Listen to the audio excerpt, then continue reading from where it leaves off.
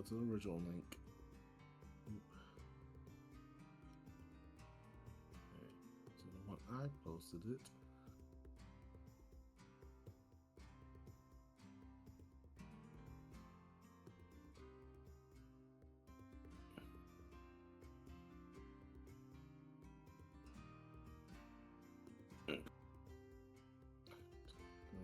This is my original one.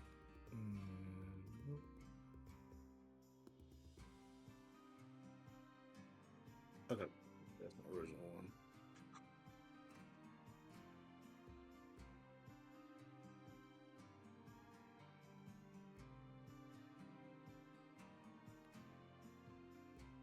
Oh,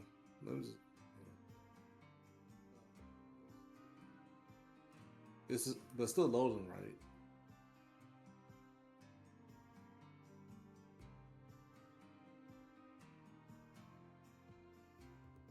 I got you. Yeah, I can hear you.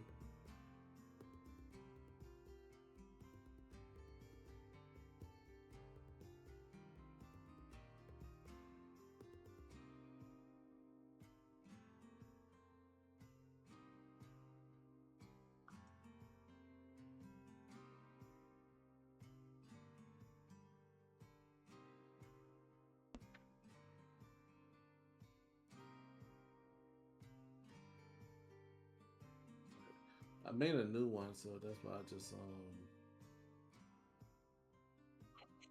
that was the original.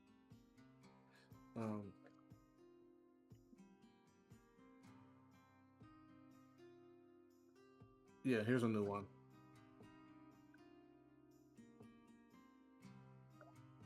Yeah.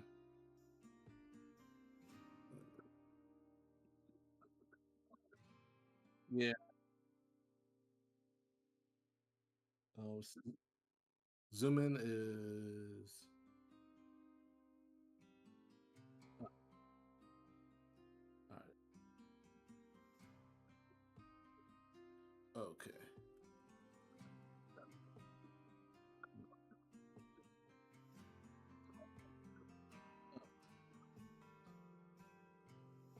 And loopy eyes. And see the top of his head. That's good. Okay. All right. Now I go back to edit. Yep. There we go.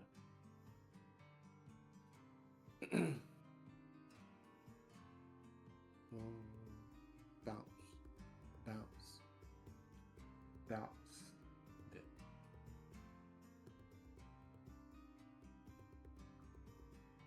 Bounce, bounce, bounce. Yeet.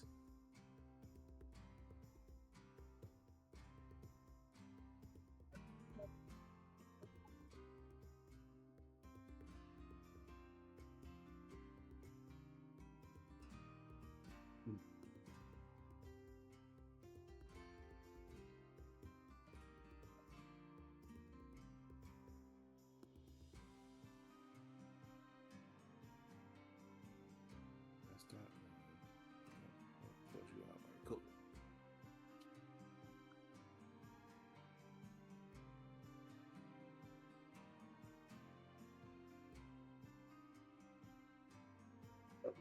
Go ahead. All right.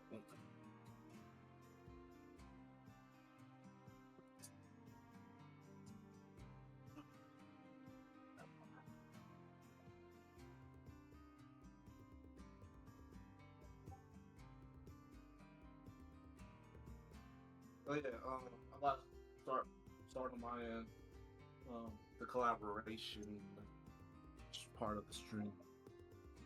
But the thing is that I'll shut my video and stuff off so everything be on your project on your end.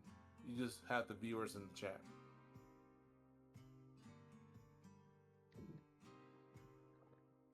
Oh, I got you.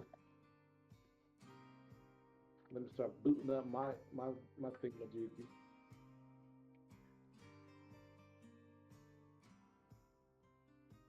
All right, I should be back on microphone. No. Switch this. All right, cool. Give me 1 second. Collaboration.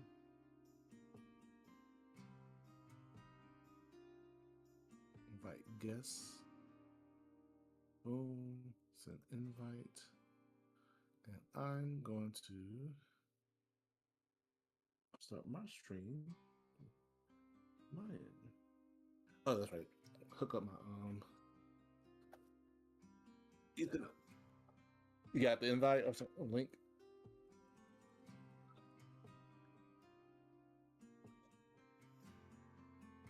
Oh, I can send the link directly. Hold on. Yeah, I got you, fam.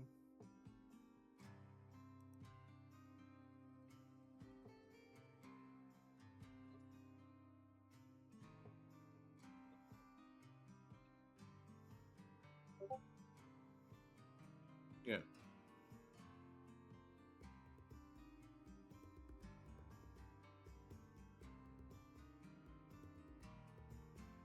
I know you good.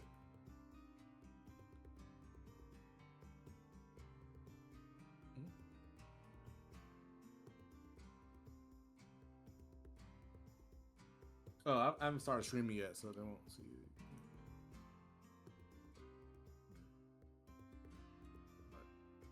All right, I started streaming. So let's see.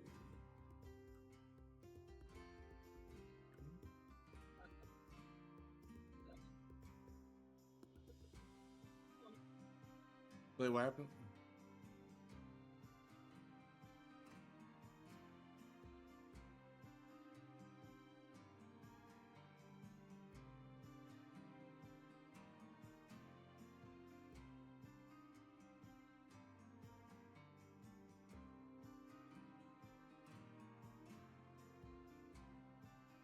Hey.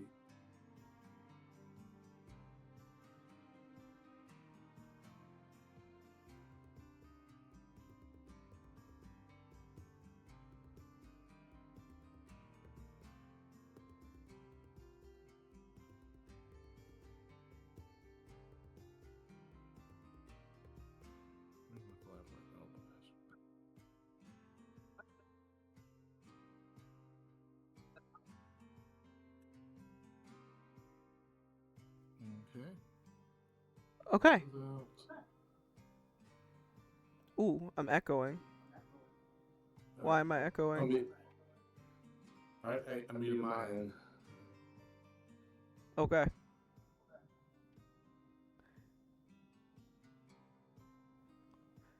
Testing, testing, testing. Testing, testing, testing. Testing, testing, testing. Okay. Now we are ready to party. No, I think I'm still echoing on Kirk's mic. Can y'all hear me? We can hear you, but I'm echoing on your mic. For the link, On for Discord. for your link, did you end up setting up OBS and share computer audio?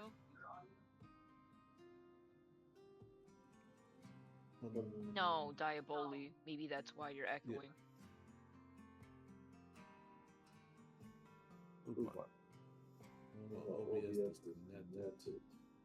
You might need to put on headphones. Okay. Yes. Okay. Yeah. Give me one.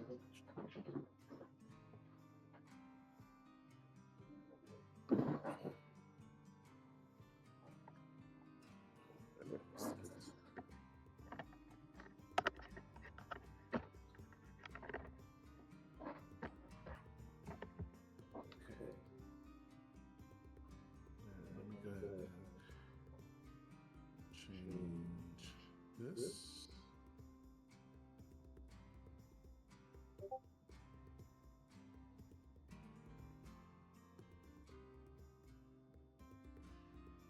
Okay.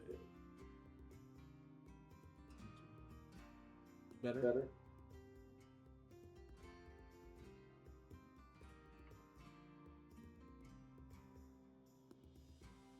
Testing, testing.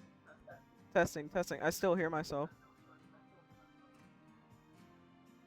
Alright, let me mute my. Okay, now try it. Testing, testing. Yeah, when you mute, I can't. Wait. Am I echoing on my own then? Oh, Oh, okay. okay. It's the It's the audio from the speaker. There speaker. you go. There you go. That's it. Let me see. You can try it Testing, now. testing. Testing, testing. Testing, testing. Okay, I think we resolved it.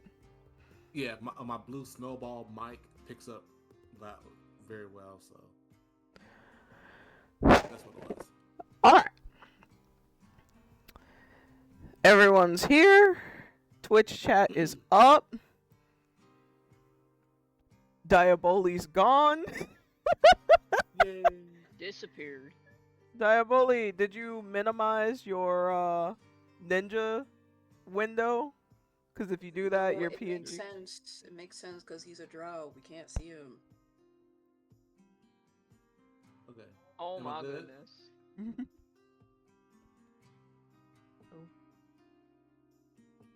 Am I good? I don't see you, man.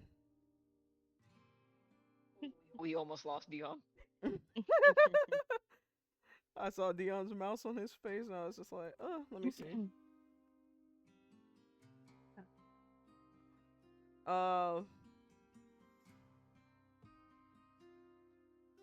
Let me try. First of all, you're hella zoomed in again.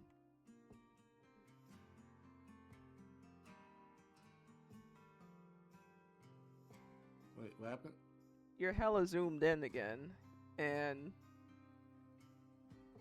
I don't know how that happened, but You- I'll fix that. you could still zoom in on when you're not in the editor. So hold control Okay, and gotcha. make him zoom out. There you go. All right. And for some reason your link isn't showing. The link. Yeah. No, to the invite thing. Yeah, let me try and Oh, I sent it to you personally. personally in campaign. No, in no, me and you are personal DM. Unless No, you I want mean the me- link for your PNG tuber. Oh, I'll put it in the campaign. Okay, let me try this again. It's right above your Twitch post. Let me here. Let me see, cause let me put Cain's right here. See what happens. Okay, Cain pops up. Now let me put Diaboli.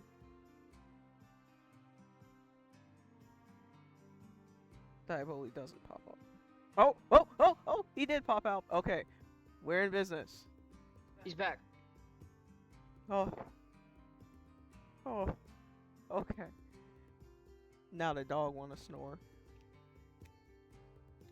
And Anyways. then, of course, in our invite thing, you can share your screen to the chat. Alright, so last but certainly not least, make sure that you guys have the Twitch open, because that's how you're going to get the sounds, the slides, the everything in between. Welcome, everyone, to Book 3, Chapter 1 of our campaign. So, just for the sake of a little mic check as well, everyone just say, hey, I'm ready to play, and my pronouns are that bitch, starting with Bentley. Hey, I'm ready to play, and my pronouns are that bitch. Hey, I'm ready to play. My pronouns are that bitch. Hey, I'm ready to play. My pronouns are I'm ugly, but that bitch though. Hey, I'm ready to play. And my pronouns are that bitch. I'm ready to play, and I'm also that bitch. I'm ready to play, but I'm also that bitch. Maybe. Alright, so we're gonna go ahead and get started. make sure that you have your notes together. Make sure that you have read the rules. Remember, it's important to pay attention to just Twitch, Discord. I might send you a private message and be like, hey, like or another player might send you a message and be like, hey, your link isn't on or something like that. So you want to make sure that you are actively present to receive any information coming your way, even if it's for someone else's story, because you never know when you can give them advice that maybe they didn't consider themselves. Alright. So let me go ahead and... Oh shit, am I ready? Campaign. We are going to transition songs here to...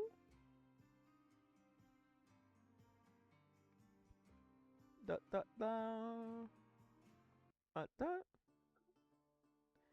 So, recap. We last left our Fated 3 in the hallways of Solstice, where they were awaiting the judgment call from their dear teacher Ethan to see if their future remained in their school or in the great beyond.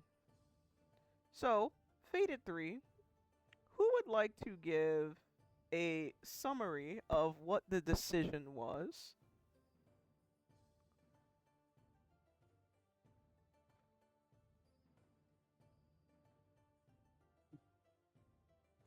I'm sorry. Can you tell me the message that we got?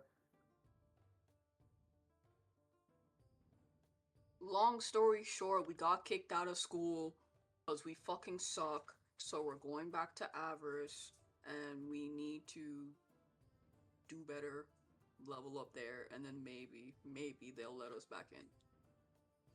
TLDR, I think.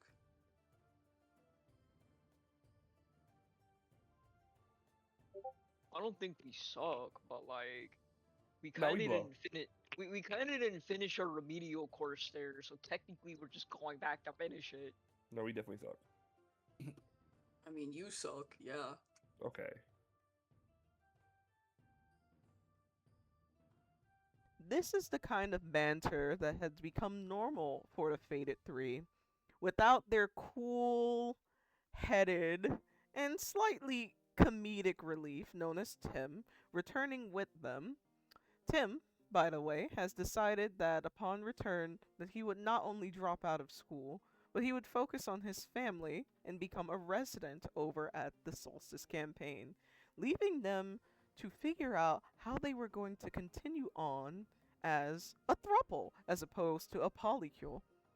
Oh wait, right, let me just read the script again. Correction, they are not a polycule.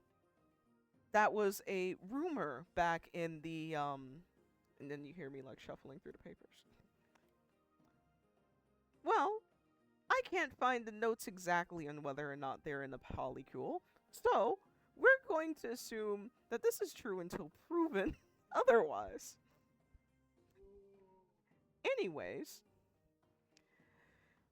bickering through the portal over the hills and all the way to Grandma's house, our illustrious 3 find themselves returning to Avarus on the full moon. Sorry, the new moon.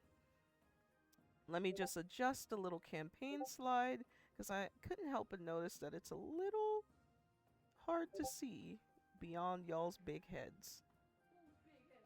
Our big heads. Our big heads. There we Huge go. ass head. Big heads. Oh god, big head, take it back.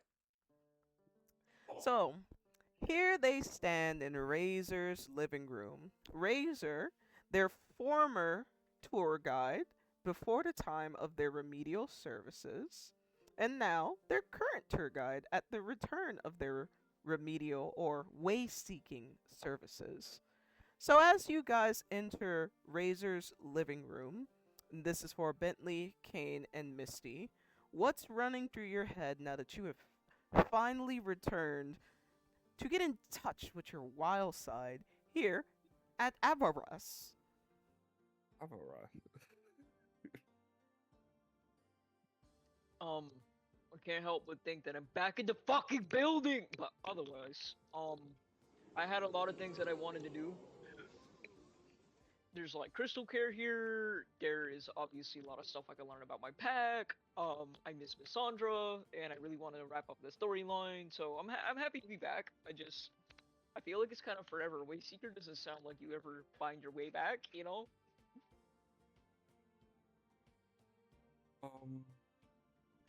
Cain's excited because he had made some leeway here in terms of his cooking, and it might do him some good to keep on that track.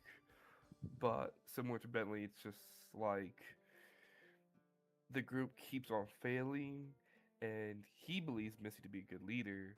He believes Bentley to be a good support, so that leaves him now to be the one. Like, he puts a lot of blame on himself because if they keep failing, it has to be because Cain's not supportive enough.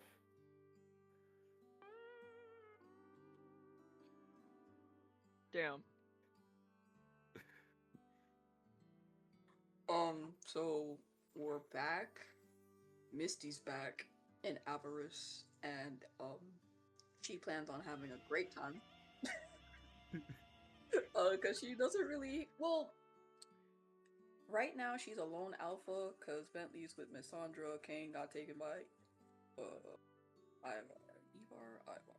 So she's basically, and Tim stayed home, so she's all by herself. We'll see how that goes.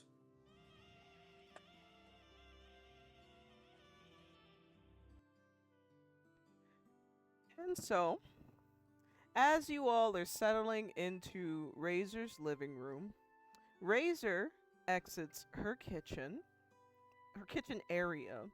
And, you know, there are certain things that, the more things change, the more they stay the same.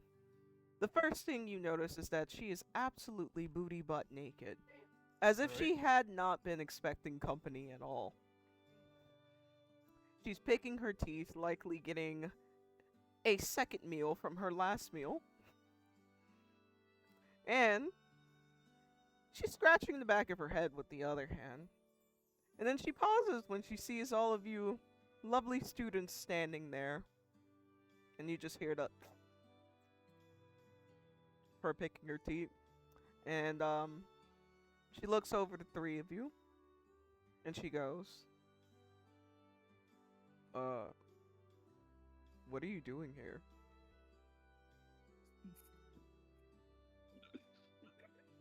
God damn it. Hi, Miss Razor. We're back. Long story short, they sent us back to finish our remedial course. Please take me back. Nope, they already got somewhere to stay. I don't, so please.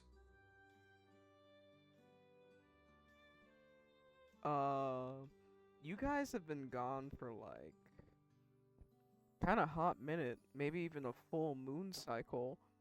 I wouldn't be so sure that you all have a place to stay. Oh. Oh.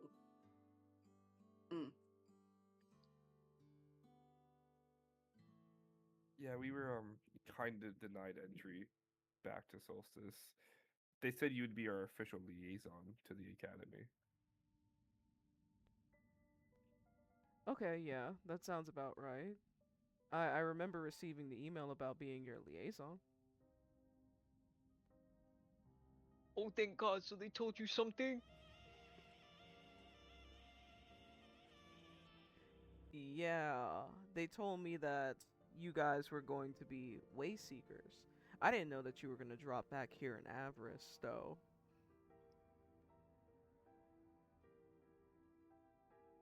Yeah, they So- said get back to Avarus. What happens to us now? Well, that's the beauty of being a way seeker. You seek your way.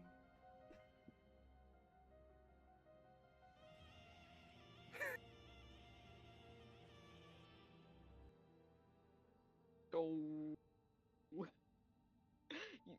got any ways to suggest, or we just out here? I'm very glad that you asked that. I actually have some great advice for you guys. You're gonna want to go head over to customs again to let them know that you're here. Um, ooh. Can I see your cards really quickly? God, Yeah, here you go. no. Here you go. Alright. So, she takes the card, and she's squinting at him. And she's like, yeah. So, here's the thing. And she puts like her thumb in her mouth, gets a little bit of saliva on it, and you can see her rubbing your cards. My humble abode is for students of Solstice, not way seekers of, if you can call it Solstice. So you might want to have a conversation with customs to figure out the housing options for visiting civilians of Avarus. Damn, so it's like we lost our citizenship. Oh! Yeah. Wait, Okay. pause. So we need to go to customs and basically, I guess find somewhere else to stay. Because we can't stay with you. That is a very smart recount of what I just said. Who? I don't even see how they failed you out of school. That was brilliant.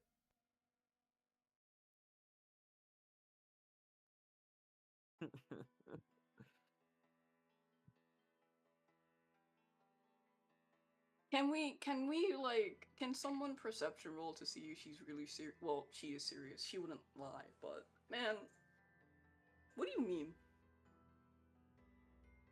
This is so much harder. We're no longer students of Solstice. Oh god. Can we still like ask you for advice or stuff, or is that a Solstice student exclusive? Oh yeah, you guys are more than welcome to ask me things as your liaison, just not as my student. I wouldn't be surprised if they sent me more students actually now that you guys are not classified here. That's why I have to keep the beds free.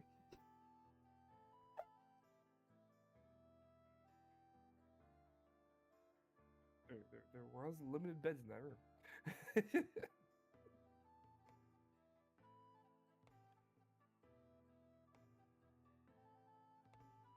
Well, if you guys have no other questions for me, and then from the other room you can hear a voice going, Miss Mommy Razor, are you coming back to bed? Oh lord, Oh god. you interrupted something. Oh, you're a mother now? I don't think that's what that means. I don't think that's what that means. Oh, right, okay. Okay, never mind. Yeah, everything's cleared up now, thank you. Alright, great. I'll be monitoring you guys. You know, when I have the opportunity to, and heartwarming words of encouragement here, and you guys are deeply moved by the heartwarming speech that I give you about never giving up and finding yourselves, and yeah. And Razor kind of just does a wave of the hand before going to tend to whatever awaits her in her room. So, players, you have been stripped of your titles, and it seems that that comes with the added stress of not having current housing. How does this impact your characters? I ain't never been homeless before. Oh fuck. We gotta go find a house, guys. Yeah, Cain has a similar thought process where it's like, man, looking for housing is gonna really suck right now. We're gonna have to figure something out. One step at a time, I guess.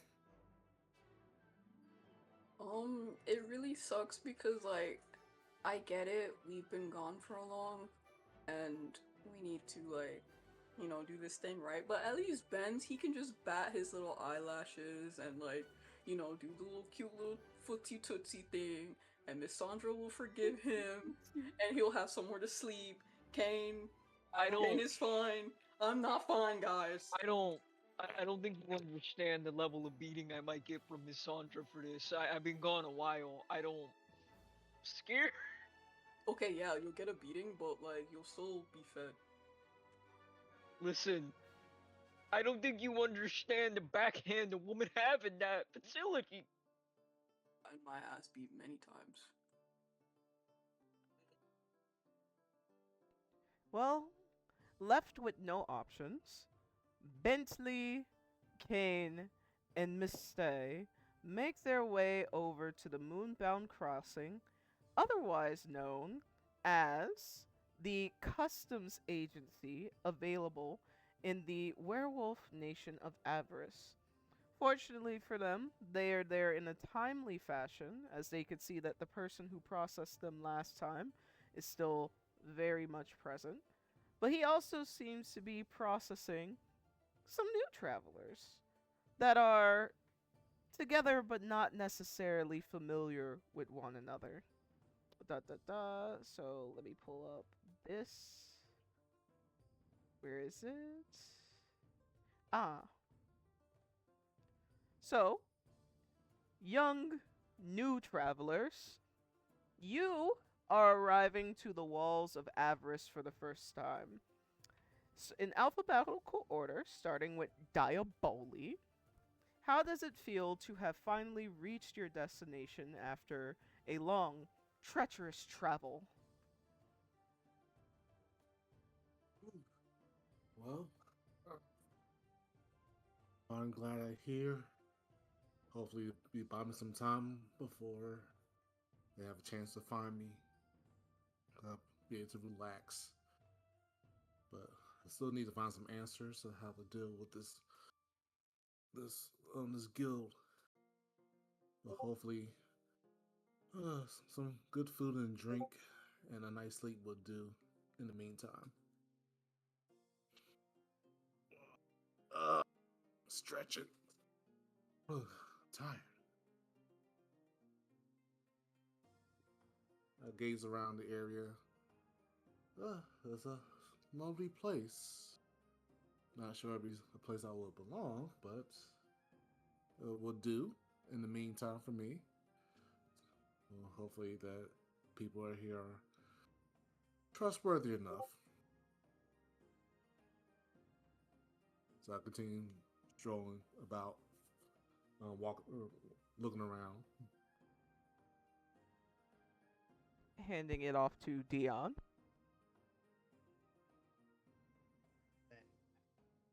Hate these long ass travels. Man, I was gonna work on my books on the night, but honestly, I just need to find me a good place to get a drink and hit the sack for the night somewhere. Fucking, I know I'm a horse, but I know I'm a centaur, but fucking hate going these long ass travels.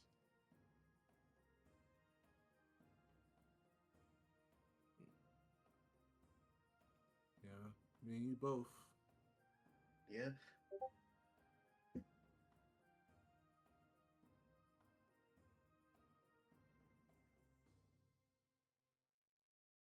Opening the floor for Onyx. I'm so tired, but I'm also hungry. It's been a long, long way to get here. Oh my gosh. I look around. Huh? Didn't Huh? you just hear us both say that we know it was a long way here? Oh yeah, I did. I'm just saying that I'm just tired.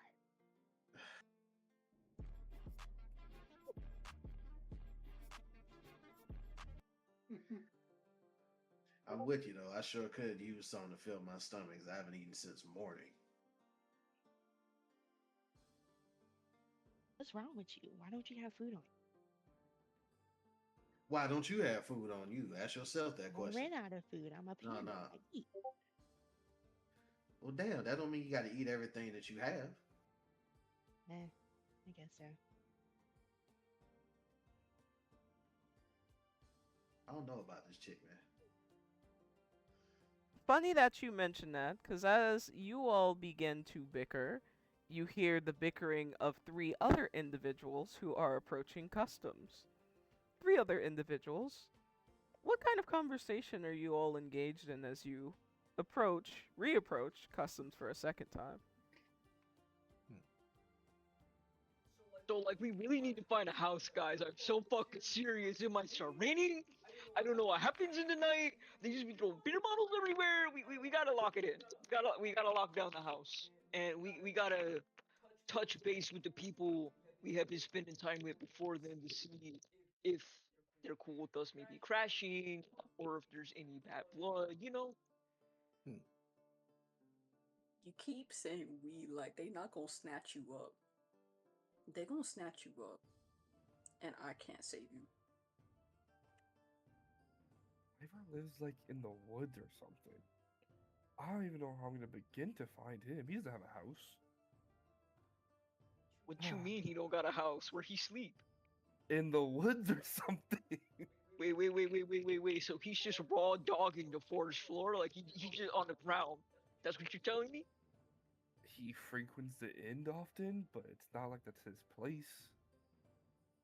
You could live at an inn. I had an auntie that lived at a hotel. You could just do stuff like that. Okay, but you know what? Before we start spiraling or whatever, let's just fix our IDs real quick, and we'll try to find somewhere to stay. Did that No man just spiraling. call his auntie a hooker? Huh? Yeah, do we hear that? Because we're heads here. Hey, bro, did you hear? Did you hear that? I sure did. Yeah, that. Oh my god, did she live at the hotel because she was a hooker? No. Always bet. Oh. Bentley.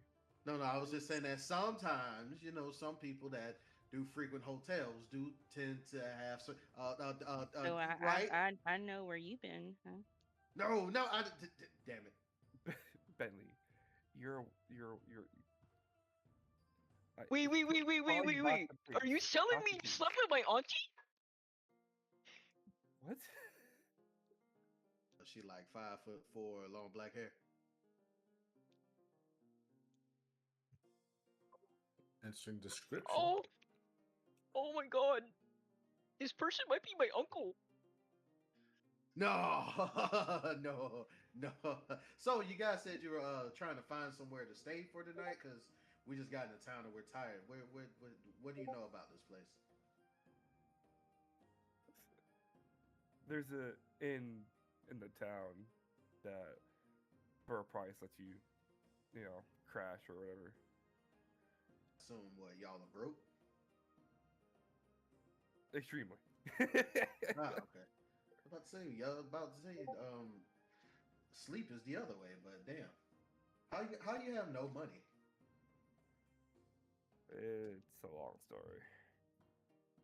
Yeah, I ain't got time for that.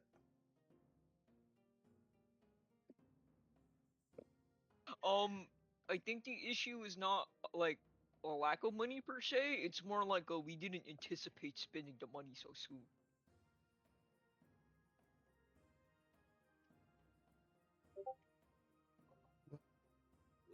I'm going to find me a bar or somewhat. I need a little drink. I need to sit down. You guys keep discussing interesting relatives. Hello, sir. Hello, sir. Oh, Says the handsome gentleman who emerges from a door attached to the gates of Avarus. I apologize for the delay. I didn't want to come out yet. Real. well, greetings, sir. And may I ask who am I speaking to? That is a good question because the DM had my information at the ready. It's not. It is. It's not giant 12 Fair. files. It's certainly not in the old server that she put at the end of the. Okay, that's Razor. All right. Scroll. I'm Razor 2.0. Yeah. I'm tall and I'm mighty and I work the gate here at Avarus. Yes. Uh-huh. I am called Core. And I work the Core. gate here at Avarus. And he rolls his shoulders back a little bit, as if he was simply awoken from a nap. And he says, I'll be processing your information for entrance into this nation. What you want? My name, date of birth, and Gemini sign? Zodiac sign? I can assure you that none of that will be necessary. All I will require is your name, the nation that you hail from, and a thorough scenting. I did that. Very well. My name is Diaboli Manus. And I hail from an upper class family, rich family, if you will. Of course, you see, I'm a dark elf. So, as you, Diaboli, are introducing yourself, this, what are you, 5'9"? This Yes.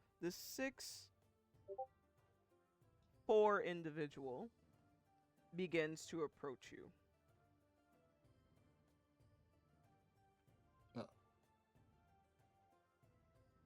Yes. Well, it's a pleasure to meet you, Core. And if there's anything else you need of me, besides my background, As I said before, a thorough scenting. He stands close to you, and he leans over. There's inches of space between you as his nostrils begin to flare, and you can hear the subtle sound of calm, deep sniffing.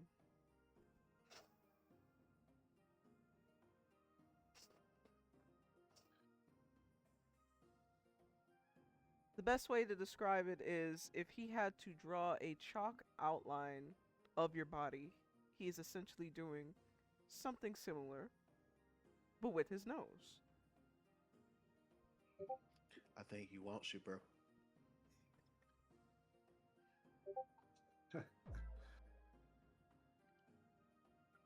well, Mr. Core, I do find it a pleasure that you find me attractive as such, and all due respect, you are as well. However, I'm not open to other genders, if you will. My apologies. Nothing to. I do not mean to offend if that hurt does, but I'm sure that a lovely gentleman like yourself would definitely meet someone that desires you. Yeah. I try. So he continues through the sniffling process, standing tall again, and belting a deep chuckle. I can tell that this is your first time in Avarus. I can assure you that you are not my type. It is customary for us to scent newcomers in order to detect illness or among other things. I'm just assuring that you are fit to enter our Wolven Nation. If I may interject, other things. What can I know those in my terms and conditions, please?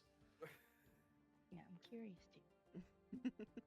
I step 'Cause back I know. from I step away from Core and see if he will approach the other group, rest of the group. To your delight, he does approach Dion next, Eurydion next. I slowly step back, but not like quickly. Mm-hmm. You all don't hail from Avarus, so this is weird behavior. But when he steps to the side to sniff you, he deadass does it as if this is something that he does every day. He doesn't waste no time. It doesn't seem like he's concerned to ask if he's violating your personal space or anything like that. He just steps from Diaboli to you, and his nose starts centimeters away from the arc of your neck, and it takes him quite some time to draw this chalk outline of Eurydion, for he is very large. And about a midway through the process, he goes, it's not often that we get centaurs in this region.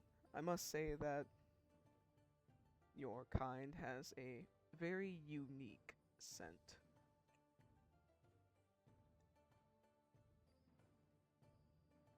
Yo, can you please hurry this shit up? Cause you getting too close to my hind legs, and I don't like it. I would advise you to be more patient because you will not be able to leave this area without my approval. Therefore, I'm just I will take as long as I delight. I'm just saying, man. You doing a job. You're not pleasuring yourself. Can you please hurry this shit up? Are all of you this disturbingly aroused? It seems like intimacy is the only thing that's on your minds. Oh no, not at all. It's just that it's not every day that I have a random stranger try to sniff my ass. Well, it's not every day that I have travelers that behave like such an ass. So people are just normally still and Hey with Bentley, the I'm gonna need shits. you to step in, bro. Hey, Joe, Shush, beta boy. damn it! Okay.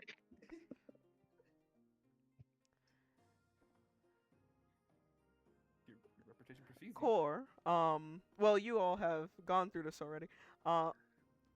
Core, stands straight, somewhat finished with the process of sniffing Eurydion, to which he says to him, all travelers must present themselves to the Alpha Werewolf of Customs, which is me. That being said, you are a guest in this nation, so it is expected that you respect our rules and standards. This is a part of our culture. This is a part of our heritage. I don't know what they do in Horseland, but that is what we do here. You see, many Lycans have enhanced smell. None of them have a nose as great as mine, hence why the queen has stationed me here.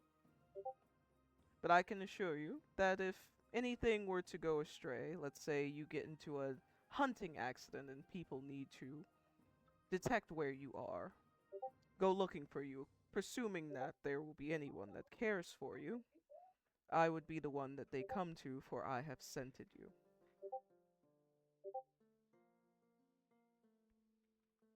I'll be calm, but you better calm down with the horse land, or you gonna get hoof kicked in your nose. And you won't be able to smell shit when you're done.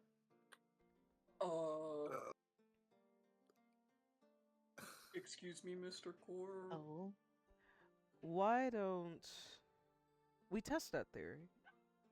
Oh god. Go ahead and give me your best shot. This is my first day here. What's going on? Oh, I guess we not going to bed. We're going to bed late, guys. I take a deep breath. I reach in my pocket and I pull out my notebook and I start writing in it. And I say, I'll be calm. Charisma roll. Charisma check. 20.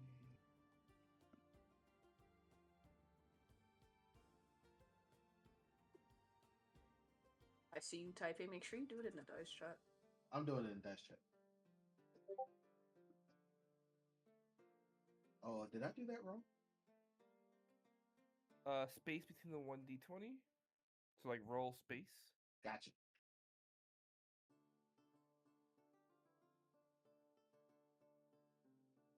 And then you're using your charisma. So that would be 11.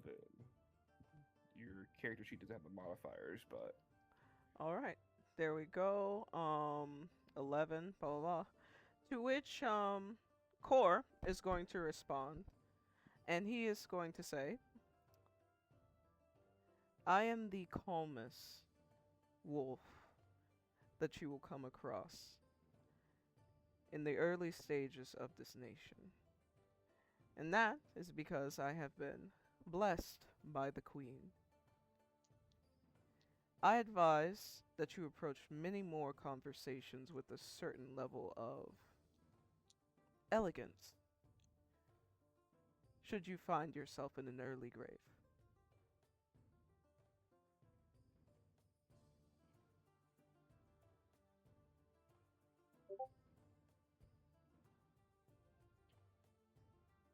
Warning heeded.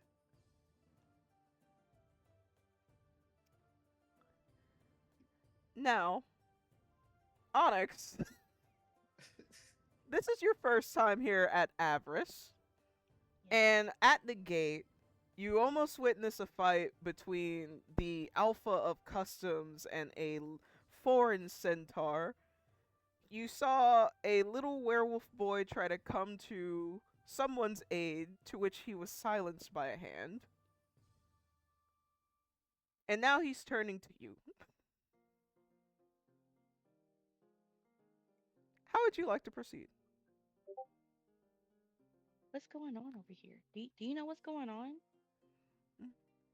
Oh, you're how tall are you? 7. 7. Oh, okay, you're taller than him. So he looks like a baby to you. Yeah. Mm-hmm. God damn, 7. Yeah. Mhm. Sorry. Pretty tall. It runs in the family. Shit, what your mama look like, girl? Much like the others, he doesn't request it. He begins to scent you, as is customary. Should I bend down a little bit? Do you want me to bend down? You I know I'm absolutely pretty can. big. Sorry, say it again. Sorry. You absolutely can. Okay, I'll bend down to make it easier. You could feel like the dreadlock at the front of your hair be pushed forward and back as he scents it. Given that it is dreadlocks, it's one of the most fragrant parts of your body, compared to other things. So it's not Okay. surprising that he sees it to be fit to take in the scent of that in particular. Interesting. Okay.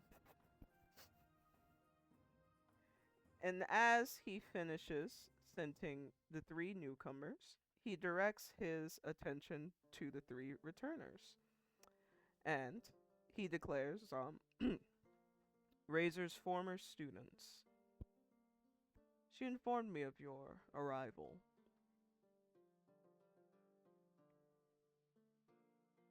Yeah, that's us. Former students. We just need to get this ID updated and where to rest our heads. Fortunately for you, I am also going to be giving some customary information to these newcomers, so it's good that you hear it as well. Now, to answer some of the questions that you all have expressed, I am to sniff you for your own safety, as well as the safety of our community. The primary things that we sent for is to detect any signs of threat or illness. And as he says illness, his eyes drifts to one of 6 of you. Yeah. But he doesn't offer any further information. He just continues on into saying, at this time, if you are carrying any item that is prohibited or restricted, such as silver, you may relinquish it at this time to be returned at the time of your departure. Players, do any of you currently possess silver that you would like to willingly relinquish at this time? Double checking all my stuff, but I don't. Yeah, let me believe so. double check these pockets before I get my shit wrecked. Yeah, no, my thing is adamantine, not silver. Let's order Kelcum. I left my silver piggy bank back in the house. I think I'm all good.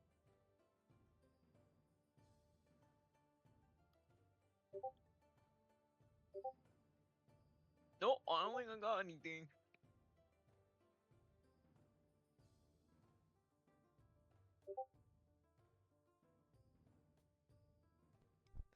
Bentley says he doesn't have anything. Cain says he doesn't have anything. Eurydion, Misty, Onyx. I know that Diaboli's kind of messing around with his link. Diaboli, do you have any silver on you that you would like to willingly relinquish?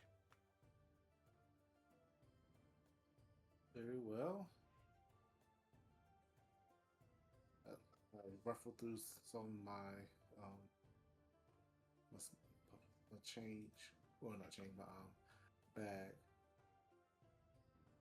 How much silver would satisfy you?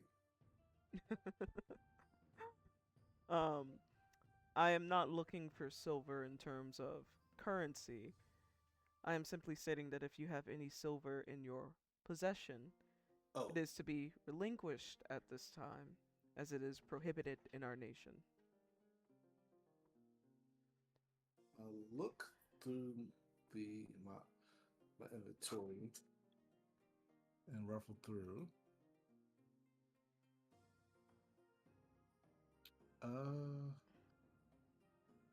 And I grab something and look down at the emerald necklace I have.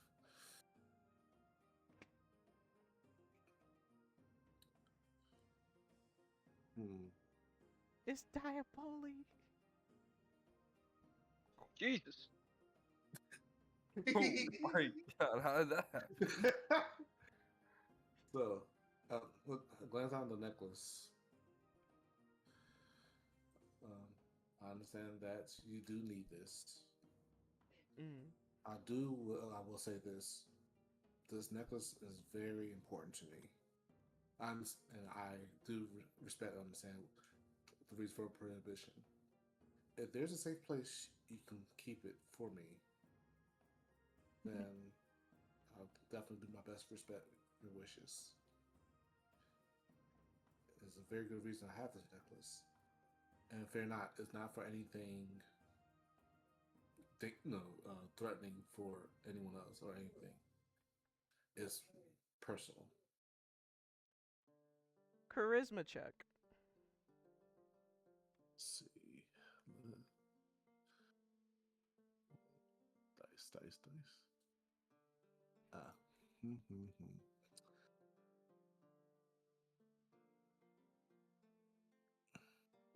It is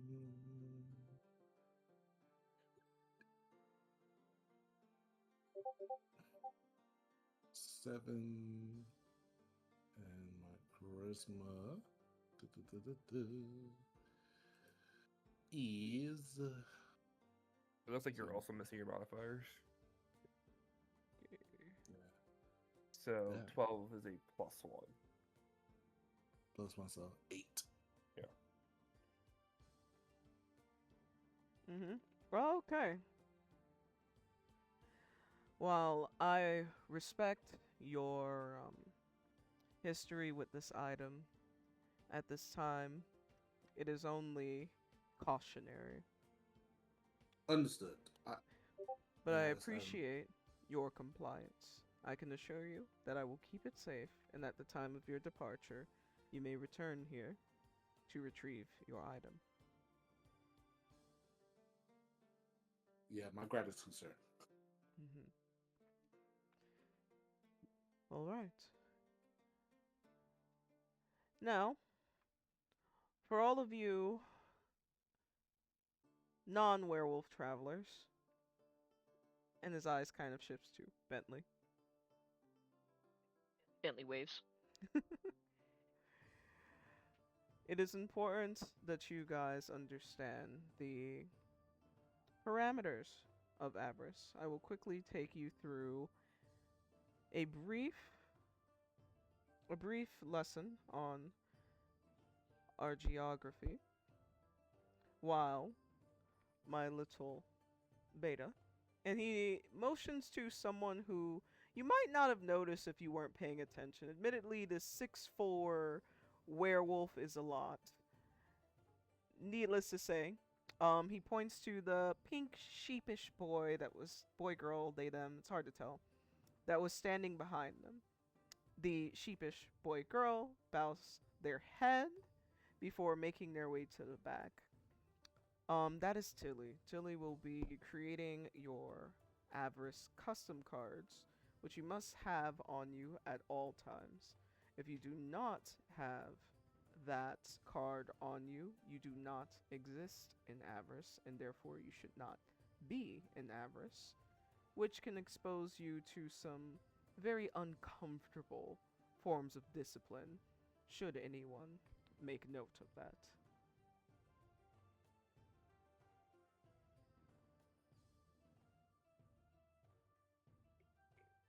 Understood. Genuinely scared to ask, but you know. There are no stupid questions. Am I getting sniffed? I remember your scent quite vividly, if I might add. Hey man, why you gotta be so weird about everything? You can just say you remember him. It's just a cultural thing. It's just a cultural thing. He made no harm. I understand that you come from a culture that does not regularly have enhanced sense of smell, but I can assure you that this is the standard.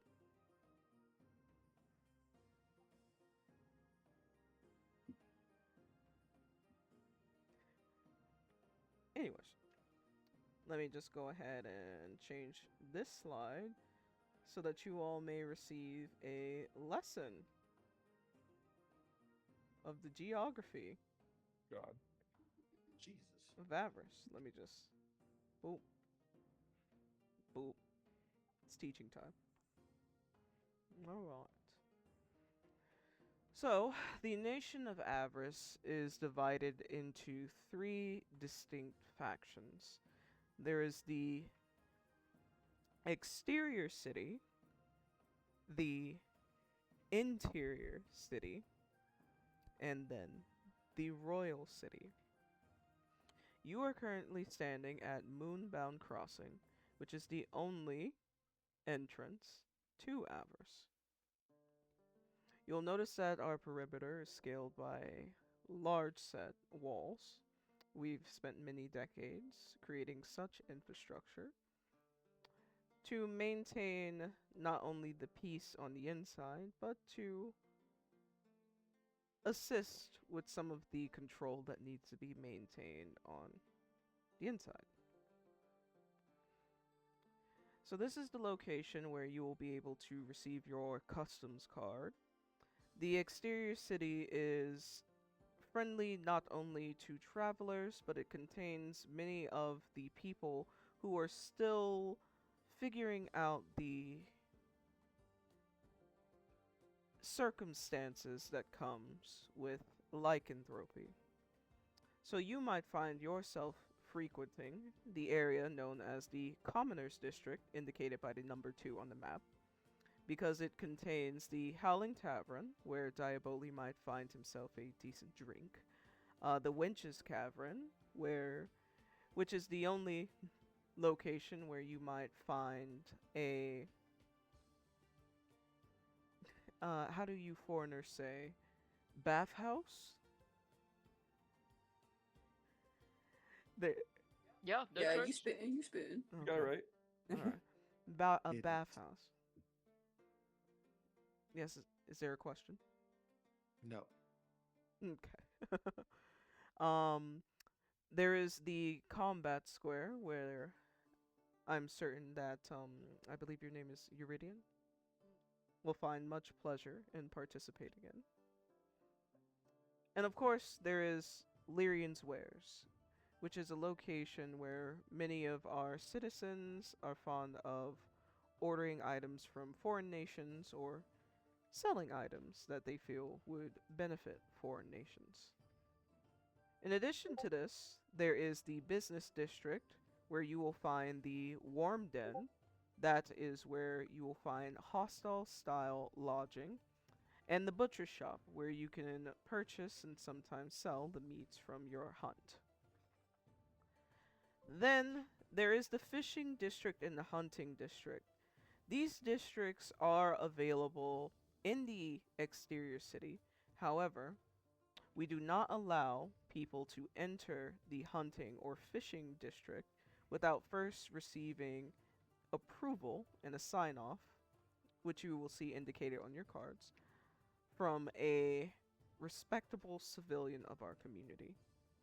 As you can probably assume, the hunting area gets a little bit challenging for some of our Lycans, so we like to be sure that we know and trust those who are going in and out of this space. Do we have any questions so far? I have a question. If we already have our license, it's still good, right? As long as there is a civilian that has signed off on your ability to go into the hunting district, you should have it no problem. Misty, let me just send you a picture of your license real quick.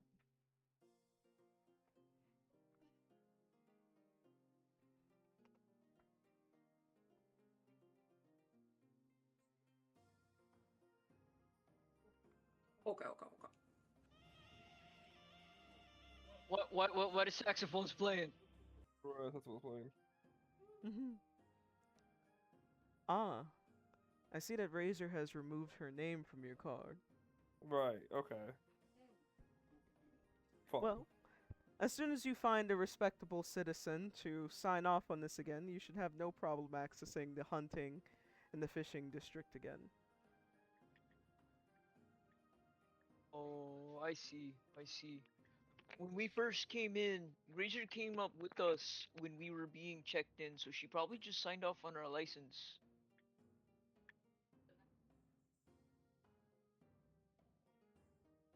Yeah, we would need somebody to co-sign us being in there, because Razor's not co-signing it anymore. You're muted, by the way. Wait. Yep. Excuse me. Go sign the hunting and fishing contract. Yes. Yeah, it's where that little civilian mark is on the card. Oh, okay, okay. You have a question, Diaboli? That I don't at the moment. Myself, for me, I'm just want to look for a place to drink. So I'll definitely go check out the Howland Tavern. Yeah, I'm with him on the tavern too. I wouldn't mind going to the tavern too. Okay. Well, I'm happy that you all are. I'm happy that you all are excited for our tavern. It's one of the few places where you could find yourself a good meal as well. I won't bore you with the details of what the interior and royal city contain, and I won't bore you with the details of the restricted district of the hunting grounds, because I can't say for certain that you all will be interested in going there. What's there? Well, now he's I interested because you am. made it sound like it's a secret. You know what? If you all get your sign off for the interior city, I will be more than happy to give you a crash course. It's just First, mean, but first okay. you weird, and now you keeping secrets. Never mind. Never mind. Well, who shares all of their cards with strangers?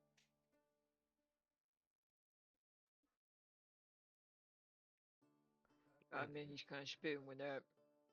Someone who's hosting strangers into a city that they've never been into. Mm. It's usually when people are from this continent, they tend to have a baseline understanding of hospitality and manners. I don't know what they teach over the sea, but I'm sure you will find some here.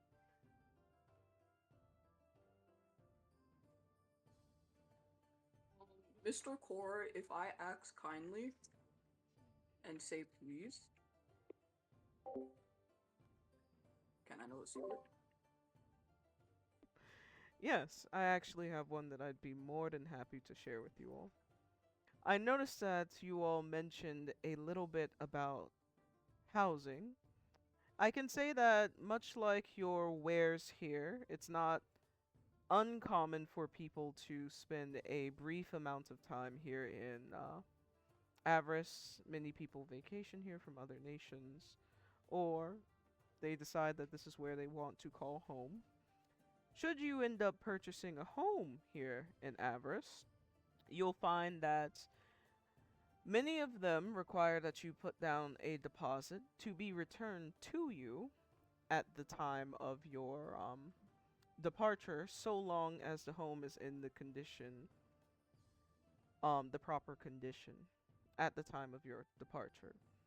Should you have no interest in purchasing lodging, you will then be required to stay at the Warm Den for which I believe is going for 20 a night these days.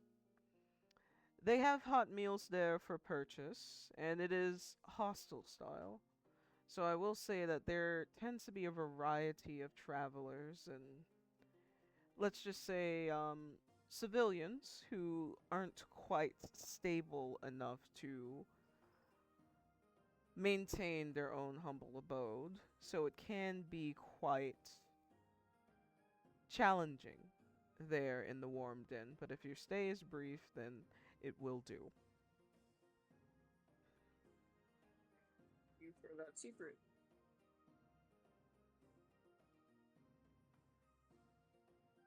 Gold. Should you be interested in purchasing a home, you are more than welcome to return here to Moonbound Crossing, and I will process that information for you. Or Tilly will.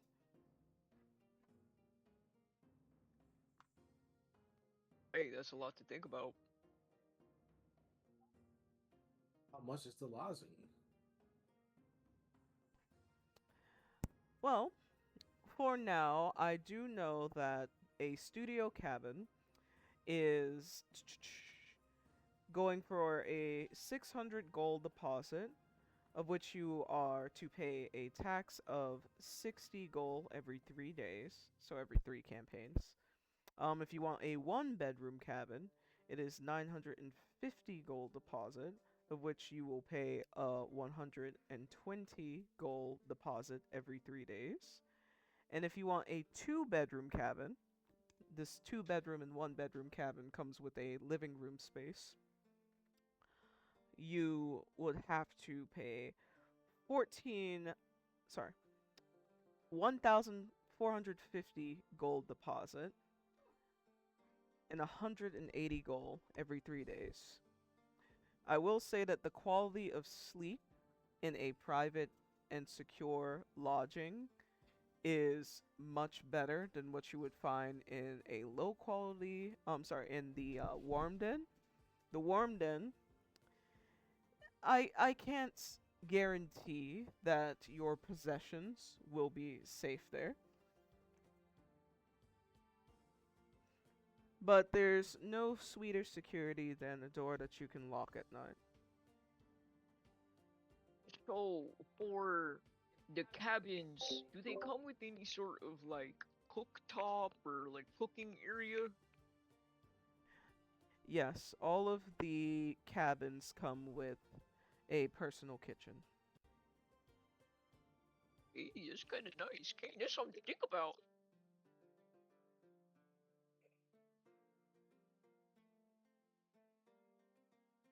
Alright, let's take a moment to hear some character thoughts, starting from Bentley down.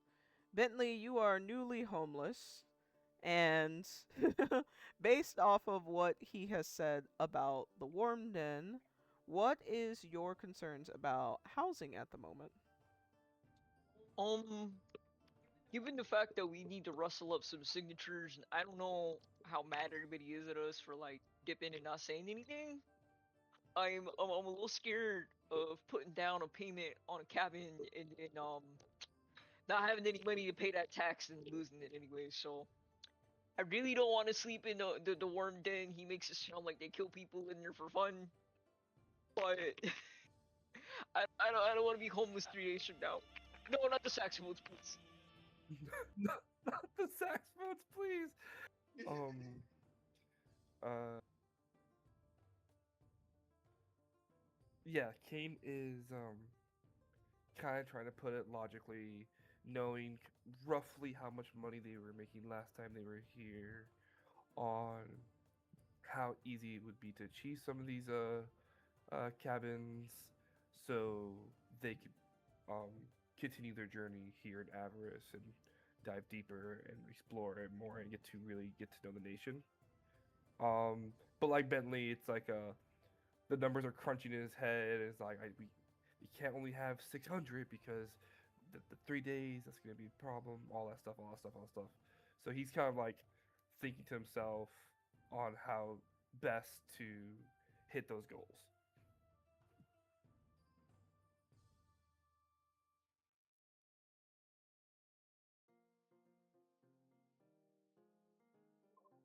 There's a place where I could potentially send mail to my family back at home. You would be able to do that through me. Very well. If not, at Lyrian. I feel as if Lyrian will be a little bit more accessible.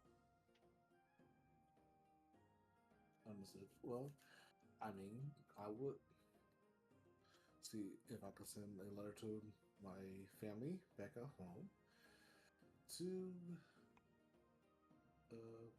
well, do you have something such as money order service?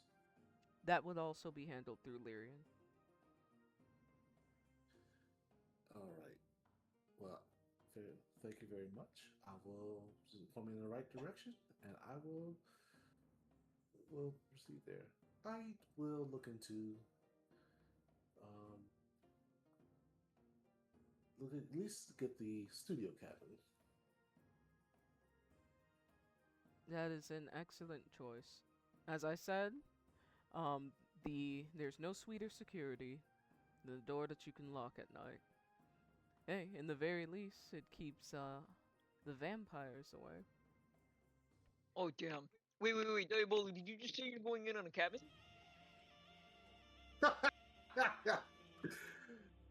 Yes. As So someone. like, I know we just met, and this is crazy, but like, I'm homeless. You're looking for a place to stay. Maybe we get a 1 bedroom. I could crash on the couch, and I can help you with the deposit a little bit. Hey, Bentley? Are you sure you're homeless? I. And I then don't you're know. already gonna leave again. If Cassandra finds out that you're that you're back and you didn't go straight to her, You know what? Let me check in with Miss Sandra first, but if that couch is still open and I need it, I'd like to put it out there that I do have some funds to potentially help. One of y'all got 600 gold for a deposit? Well, Diaboli, I guess. Like, I try to raise my finger to say something, and I'm watching everyone just contributing.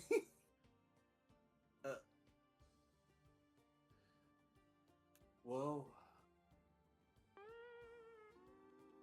I figured that if we need a place to stay, at least have something that a little bit of security.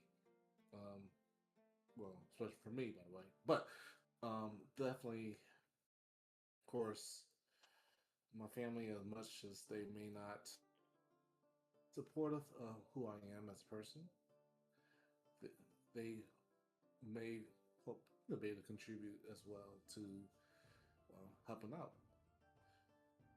But if you would like to contribute as well, I would be open to having company. However, just know that I'm not much a trustworthy person. Hey man, you can trust me. You know we've been through so much. You remember when that dude just sniffed our ass? Don't you remember that? Well, to be fair, he was trying to he was doing job security, but I understood that it did feel almost uncomfortably close. But it was a traumatic experience, and what better way to bond than through trauma? Am I right? Well, in my experience, I wasn't phased or scared particularly. As someone who encountered people who were considered dangerous. However, I I hear you out. But anyway, let's back to the matter at hand. We have I will put down the deposit for this place for us to stay. If you'd like to contribute, please do so. I will be seeking assistance from my folks to provide additional fundings, as we may be here for quite a while. Yeah, it seems like we're gonna have to be dealing with a lot of other weird ass people. So I would like to lock my door at night. So you got a friend in me, Bucko. All right. I can also So help you. I'm gonna set aside some time, unnamed timer, since a lot of you seem to be going in on a place together. Y'all discuss who's going where and what's happening, and then I will return. Before you leave, Hmm. if we all go in on a cabin, given the massive size of all of the party, will we be at like capacity? Does that fit everybody? So, if you go in on a studio cabin, it will fit you all, but you all will be laying down like sardines. Like, there would be no space to do anything at night. So no crafting. And yeah, nah, you will disrupt the people next to you. That's if all 6 of you are in a studio cabin. Now, if you go into a 1-bedroom, that just means that there's 1 extra room and a living room. So I could envision that being 3 people sleeping in the living room, 3 people sleeping in the bedroom. You would, in the very least, have room to craft, just like, no sense of privacy. Yeah. Versus if you all got like the 2-bedroom, then that's 2 extra rooms and the living room, so that'd be 2 people per bedroom, and 2 people sleeping in the living room. I would assume the people who are in the bedrooms would be, I guess, the people who like really need that extra locked door. But werewolves are kind of big, especially when they transform here, so you don't have to worry about the size, except in regards to the studio, because yeah. Because I'm trying to imagine my studio apartment. Like, let's say I'm playing The Sims and I got the city pack, and then I just put a horse in there. I feel like that's the whole room. Yeah, yeah, but that's that's things to consider. Okay, you could start the timer. All I right, just needed to get clarity on how everybody would fit and what the size would be. all right. You all are there again. There's no obligation that you all go with the 2 bedroom. If y'all find like a better situation, like if someone wants a studio cabin to themselves and everybody else gets like a 1 bedroom, like I don't really care. Um, I do advise you to look at your level up goals and things like that as you make this decision. This is your first major decision as a party, so good luck. So, let's see. I believe we have 3 more people that's willing to room with me. So, studio seemsly not to. Well, hmm. That's, there is the fact that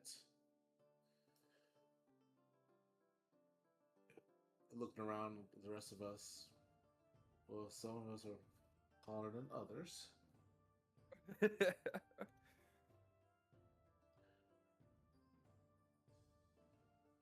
Look, I'm not a type of person as trust people.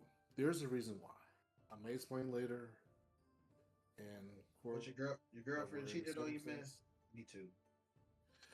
No, far worse than that. But as I having not much of a relationship person at the moment. However,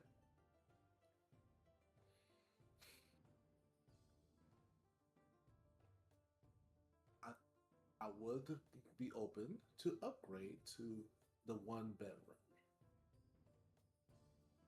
Trust me, I have my ways to get that to happen. And I If we can. were to do that, will we do like 3 to a room or 2 to the room and 4 in the living area? Depends on the square feet. However, I think I can help pitch in for that deposit. All that I ask is any kind of pushes Misty forward a little bit. um, if you allow her to stay in that cabin with you. Oh, oh, oh. Okay, so um, I'm gonna lay it out and be honest right now. I don't got a lot of gold, but I'm a good hunter, so I would bring food. And this little one, well, he ain't little no more. Cain can cook, so I'd pitch in a different way. And hunting here is for as you may have gleaned already, we're not new to Avarus. Hunting is a way of getting money to be able to pay off that 3-day fee. And like Missy said, she's a decent hunter. I could help pitch in for the deposit, as long as Missy's able to stay and I can come by every so often. I don't necessarily need a place to sleep as long as I um, hit certain daily goals. Um, so it's really mainly just her. I could also pitch in for the deposit because I might have a place to stay. I might not. I kind of had a job before I needed to leave to take care of some like school stuff, but I kind of don't know if I have the job anymore. So I don't know if I have the housing that was associated with it.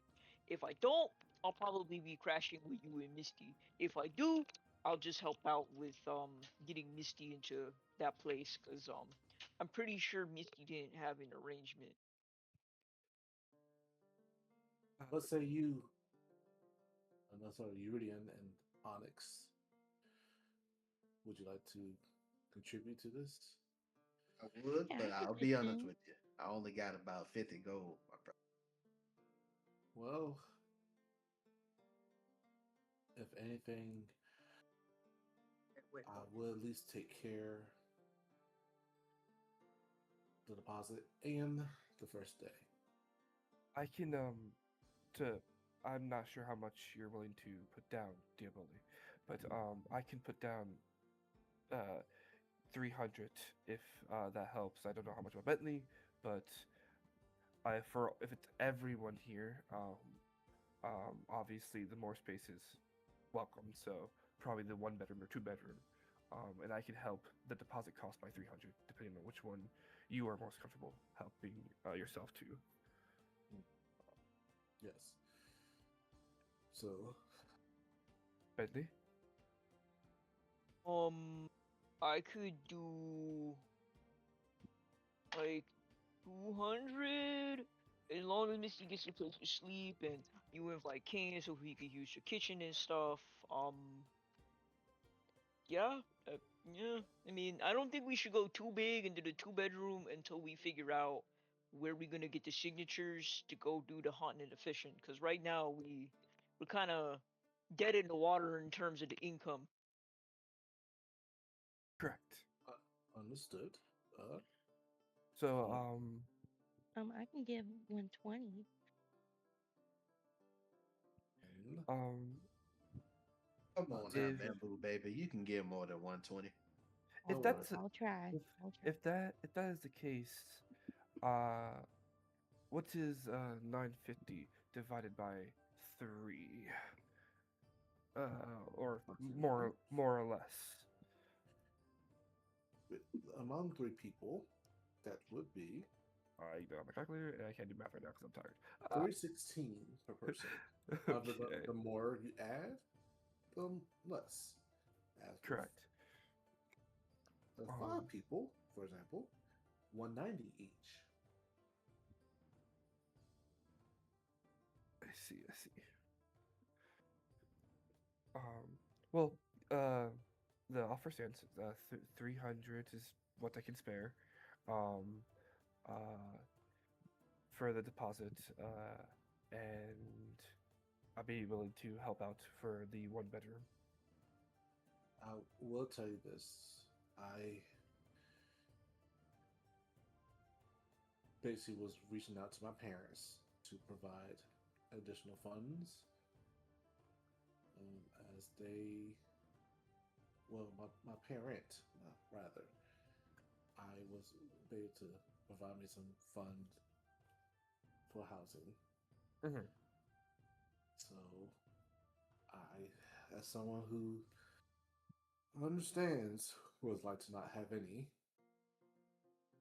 I was not exactly out of pity. I consider this as once again, I'm not a trusting person. It's mercy, but I will at least help cover most of the expenses. And that your contributions are welcome for with the hunting, with any other funds, if you find jobs or something to do to bring in funds, that's fine. Of course, I'm not sure how much I'll be granted from my family. Mm-hmm. However, I will assure you that at least we'll be secured for some time. If I can convince them how much what we need it for. I see. Just so there's a game plan. Does this sound okay to everyone involved? Diaboli, because you're saying you're willing to put in most of the change. Mhm. If you are willing to put down let's just say the 650, I can put down the last 300 for the 950 deposit. That's Onyx, you said you had 120, so you could cover the first allowance. So we have a longer period of time before we are in crunch time for the allowance. It would be 6 days rather than 3.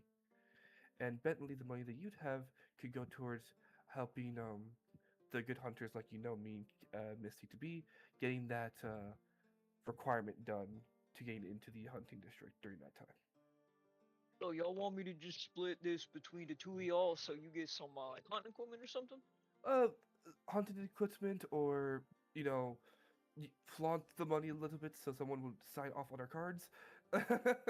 You gonna pay someone to get your signature? Let's For a not dish, do though. that. Whatever. We. I know you have a way with words, Bentley.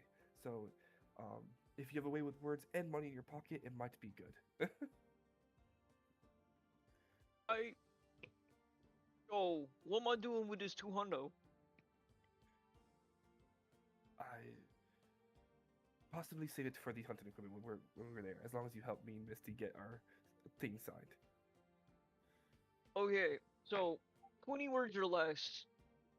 Keep the money, help you with the signatures. Correct. Bet.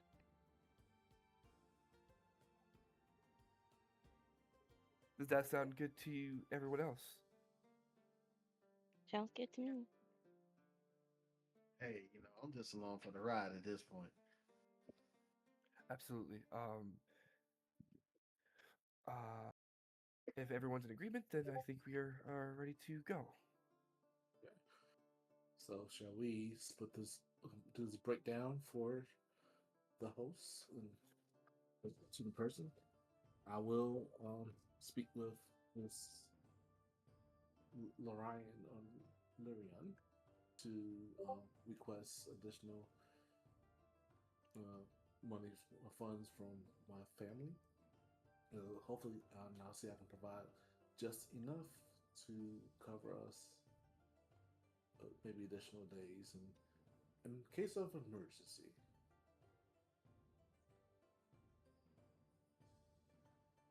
I'm just typing in the stuff in now so the DM is aware.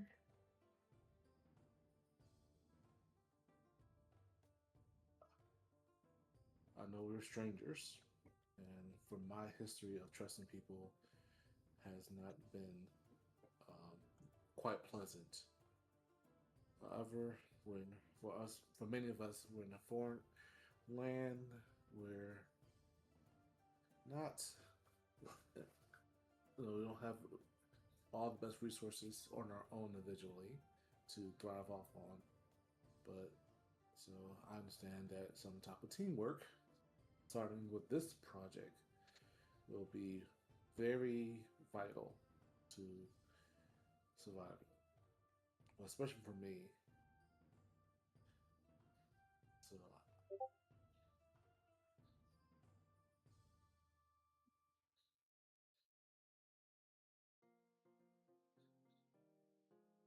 and well, is everyone okay? Is saying on this one room together?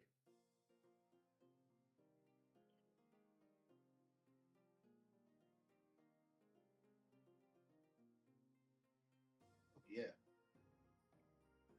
Y'all math's a little off. The deposit for the one bedroom is $950. Yeah. So 650 from Diaboli, 300 from me, Oh, okay, fair. and then the first 120 payment is from Onyx. Okay. All right. One by one, do all players agree to these stipulations? I Yeah. I Yes. Agree. I agree.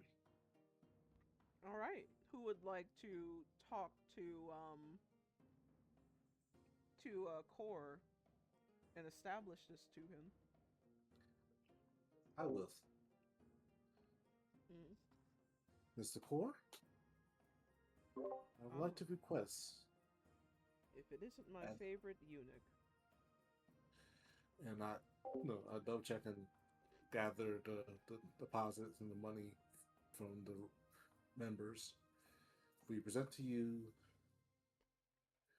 a purchase for the one bedroom cabin, if you will. A one bedroom cabin. He says, and you could kind of hear in his voice that he's in a little disbelief. Ah, uh, Is there something wrong? His eyes scans over the 8-foot panda, the 7-foot panda, the 8-foot centaur, the 7-foot dragonborn, the 5'9" dark elf, the 6-foot vampire, and the 5'7" werewolf beta, and I guess you all are a fan of more cozy arrangements. Yes, well, as and us individually, we do not have a whole lot. Mm. And of course, we thought and we discussed it through, and thought it was best that we could try to squeeze all in together. For I'm guessing that we may have to need some collaboration and some protection for each other, but each will contribute their own to the lodging. I see. Yes, Well, sir. under that logic, is it safe to presume that the 6 of you are a pack? I look at the rest of the crew and I take a deep breath and I nod. Yes, Mm-hmm. you presume correctly. Ah. Tilly, are you hearing this? And you can hear Tilly going, yeah. I'm making the adjustments now. Oh, one final Yes. question. Mhm. Who is the alpha of your pack?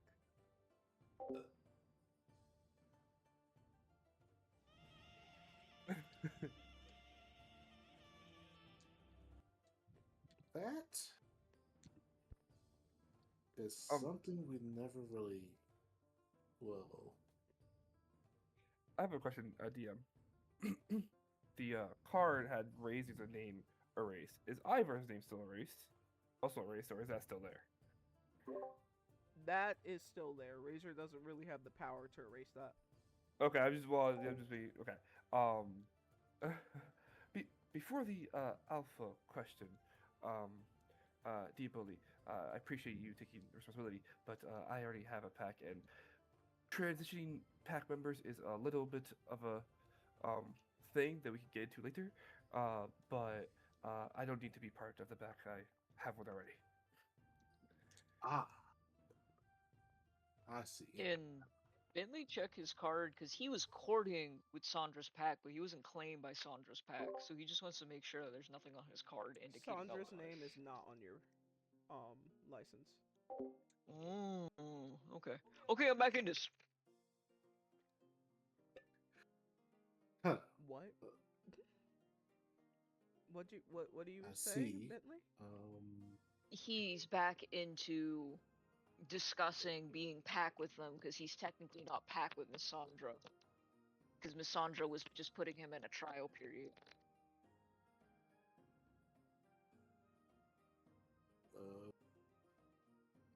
I looked at Core nervously, but if you're not saying,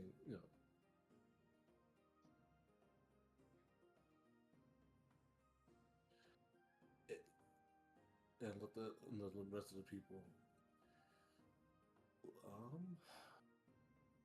I would say, as someone who is footing most of the bill for now, I would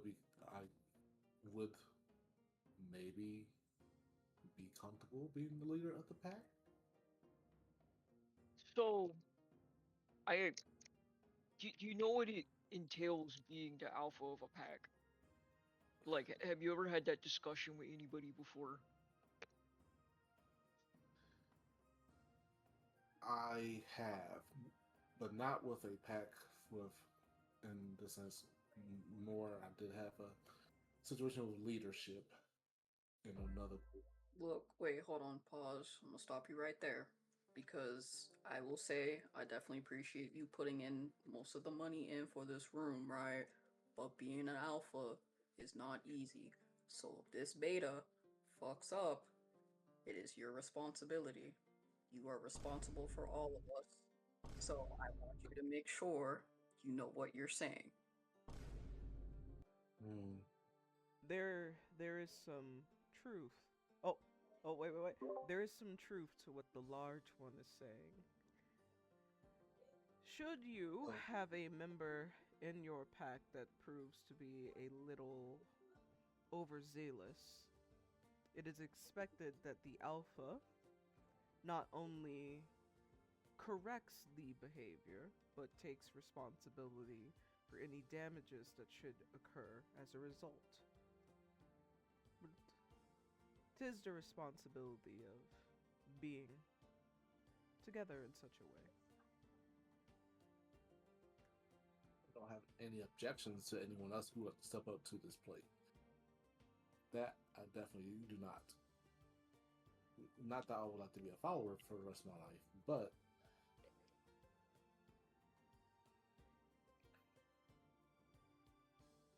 Well, you already know I'm a beta, so even if I want to volunteer, that doesn't hardly much make sense. To clarify, Diaboli stepped down.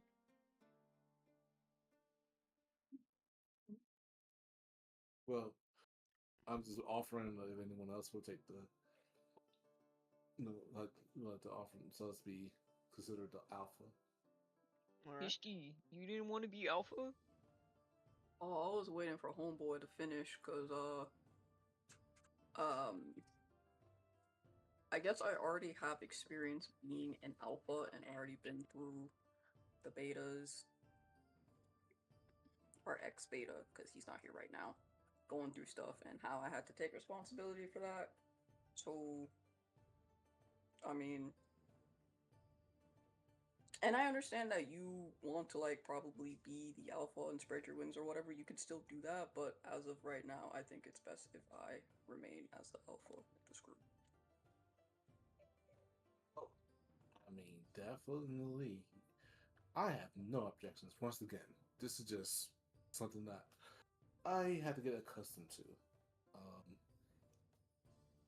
As far as my last group that I was with, granted, I was not the alpha or rather leader equivalent, so I don't think I'm ready for that type of role. So, Madam Misty, if you like to, I will motion that you shall be accepted as alpha. Alright, thank you. Any objections? Looks to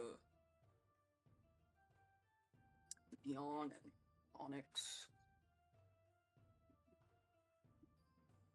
I have no objections. Not at all.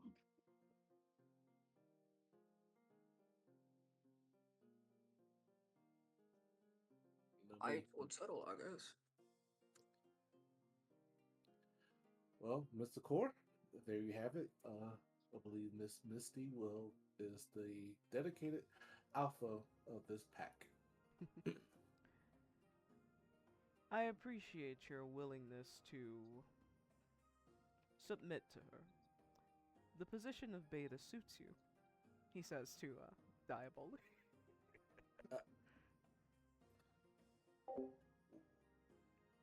I just utter I just utter, but no words come out.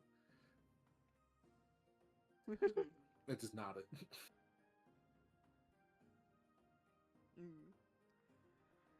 At the moment, he collects not only the amount for the 1-bedroom cabin. You guys are provided with a deed to the house or like, the little rental paper, the little address. It seems to be located in the exterior city, as it should be, as well as it seems to be located near Combat Square. So you all are going to be like right next to Combat Square, which is convenient because you'll be next to the Cavern, the Winch's Tavern, and Lyrian's Wares and all that.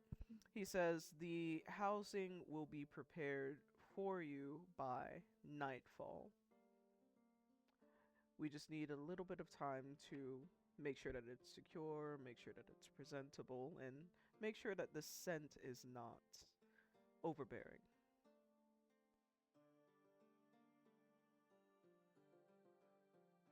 Appreciate it. Hey, Wolf Boy, is there anywhere around here where you guys keep like books or any type of text or anything like that? Repeat that? So, is there any place around here where you guys keep any type of books or any type of text or anything like that? Well, long neck. Um, there is a library, but it is located in the interior city. Given how chaotic the exterior city can become, we tend not to keep delicate materials within the reach of individuals such as that. All right, Furball, I appreciate it. All right, so Why can't we all just get along? I believe we are getting along. I think that's the best they Okay. can do, to be honest. I guess so. Though I feel like I would tolerate much more for him if he wasn't beta, but I assume that the B on his custom card must be also representative of being a brat. Ha ha ha! Your mama's a beta. Okay, Dion, chill. Okay, all right. That's fine. It's fine. It's What fine. did I just tell Diaboli? Because if you fuck up, I gotta put my hands on you. Listen, he started this shit with me. I Listen. didn't do it. Okay, all I right. get it. I'm quiet. Okay. You certainly have your hands full with this one, but I think the label and role of Alpha suits you. Thank you. Can we enter the city now? Ah, yes. Well, let me just take a moment to process all this information. So, after collecting your money, getting all the receipts together, yada yada yada, y'all ended up doing like a couple of transactions. So it's a pretty busy afternoon for you all. Tilly comes out and he presents y'all with your custom cards. Now, from a DM perspective, ignore the L's on there because everyone who's a part of Misty's pack now is designated as a B for beta, for bottom, for bitch. Stop saying it like that. It's a slur, God. But aside from Cain, who is hanging on to his role as Avarus, beta, bottom, and bitch. Cool. All right. Thank you for that, DM. No problem. No problem. I'll never forget when what was his name? I think his name was Giorno. Giorno. No, the Earth Ganassi. Earth Ganassi, yes, I know who you're talking about. When the Earth Ganassi was in the campaign, he was just like, just being called a beta just hurts my soul. Anyways, so after completing all of these lovely transactions, you all are comfortable in knowing that in due time, you will be able to spend the night in a cozy, secure location. There might be some money and trust issues that you need to resolve, but what better way to do that but through action and consistency? Nevertheless, Core provides Misty with a firm handshake. Misty, please add the deed to the home into your inventory, as you are the one that is labeled as the owner, given your alpha status. On this deed as well, you could see that all of your little betas are listed on there. And slowly but surely, you all are handed your licenses to Avarus. Everyone take this time to put your Avarus license in your character inventory, because if I go to look in there and it's not in there and I'm like, you know, the 910 alpha police beta supreme big back wolf, You illegal. Can you send us pictures? No. So should I just screenshot it? Literally, I'm gonna send you the updated one later. Just put in your inventory that you have it. Oh, okay, so I could just write it in my pocket. Yes. Cool. I'm really just trying not to get stomped out by like the 910 alpha and like his 610 beta police.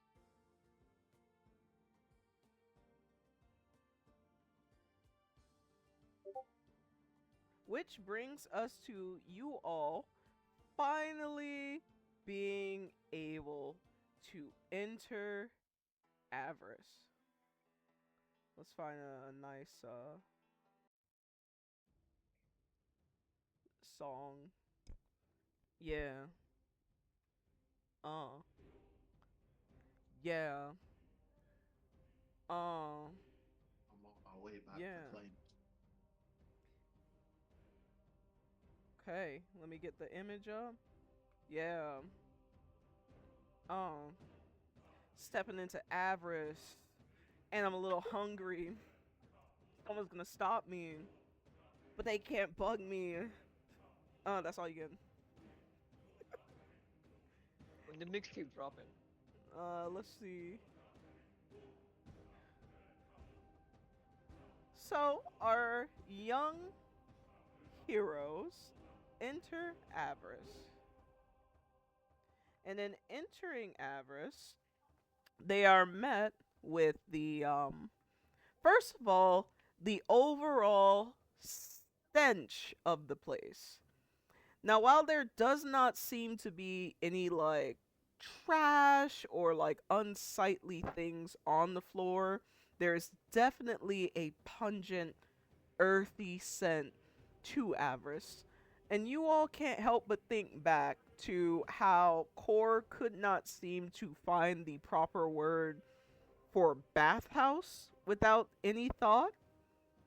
So first and foremost, how does the pungent scent land on your character, starting with Bentley?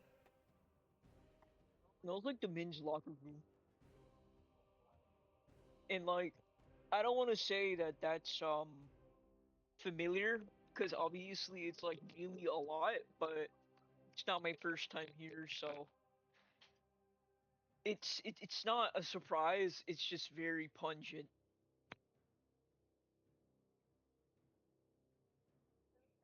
I think Cain is smelling it. It's just like, man, did it get worse? I feel like it got worse. As he's Oh, like you just readjusting his senses to Avarus and and trying to reaccustom himself with the area.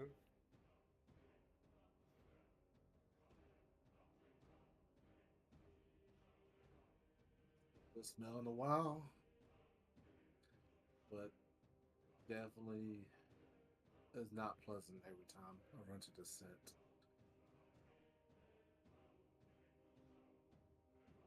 I guess I get used to it. I'm definitely very vocal about it. Like, what the hell is that funky ass smell? In fact, Bentley, is it always like this in here?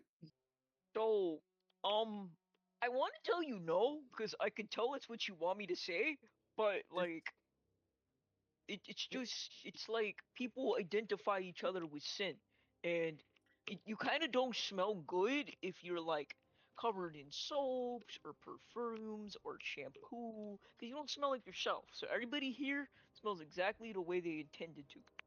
But isn't there such a thing as too much of yourself?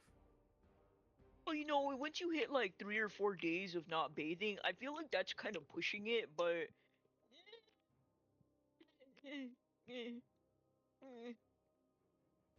Jesus Christ.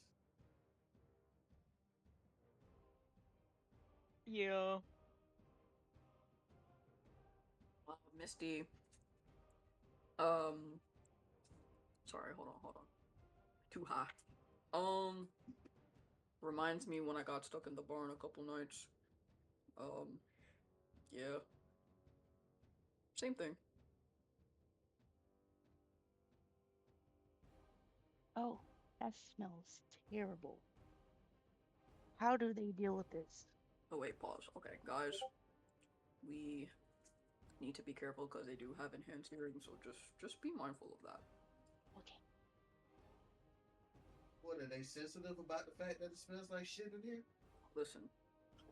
Oh, I don't think you want somebody Yeah. walking into your home and talking about it like that. So, like, in regards to that, yeah, you know, like inside thoughts and outside thoughts. This is an important concept. Well, that doesn't seem to be a problem I would have. I think it'd be Sorry. easy if you just kept it inside. I'm sorry. I'm sorry, Dan. I mean, yeah, how can you. Does that not bother you, Onyx? I just expressed how I feel, but I agree with them. I think we should keep it to ourselves Okay, before we I'm the get crazy kicked one. You're right. out. All right, come on. Let's go find this poop time. It's not food. Please don't call it that, man. My Please God. don't call it that. It's Avarus. We're Avarus. We guessed Average. in this hoe, so please Well, well, like watch your Acerus, mouth. am I right? No, no, Just no. please.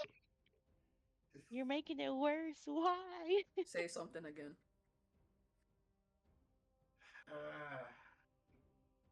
Grab my book and I start writing my thoughts. Testing. All right, where was I? No. Let the guy talk. No, no. No, because listen, I do not want to have to put my hands on you. Let the guy. Jump on your bag. You guys are doing me a big favor tonight, so I apologize. Honestly, like you said, you get used to it. Core, it's not that bad. You guys don't smell like ass. I apologize. Nah. You was talking all that shit, right? Hey, listen, you gotta admit, this is definitely unlike any other place that anyone has ever smelled. But Dion, just stop. I didn't. All I'm saying Stop. is, Dion, Looks Dion, like we're stop. going. Dion, Stop. that person's a professional scrapper. They throw hands, they throw paws, they throw talons, they throw claws. Just move Just please in a listen to very us. specific way. Stop. okay, I'm sorry. I apologize. Final point. It doesn't smell bad I just figured, like, if this is Poop Town, I guess when you flew in from fucking Horseland, it must be a whole compost heap. And then just keep on going. You know, at least I know how to go clean myself. Apparently, you Yeah. use your never mind. DM, may I jump on Dion's back? You may. Is that? Dion, are you resisting? No. So are you mounting him like a horse? Yes, Which and I'm back? also just asserting my dominance. All right. Misty mounts Dion. How does this play out, guys? Oh shit! Where She the fuck definitely did you bouncing come on his from? back. Bounce. Can you please get the hell off me? Is that like Will you shut the insulting fuck for up? you? A little bit. You know, you guys. A little bit. You guys are trying to get me to be a little bit slower to the draw, so I'm not gonna freak out about it. But could you politely hop off my ass? I don't know. It suits him to be a pet. Guys, please get me out of here before I get us all killed. Listen! Cain. So, as you guys are scrambling to pull yourselves together, it's in all of the chaos, you almost don't realize that you are being antagonized by a seventh outside voice. Said individual is leaned up against the nearest wall, arms crossed. I'm not gonna lie, not that tall. Let me get my little height thing. Yeah, it's looking about like 5'9", 5'9".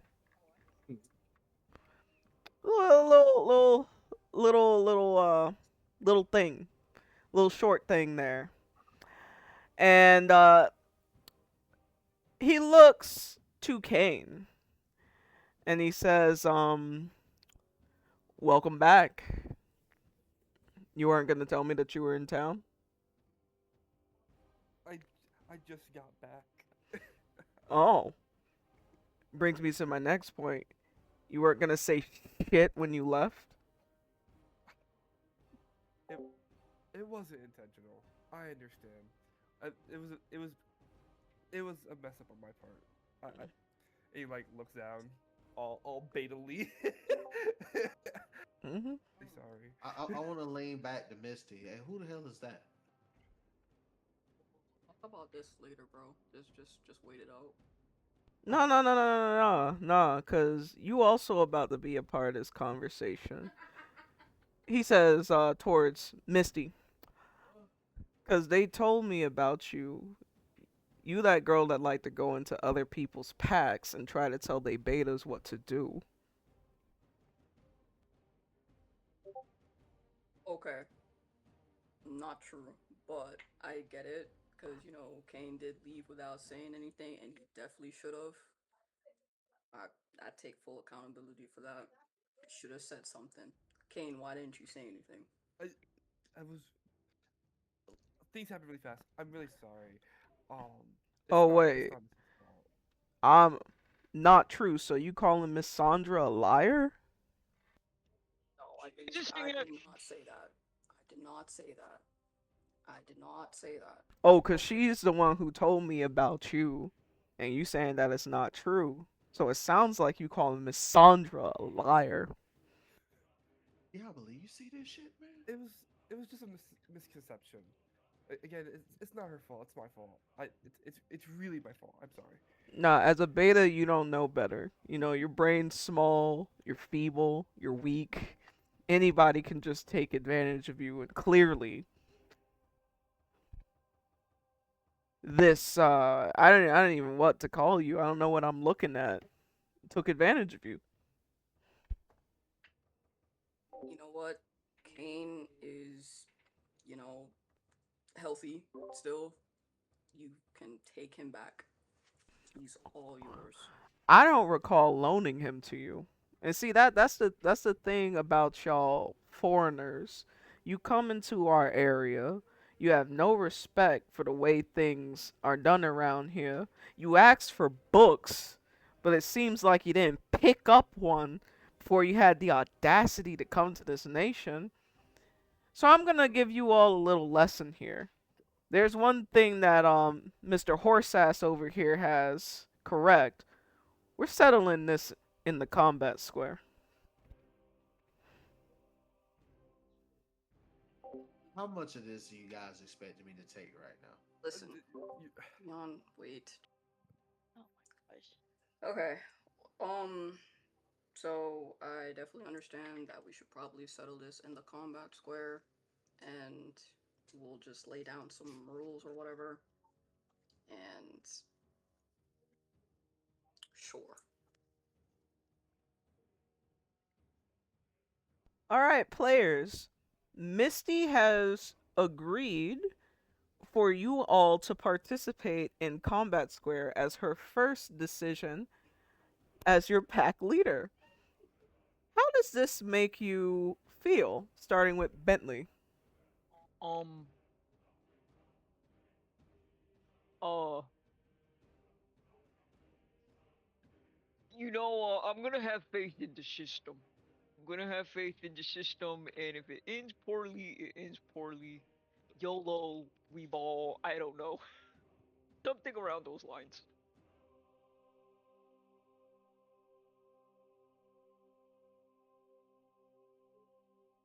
Do we skip me or? Oh, no. No, nigga, you fighting too. Okay, I'm just making sure. I'm just making sure. He thought he Just was making sure. exempt. No, I don't think I'm exempt. I was just. Tee hee a woo. I just broke a No. little bit of rules. No, that's not at all. Tee hee a woo. um, Cain definitely feels, super bad. He, he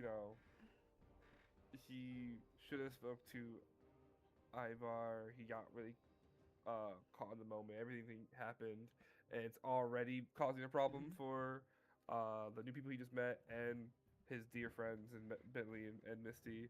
So he's just like, he's trying to do anything, but as two people have said in the past 6 hours, quote unquote, betas don't really do anything. They don't know any better.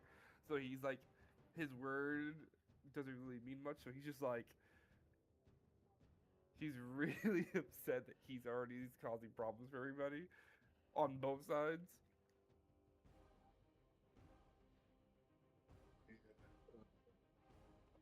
Diaboli is just looking at Misty almost suspiciously, just wondering if made the right choice to relinquish the offer to her, and wonder, if he should prepare a contingency plan if a lot of things start going wrong, because he still has to deal with his his other situation.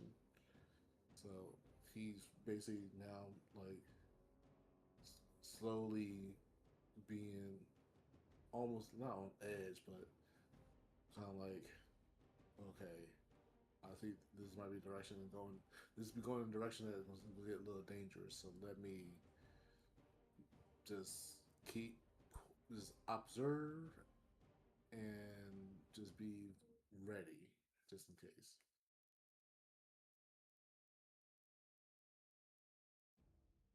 Eurydion is very excited and intrigued by only hearing the word combat square.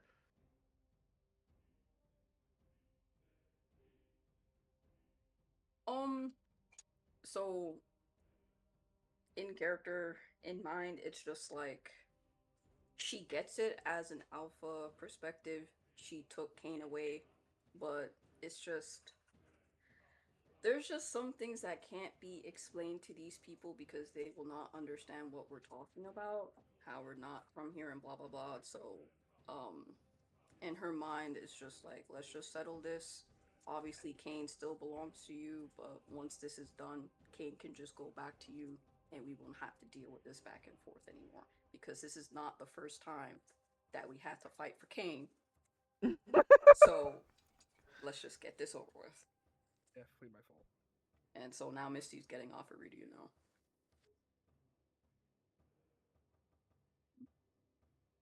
Onyx is just thinking, I just got here. I just wanted some food and call it a night. Onyx is just shaking her head and just sighing. Oh, okay.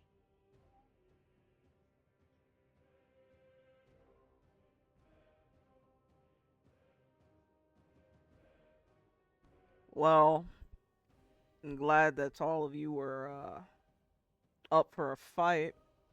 Let me just introduce you to my crew.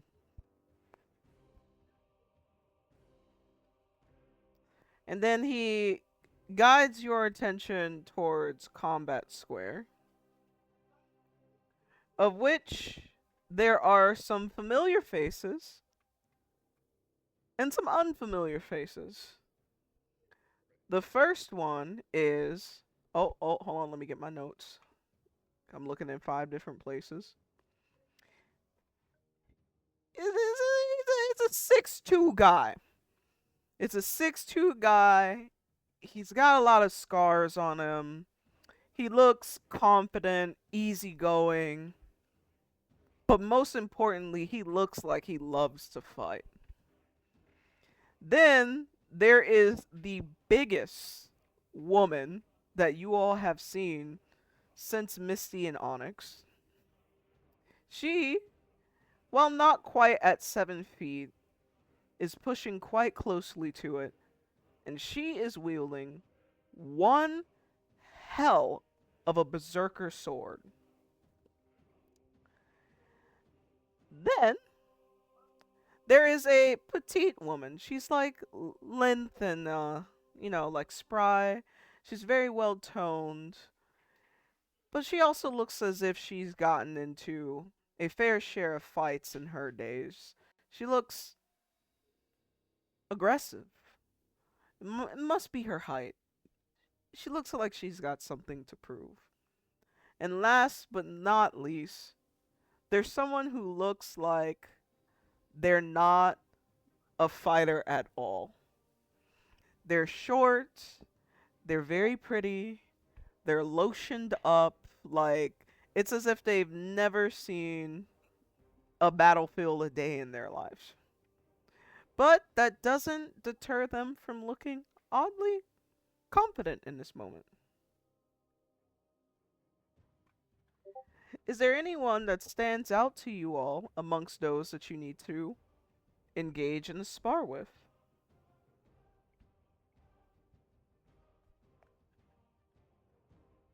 Starting from the top.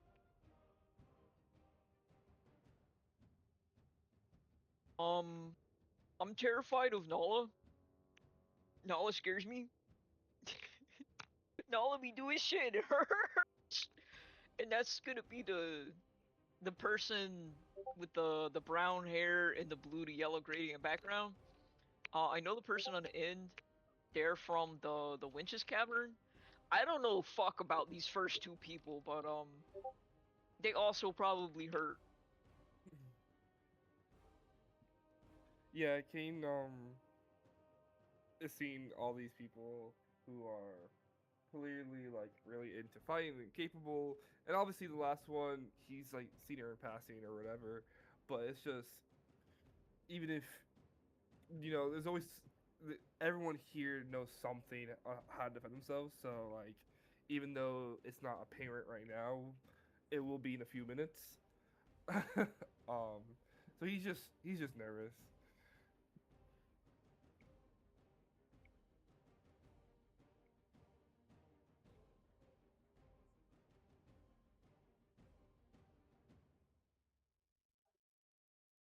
Diaboli, is your turn. Is Diaboli still getting a drink? Because then we could move on to Eurydion. Oh, I've been back the whole Okay. time. Alright, so answer the question. What was the question? Oh, about what?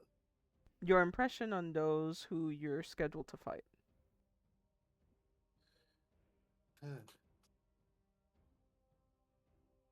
Well, not my first time fighting these type of people. I was just hoping that I didn't have to fight again for a while. But if I decide to, let's see. I have well, in my position, I do have to keep up my skills. So hopefully, I can get a nice, good rest after this.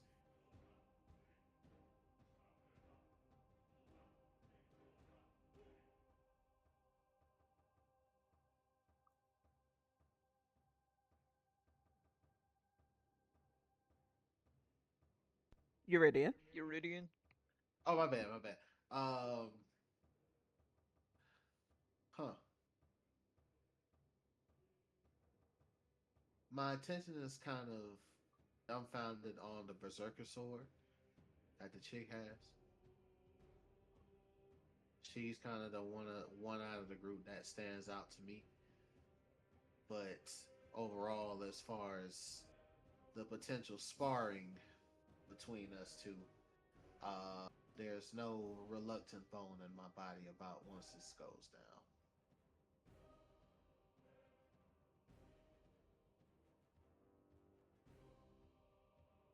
Missy's wondering why she sees the white haired chick here, because it's just like, don't you belong to Miss Sandro? So what happened?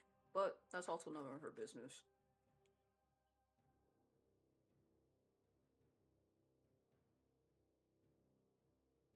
I also look at the one with the big sword, berserker sword, thinking, how do we get ourselves into this? Oh yeah, that's right, Dion. What you mean? You know what? I didn't say nothing about a combat square. I mean, yeah, true. But you kind of started it though. Just No, no, no. Blame yeah. our alpha. She led us in this direction. Ah, mm, Granted, I'm not gonna say no, but this was not my doing. It's just so we can give Cain away peacefully. I think this is the opposite of peacefully. Bentley, you know this is the peaceful way. You know this is the right way. This is the best No, way to settle differences. this is the right way to do it, but Okay. I just don't think that's the right word. Listen, this is Avarus. It is a fighting nation, so you. It, mm, mm, mm, mm, mm, mm. I'm here, aren't I?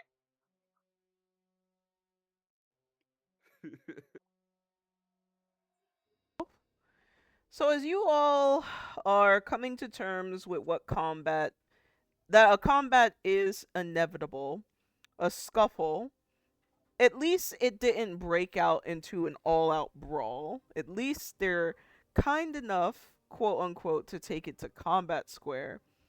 And what a sight combat square is. Now, this can only be attributed to you don't want to give me your slippers. You don't want to. This place can only be attributed to like maybe their equivalent of like a town square. As you heard at Moonbound Crossing, a lot of the major businesses for both tourists and civilians, or the crowd that's just a little bit more rowdy than usual, gather in this space. So to no surprise, you see that there's bars, people chatting, people drinking, people playing music, but your attention is drawn to, of course, the combat square. And one of the most noteworthy features about the combat square isn't just the fact that they do have a very nice, dedicated, blood-stained space where that is used so frequently that they went as far as to name it.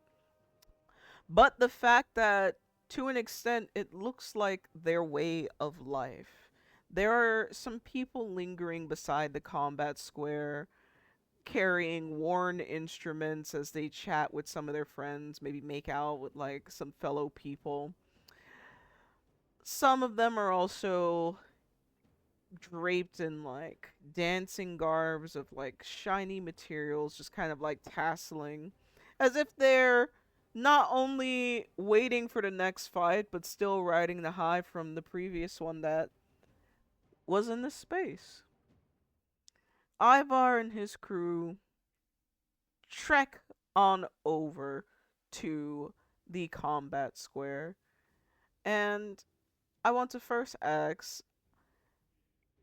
players, how does seeing that they have such a emphasis on this kind of like sparring and combat in this nation, how does that impact you to see, especially those of you who are foreign to this place? Um, given how when you're recently turned, the aggression's turned up to like an 11, it all kind of makes sense. All this kind of makes sense.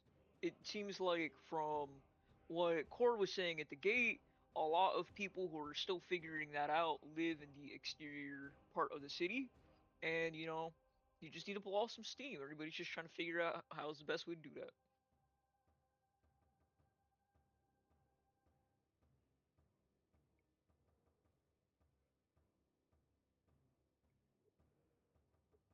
I think for for Cain, it's just nothing has changed. This is still the same combat square that he's used to. Um, but at the same time, you know, before he knew how long he was staying, now he doesn't. So this is gonna be like the norm now. So yes, to make sure he is absolutely on his behavior, so things like this don't keep happening.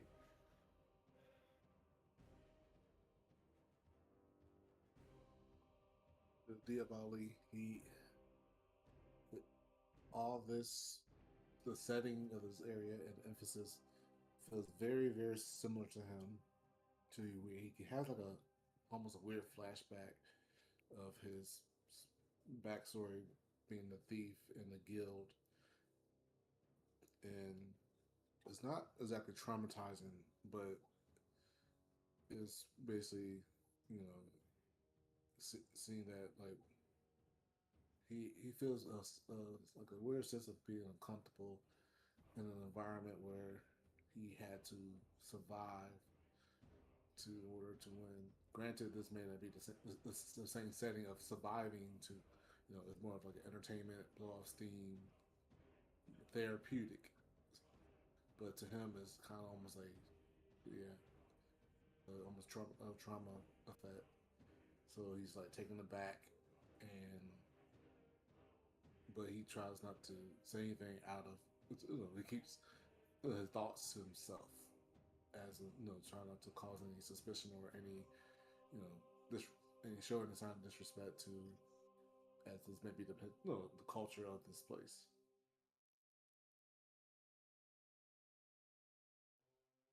So right now, Eurydion is, he was a little lethargic in the beginning of everything just from the travel, but he seems to be getting a little bit more just, energetic, a little bit, more pep in the step. But he's also a little bit suspicious because I know it seems like it's just the custom of the people here, but there's a little bit, he thinks it's a little bit suspicious that people are just willing to also fight with someone that they have no clue what they can do.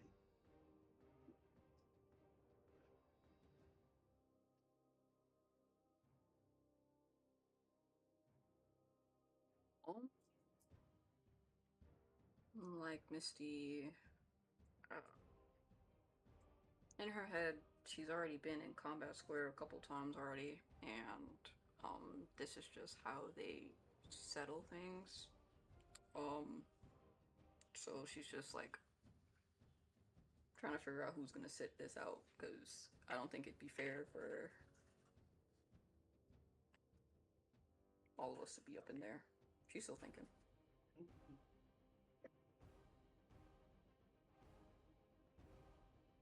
Um, Onyx is just thinking the same thing she thought before, earlier, before coming here. Why are we in this predicament? But that's really it, honestly.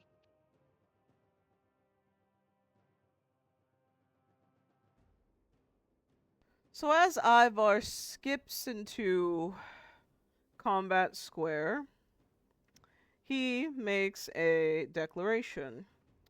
He says, "Alright, so in this situation, I am the party that has been wronged. So, in order to make amends, I'll say this. Since the Dragonborn girl has been known to mess around in the packs of other people, if I win this fight, your pack belongs to me." The whole pack. The whole pack. Oh my god. The whole pack? Me? Can I? You just got. That's ridiculous. Holy shit. Can I? Can I perception roll to see if that's cap? Like, is that to see if that sounds unreasonable with the cultural context of having been here? I don't know. Can you perception roll? Is that an ability? Perception roll for that. Go ahead. And I'm gonna do that under Holy. I'm gonna do that under, I guess, somewhere insight, probably insight. Okay. Let's go over here. Let me look at the stats. Lit. Okay.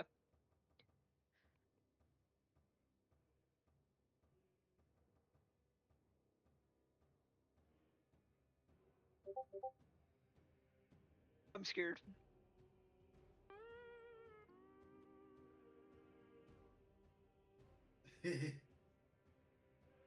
Unfortunately, with a role like that, Bentley, you are unable to determine what Ivar's intentions are. Viper didn't even roll.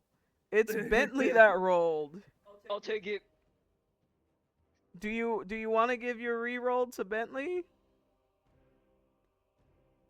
Yeah. Do you? Sure. All right, I'll take Bentley, it. you get a re-roll. Thank Yami for being so benevolent today. Thank you, Yami. It's hard out here in these streets. Okay.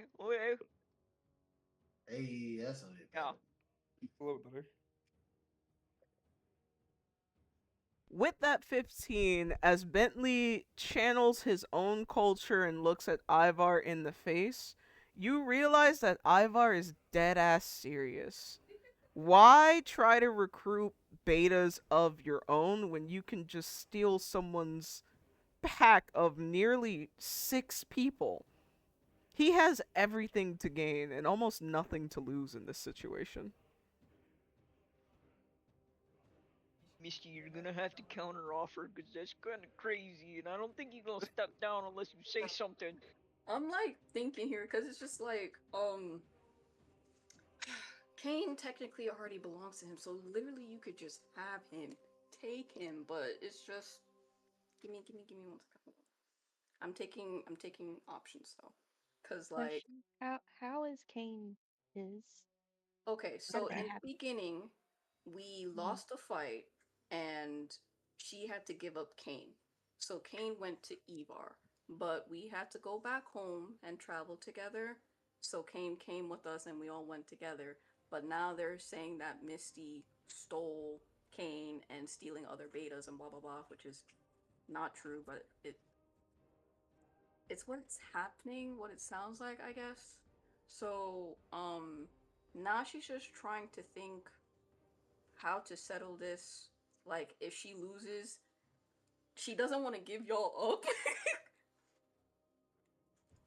um, hmm, she doesn't want to give you guys up.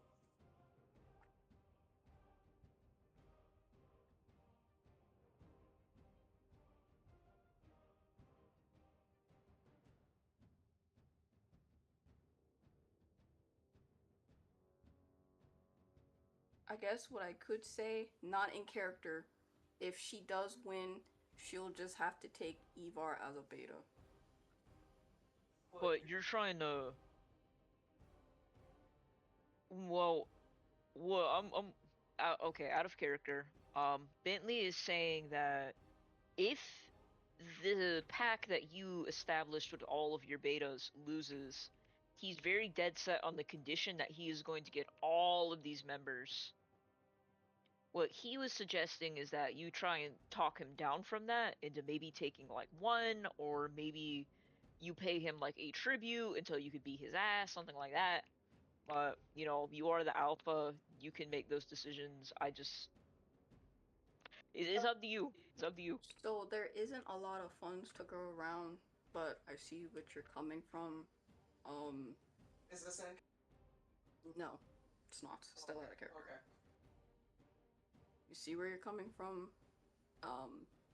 She does not have anything to give to Ivar that he would want, but I will attempt to negotiate, maybe just taking Cain and I don't know, I guess do you want to go? Me? I, I can, out of character, Bentley can put forward some money if you just want to have the losing thing be like money oriented, like like a jackpot, like you get something in consolation of winning. He can put money forward if you can't think of anything else that might be valuable to him. Because like Alpha's gotta eat. The money can get him places if that's what he so chooses. Do any of the new players that might be sold into human trafficking slavery have any input they would like to provide out of character of how they'd like to approach this problem?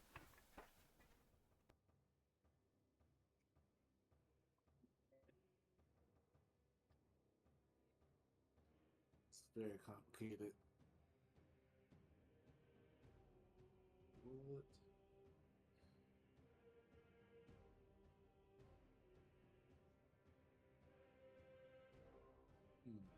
What? Unless you like to try to fight to deal with this situation, but this, yeah.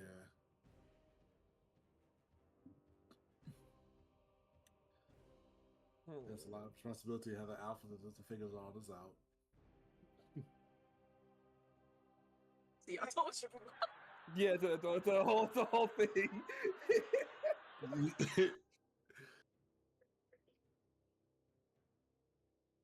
Yeah, what happened to me though? No, stop. But Oh.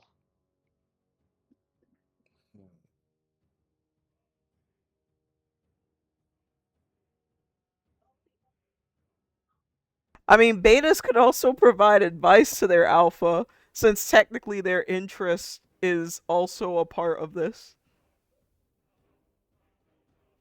Betas, y'all smart, y'all loyal, y'all beautiful. How much faith do you have in us as a group being able to handle these guys? I don't know, Nala keeps whooping my ass, so I got scared.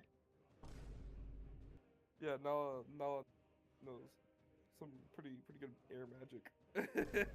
So Ivar's whole thing is that before he got Cain, he was a lone wolf, and lone wolves don't have any sort of packs that they associate with. They just kind of by themselves in society.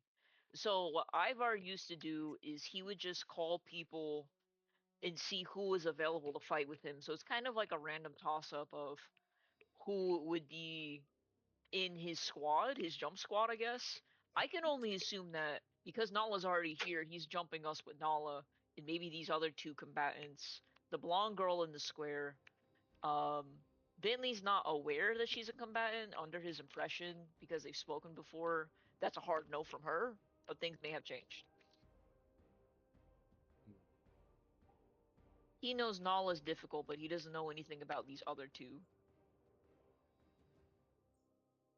So there's a decent chance that no matter what, once we get into this, that we could be basically theirs after this. I Oh don't yeah, think I don't know if Ivar's gonna know what to do with all of that, but yeah, I think so. yeah. I mean, Ivor with it's a I scale combat for the party, so as long as you guys took the time to read the rules and, review your character sheets, you should be fine.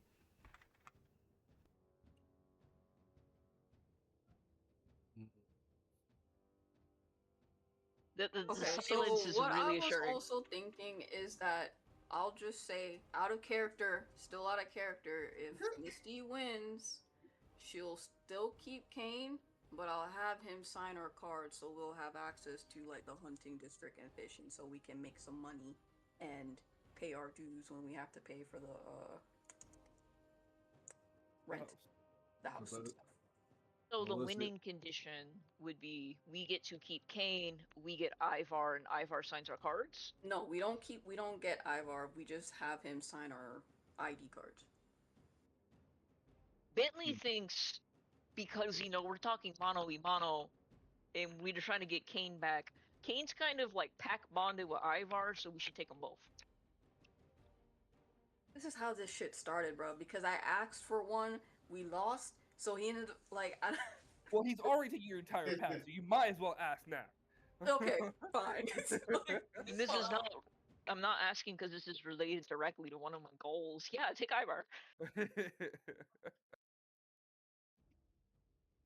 So one Okay. condition: take Cain, Ivar, and Ivar signs the papers, like our civilian papers for everybody.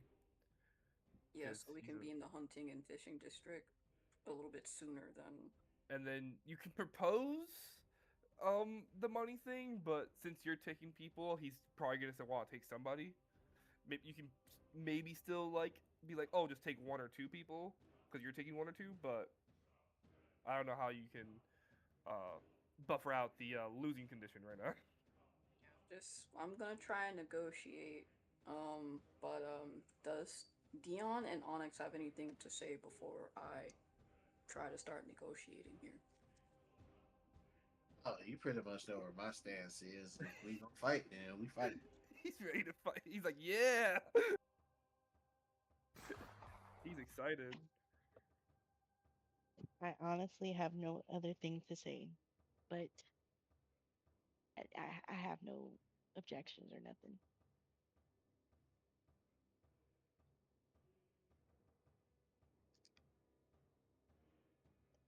I'm already stressed. Okay. So back in character, Misty would like to actually wait. Let me look at my. Jag character sheet.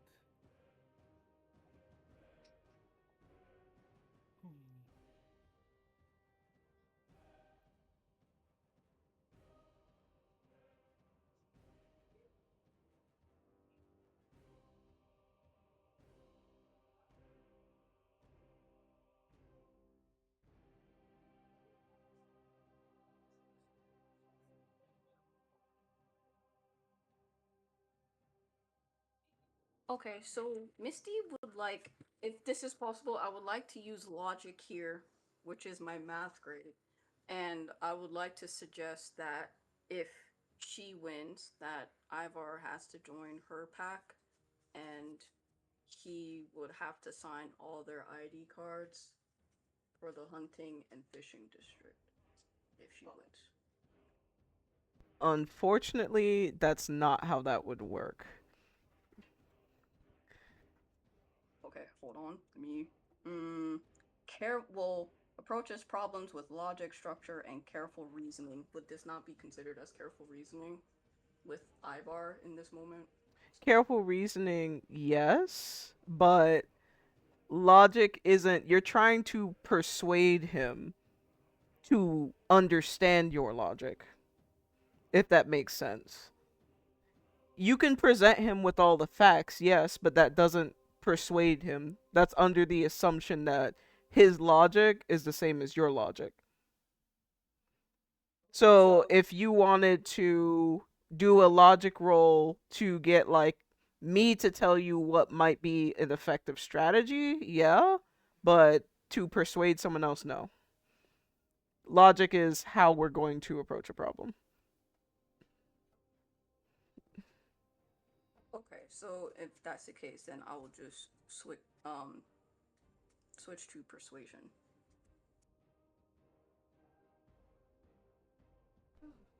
All right, let's get it.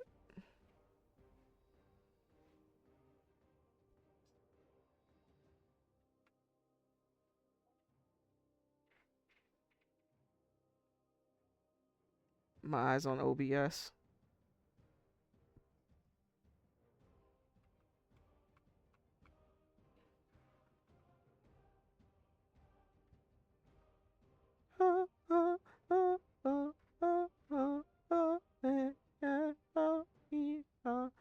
Ooh.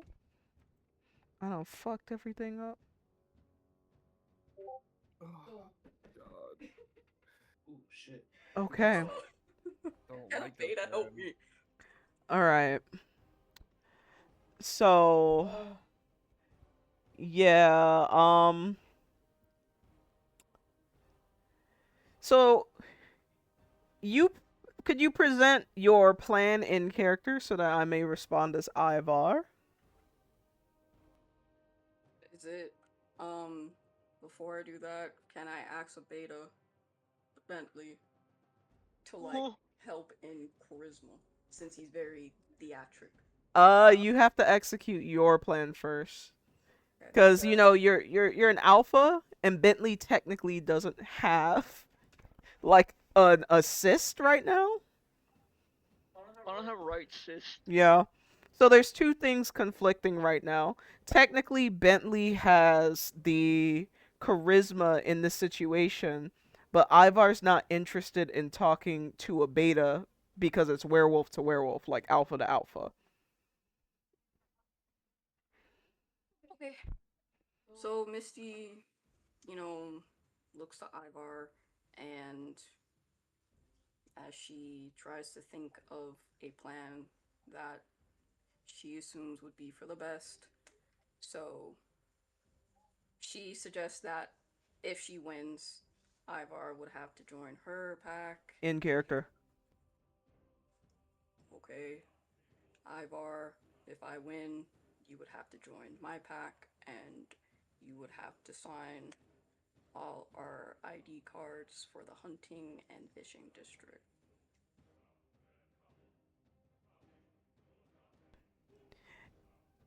Yeah.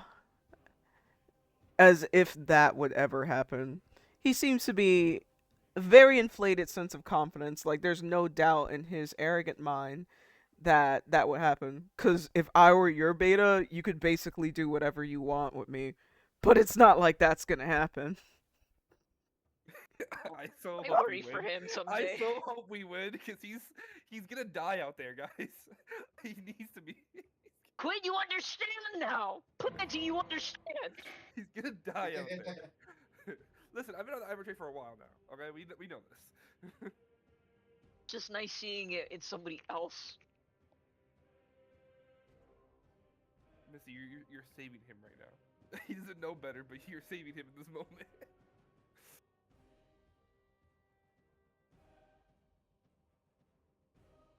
So, is there anything else that you all would like to say before we roll for initiative? Is there combat rules established? Yes. What are the actual rules for the combat square?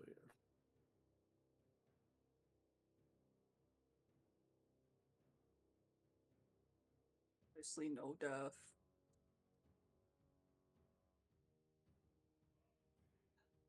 Yeah, let's just go with no death. Ivar agrees. That's all we saying, gang? I can't afford y'all funeral. Well, after I get you, I could do whatever I want with y'all. And only just SVU sound. Out of character, I'm pretty sure two of you guys have weapons, and I don't want to take that away from you, because I feel like that would leave you guys defenseless, and I'm very sorry for this. But, yeah, I think I would prefer you guys to keep your weapons on you.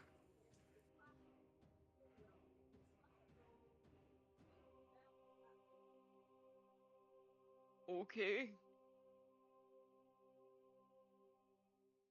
But please feel free out of character if you want to add a rule to this combat square. So, like, are we going until we knock out? Or is there like a tap out uncle type thing? Like, what's going on, Missy?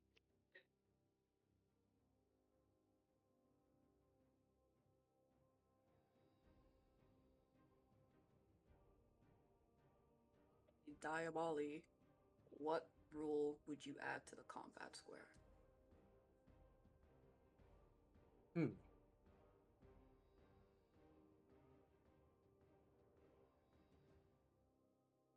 I were to add a rule, as this is new to me,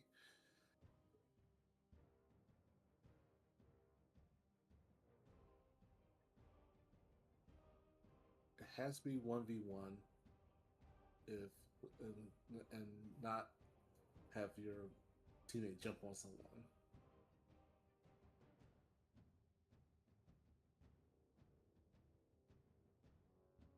Okay, so you're suggesting that, like, you would go against, like, one of the players and you wouldn't want us to jump in if you need help. Correct. Okay. There's 5 of us and 6 of you. How is that gonna work? Ivar inquires. One will sit out until, because one of us might have to sit out until the one of us has fallen or lost. Then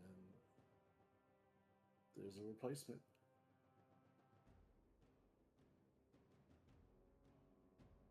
Oh, you're not saying 1v1. You're saying isolated combat. So Correct, everyone's yes, fighting, I but see. everyone's fighting only one person. Right. I see. Alright, and Dion, if you could add a rule to the combat square, what would you want to add?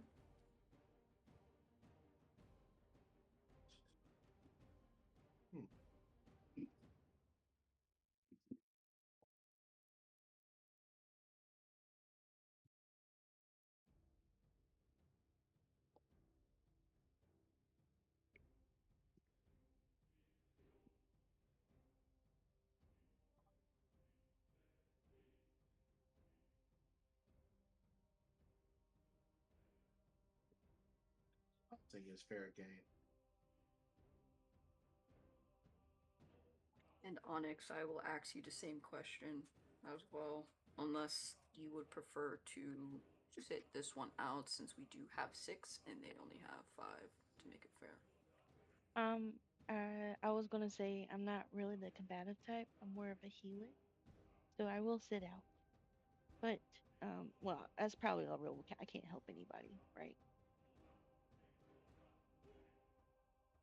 If you're outside the combat, you will not be in the combat. Like if you're declaring beforehand Okay. that you are not participating, you cannot heal.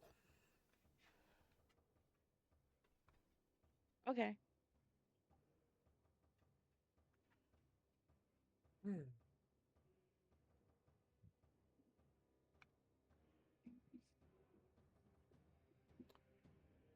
So what do you say in character to Ivar?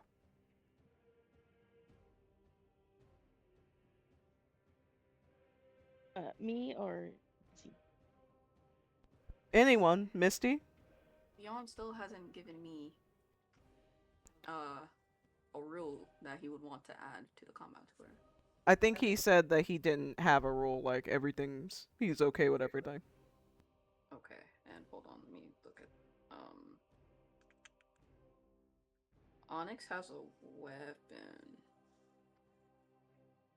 Onyx, is your weapon Dex? Onyx is sick.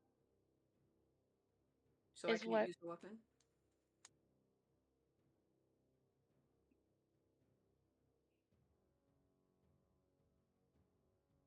Okay, then never mind. Alright, Onyx, then just let Ivar know that you will sit this out because you are not the combatant type. Okay.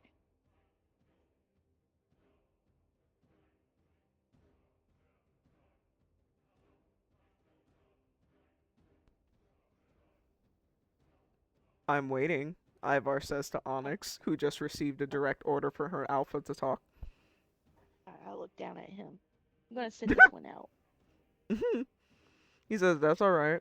When I'm your alpha, you'll be able to do whatever you want. Oh, cool. Oh no, not cool. Sorry, not cool. My bad. Not cool. cool. Wait a minute.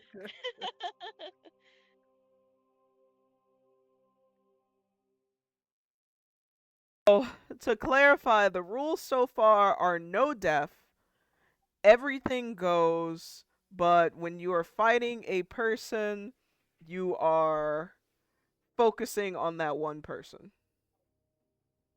I think that is the rules. Who's I'll fighting be who? in the back lines.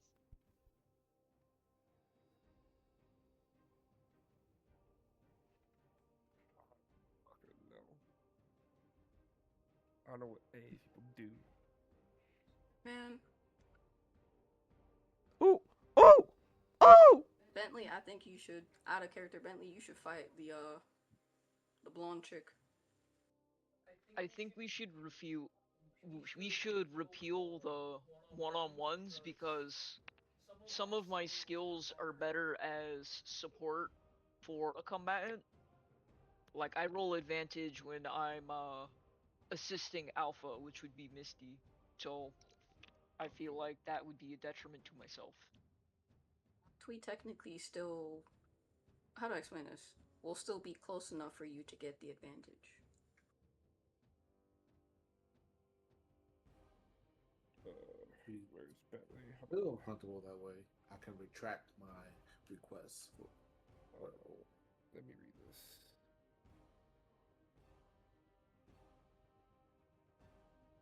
Thank you, because I specifically get +2 on attack rolls when protecting my alpha or against creatures threatening them, so I would probably do better actually intervening quite frequently in Misty's business. Therefore, I will retract that rule.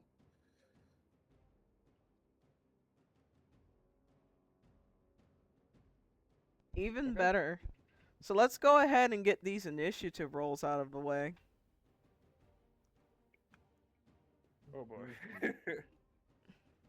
I believe in this campaign. Wait. Did I tell y'all what it is? I don't know if that's in the rules, so I'll tell it. In this Yeah. campaign, it is a dexterity roll. Okay. So we have Bentley with the 10. Very mid on this. Okay. Cain, okay, you ready? We have Eurydion with the 5. Let me check Eurydian's thing, because okay. Eurydion. It's a his 4. stats. Yeah. It's a 4? Yeah. Yeah. I got -1 in Dex. That's crazy for a horse!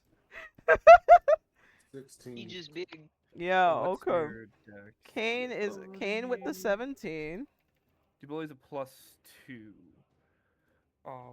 Whatever he just rolled. So 18 Cain total. with the 17. Ben's with the... Diaboli with the 18. Misty with the 8. With the 8. And Onyx is not fighting. So let me go ahead and get my rolls out of the way. Dum bum. Dum dum. Dum dum. Good luck, guys. I'm cheering you on. Diaboli. Put a message in your character tab. It has all the stat, how it should look. And you just put that next to your stat block in your character sheet, so you're not confused. Okay. So we have right here at the bottom Mina, which is Sword Girl. We have an 8 for Annabelle, which is the middle girl. Okay. We have a 13 for Nala, which is the cat girl to the right. Oh, I meant to put cat girl. And we have an 18 for Ivar, which I think you guys know, but I'll put like black hair. And then a 19 for Okoro, which is the white background. White BG. Oh, white background. Okay. Alright. Are we prepared to fight? Never, but let's go. I guess, but I guess, man. Well, alright, let me find some fellowship, love at first sight, waiting for special occasion. Oh, imagine if I played Night at the Tavern. Bruh. Mm-hmm. Belly full of mead. That would have been a nice one. Hold on, I think they have like a war playlist. Let me just go here. I know there's one war song on the thing that I sent you. Here we go. And I saw it earlier. Giving y'all just a little bit of extra time. Oh god. To just review your character sheets. Ah, yes, here we go. Just gonna go ahead and loop that. Alright. What did Onyx do? Did I miss a meme? Initiative. What did I do? Oh, you said, "Aw, this is the worst," not Onyx is the worst. Oh yeah, Bruh. I said, oh, this is the worst. This is, oh, this sucks. Onyx is fine. Mhm. He's Oh, great. okay. I was gonna cry. Okay, here we go, guys. Fighting music's on. Battle's beginning. It's Okaru's turn, and Okaru is going to approach Bentley and Cain. Oh god. All right, let me go ahead. Bentley and Cain. Okaroon uses their movement to be able to be next to you guys. And he looks like he's about to swing Swag. on Bentley. Bentley, what would you like to do? I'd like the dex roll out of the way, please. Yes, sir. Come on, Bentley. Bentley. Bentley, you are so frightened by his appearance that you Damn. don't let me see. How do I say this? The fuck you mean? How do I say this? Hold on, I'm trying to make sure I if I don't got a. You have no defense against this devious sweep kick that he delivers upon you. You hit the floor and you are dealt 6 damage. Fuck, okay. Bentley, what's your health? My health is 28. 28. What did it just go down to? Oh, Onyx, could you track the health? 22. Onyx? Onyx? I'm sorry, I'm here. Could you track the health? Yeah, sure. Everyone put your health in the chat for Onyx. Bentley just took 6 damage. And Yes, please. Diaboli, it's your turn. Oh, Bentley, you're also like knocked prone. Oh. Binge became. Diaboli. This. Oh, I know that. Oh no, that's weird. I'm here. That's weird. That's so weird. It's okay. I'll put Yeah. a stand-in in for now, so you can focus on combat. Yeah, that's weird. I have the window up, but anyway. All right.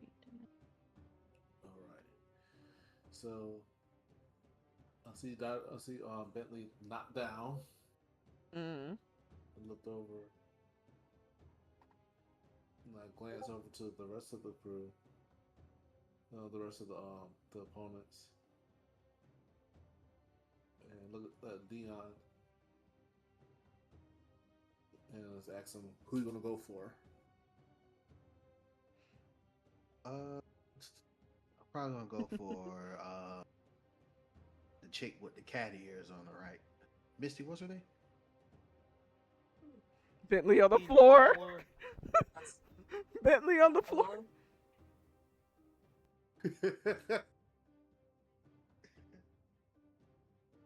I'm coming, Ben. Y'all, please help. So, all right. Okay, you go. Yeah, you go for her. How about Bentley? So I rush to Bentley's side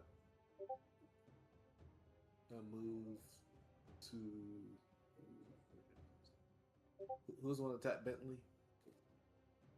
Oh, oh. Okoro. Well, approach Okoro. And I take out my. Am I close enough to attack? Should be close. I have a dagger.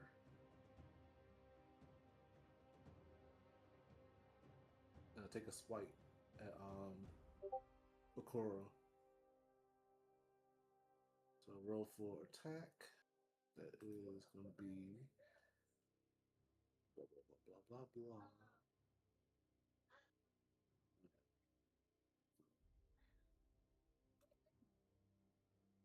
Let's see. Dagger is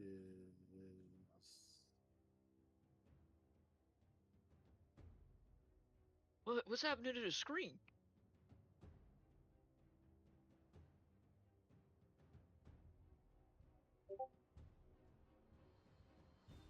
was a D16, right? Yeah. 1d6.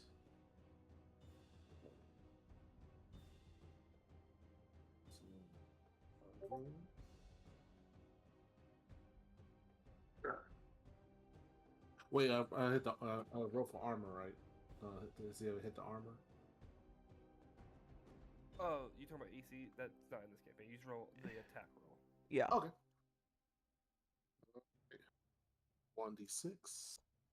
You have to roll. You still have to roll to hit. Yeah.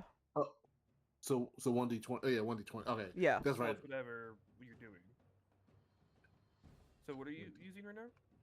I have a dagger.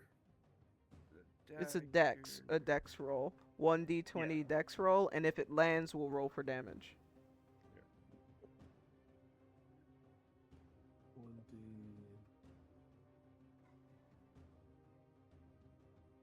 Plus more. Okay. It is evening time, Misty.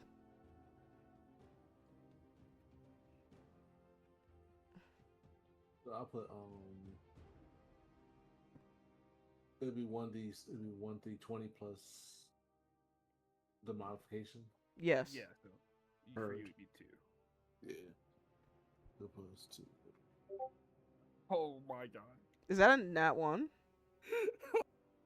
Oh shit. Okay. So I believe rules of the nat 1 is that he gets a free attack. Oh. This counter. Okay. So here's the tea. Let me do a little DM roll to decide which one of these is the most appropriate. Cain, can I get a dex roll? I get a dex roll. Fun. What? So dex roll. No, Cain. No, it's me. Oh. What'd you get? Oh. You paused. I didn't roll yet. Hold on. 3. Yeah, so Diaboli, you you turn to Eurydion and you go, hey, Eurydion, who are you thinking about targeting? And Eurydion goes, I'm gonna go to the girl with the cat ears. And you go, okay, I'm gonna go over here and help out Bentley real quick. And you walk over to Okoro, and he looks at you, and you take out your dagger, and you go to stab him. And because you announced what you were going to say loudly, he has all too much ease, not only ducking out of the way from the move, but in this miss, you hit your sharp dagger slash right into Cain. Can I get like the 1d6 for damage? Did you already roll that? Not yet. Okay.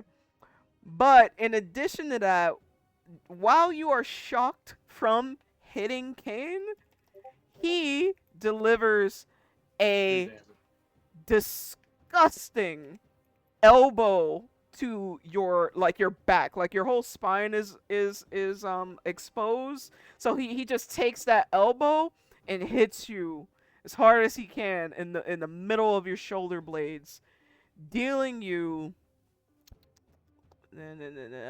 9 damage.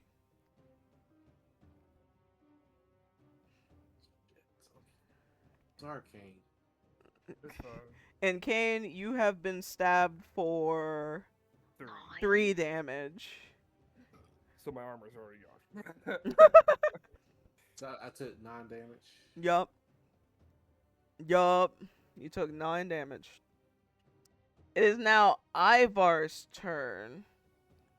And Ivar, let's see. Bum bum bum. Ivar's got a bone to pick with Misty.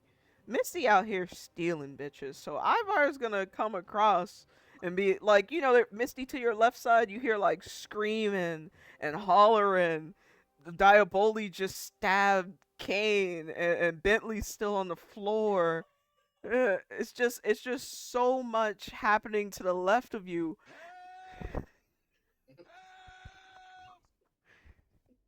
Yo, like, hold on, where's this sound to, just to make sure we have all the vibes of what's happening beside you.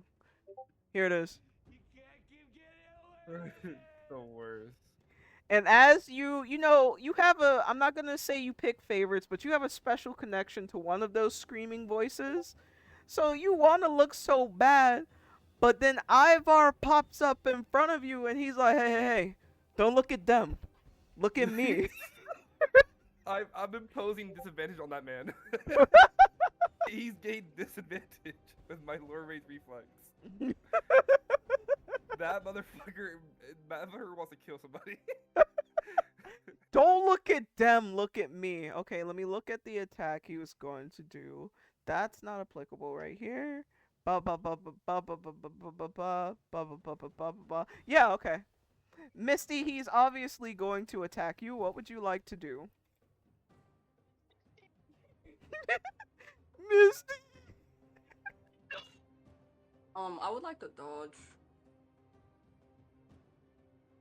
And is it technically like dark enough?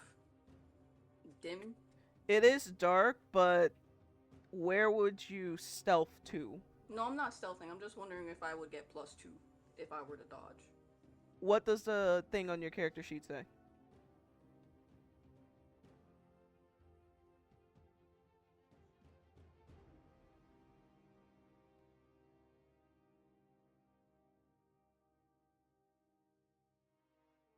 Oh, when in dim light or darkness, you gain plus. Oh, never mind. Alright. Okay, so yeah, I'll still dodge.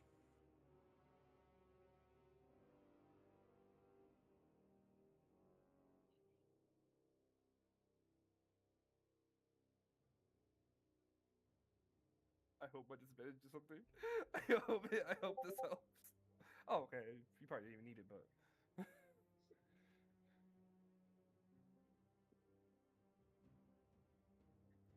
All right, that's a great roll. Misty, Ivar jumps up with all of his might. His head fixing to collide with your jaw, but you step out of the way just in time to not take that attack. It is now Cain's turn. Yeah, so. You I'm gonna wait, use wait. my- Hold on, Misty. Do you have any taunt that you want to say to him or anything like that? Where is all this anger coming from? And he says, yeah, hey, it's just how we do things here. You wrong me, I wrong you. Bruh, it's not even like that for real. I don't know where you came from, but around here, it's exactly like that. Alright, Cain, go ahead. Okay, I'm gonna use my Moonlight Radiance to heal Diaboli a little bit as for my passive. So let me cast that. Can't spell because I suck. Okay, that's for the magic. It goes through, right? Yes. Okay. That goes through. For healing.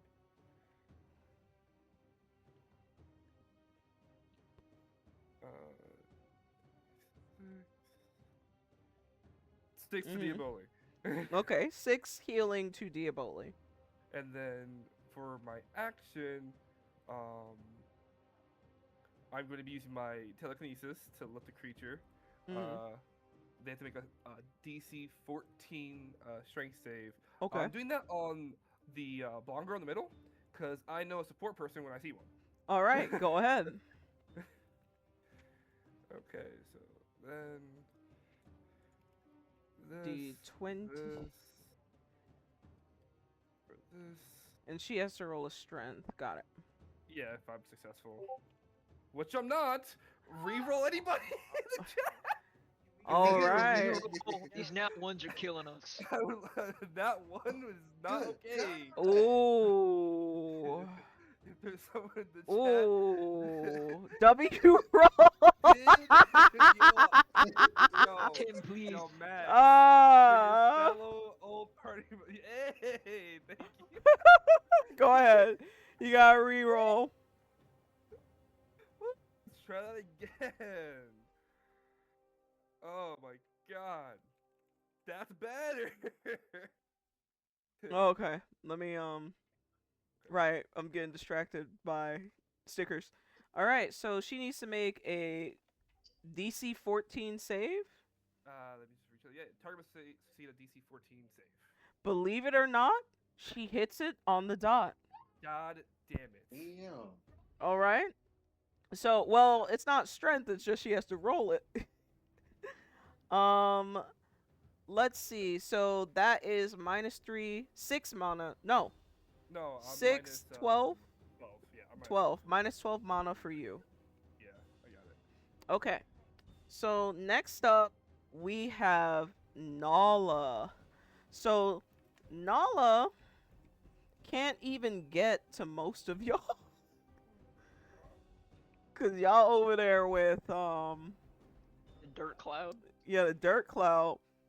But Cain, she's coming for you. Dog pile. Oh, dog pile on Cain. Cain, she is cocking something back. Oh my How would you like?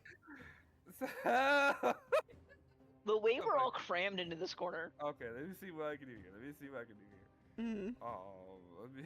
Oh fuck. I'm a spellcaster, man.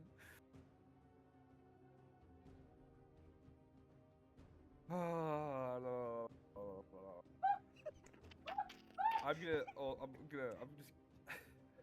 I'm gonna combat her with my telekinesis. you're gonna combat her. I need to see this roll. I need to see this roll. I need to see this roll. I can't be taking damage. I need to see this roll. It's the best I can do. Oh my god. What's the roll? Wait. Wait. Yummy, it's been 30 minutes. They should get a reroll. Yummy, give them a reroll. It's been 30 minutes. I remember that rule. It was a good rule. Guys, don't waste it all, please. Yummy. They posted the fucking Nanami, the Nanami punch gift thing from JJK. Yeah, I'm dying. I mean, guys, I'm not gonna roll well. Go ahead, Kay. Can you please be confident here? Come on. What did we say before this campaign started? We won't have a contest on this. We got this. Okay. I'll go out first. I rolled worse, guys. Damn it. This You dice- know what? You know what, Cain? It wouldn't have mattered. I know. Oh, It man. would not Fine. have mattered. Absolutely fun. It would not have mattered. Because she cocked her fist back. Sorry. This is Nala's character sheet. Okay, here it I is. don't know why I get the nat 20s. What the fuck? That's happened 3 combats in a row now. She. You essentially hold your. Obviously, like Ivar and Okaroon sprint into action, right? And you extend your hand and you start doing the spell casting moment, and your spell casts at Annabelle, and the magic sparkles go around Annabelle, and she's like, and she, she braces herself, and she's able to break the spell. She wipes her sweat, and you suck your teeth at the fact that that spell didn't work, only for Nala to appear in front of you in a blink of the eye to be like, so you like picking on little girls, huh? God. And before you know it, her elbow comes in contact with your nose. Her elbow comes in contact with your nose, dealing you, and I believe it's double damage because it's a nat 20. Yeah. Rending elbow. Rending elbow. That doesn't sound 12. good. I can't make this shit up. I can't make this shit up. Oh. Another 20. I can't make this shit up. Oh my god, he got one punched. Cain, how much health do you have? I have 26 plus the 5 temporary HP. Okay. Dealing you 16 damage. Okay, so 16. God damn. It would have been an 8, but it's double damage, so it's a 16. Nat 20s do double damage. That's so dumb. Oh my god. It Why is. did we agree to that? You know Why what? did No, we agree to that? because when you do the double damage, it's gonna feel good. But it never happened. it never happens. It just never happens. It is now Bentley's turn. Bentley, you must use your passive to get up. God, okay, fuck! It's stupid!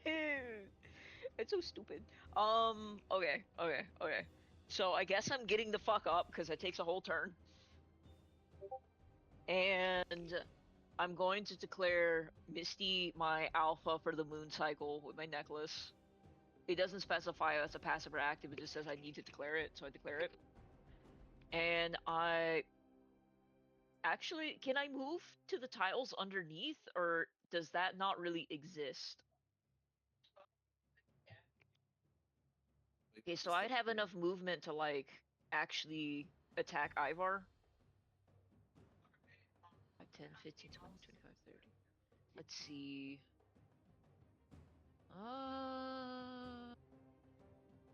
So that'd be 5, 10, 15, 20, 25, 30. I don't know. I was going to attack him with my Orichalcum dagger. I just don't know if I can move 30 feet. Did we specify how far we can move per turn? It's 6 boxes, no? 1, 2, 3, 4, It sounds 5, like you 6. didn't read the rules. Yeah. 6 boxes. I can move. Yes, Yeah, I'm 6 gonna boxes. move towards Ivar and attack him with my Orichalcum dagger. All right. Go ahead.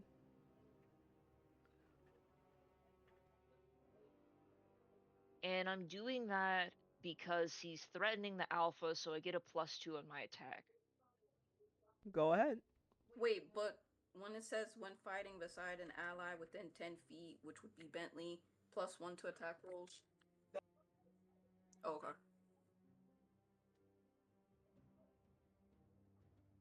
Bentley also has that, right? Hell yeah. Oh, there it is, Bentley. There it is. Okay. The only way Ivar could beat that is if he rolls a nat 20 himself. Man, if Ivar rolls a nat 20, just take the pack at that This point. won't He happen. wants it too bad. He wants it so badly. I can't make this shit up! No, you're I can't fucking make lying. this shit up! Ain't no motherfucking way. Here, You're fucking lying. I'm not bro. playing with you. This is. Oh my god, the dice bot hates us. We can't be great. I can't make this shit up. Wow. Oh, he's so serious, dog. Alright. To the rules section. Yeah, I'm like scrolling there right now. Cause Dang, you can't give him disadvantage. I used to wait until next round. Damn. I used it. Oh, both attacks hit. If both combatants roll a nat 20, both attacks hit. Okay. So the good news is both attacks hit, but I think instead of it doing double damage, it does normal damage. So Did Bentley, he attack or dodge? he attacked. One of the he dice attacked back? I think is does full damage. Ain't that what it is? I'm sorry, repeat that? It doesn't the instead of rolling 2 dice, you roll 1, but that was still at full damage. He didn't dodge. That's why I asked. Yeah. They both hit. So they. I'm gonna allow it to be full damage. So Bentley, what's the max damage that your dagger can do? It's 8. All right. So Ivar takes 8 damage. Let me do my quick maths. Quick math. And Bentley, you stab Ivar, and Ivar knees you in the chin, Oh.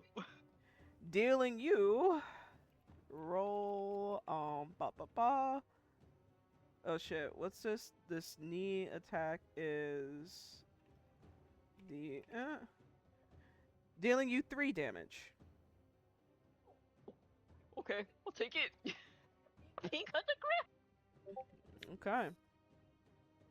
It is now Misty's turn. Alright, may I attempt to tackle Ivar? Alright, just a raw tackle. It's not on your character sheet or anything? Nah, it's not on my character sheet. Alright, you can tackle Ivar. Would that be Dex or Strength? That would be, I believe, strength.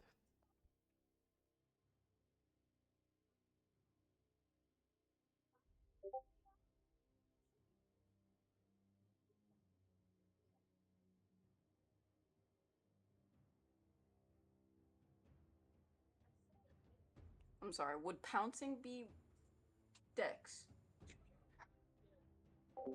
No. Do you have pounce on your character sheet? No. It will be strength. You are trying to knock them over with your own strength.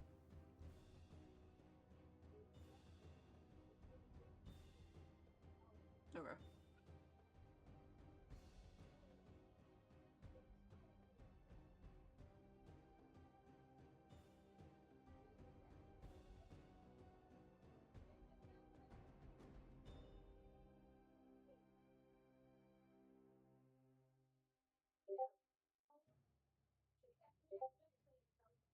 Oh boy.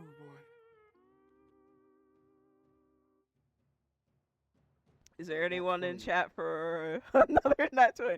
Do we have anyone in the chat with a reroll? I think let's get a reroll for Bentley. Tim, has it been 30 minutes since your last reroll? I think he was joking about. Oh, that okay, already. fair. Great. Misty, you miss.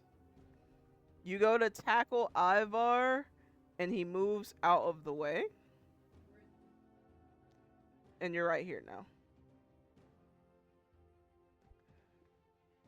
Between him and Nala. Can I still use my passive then, or should I have done passive then? Does the order matter? I don't think there's a rule against when you do it. Okay, so I would like to use a passive.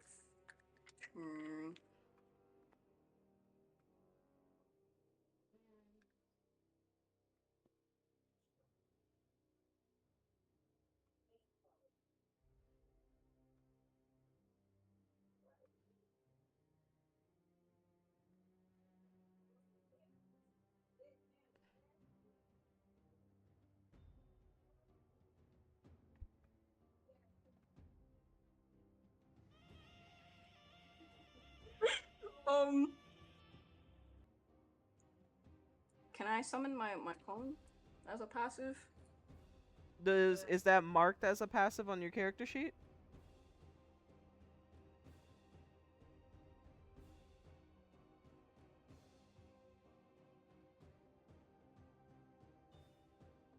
You know what? Never mind. I am done. That means that it is Annabelle's turn. Alright. Did anyone realistically take any damage? Ivar took some. No. Let me look at Annabelle's Helping. encouraging words. Adjacent allies should call it. I knew she was a fucking support character. Alright. God damn it. Annabelle is going to move right here. There we go. Oh! Which means that after Annabelle, it is Dion's turn.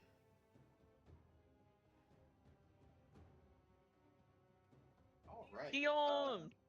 Alright, Dia, show us what you got, man. It's looking a little dicey. Dicey, right? Okay, all right. This.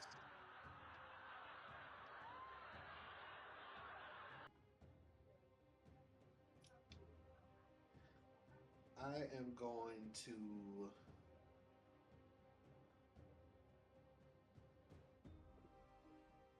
I'm going to move up 10 feet to Ivar.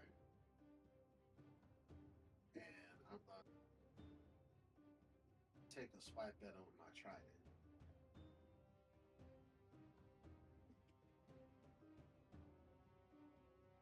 Let's see. Help! Help!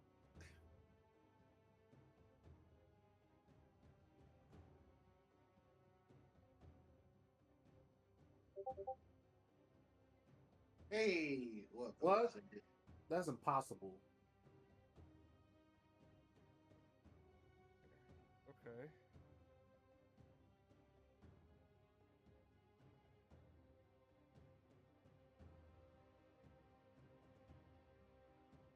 Guys, give me like 5 minutes real quick. Like in real life.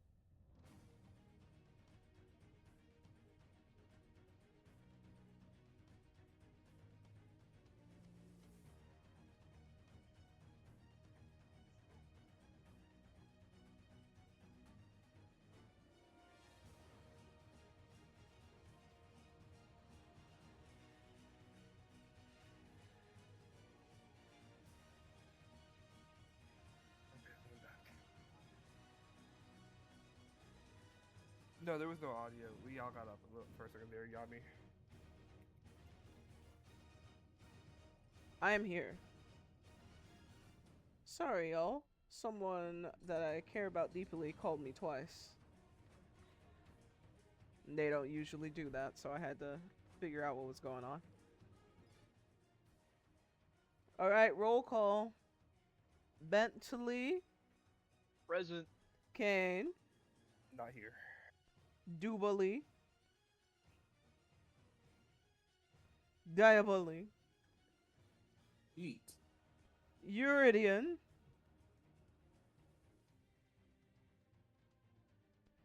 Eurydion, I see him bouncing. Is he muted? Eurydion, are you talking? If you are, He's there. My He's bad, just my bad, muted. my bad. oh, okay. All good, my man. Misty, Here. and Onyx, I heard you, but sound off. I'm here. Alright.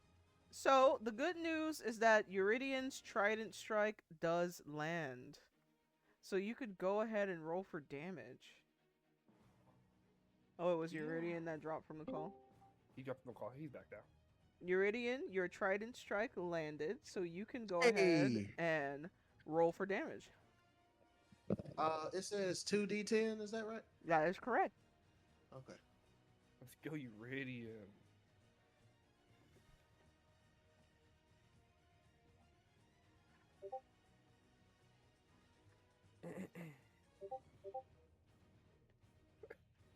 Terrible.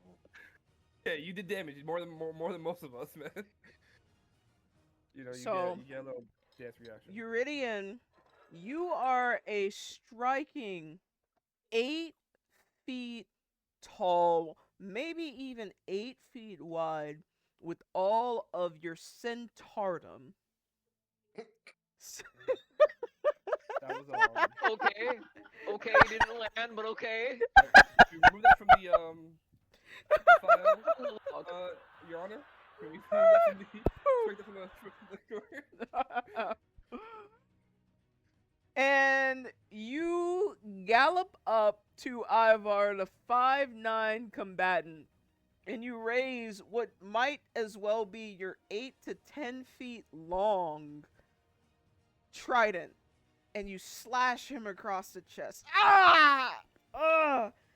He holds his chest, and for a moment, he sees like his eyes they're doing like the Madar thing where he's assessing the battlefield. Because he has the 7-foot goddess behind him who's trying to tackle him. The surprisingly quick beta who has an impressive blade, and now this 8-foot trident wielding centaur. He is outclassed. That is until you are approached by the 6'7" beast of a woman who is wielding a berserker sword My God. that can rival your trident. That thing casts a shadow as she lifts it overhead. You're using a weapon, so she's using a weapon. How would you like to proceed? It's still my turn, right? It is not. Oh, okay. Is there a passive that I was missing? Let's see, Thunderstorm. Never mind. You can't do a spell and 2 attacks. Gotcha.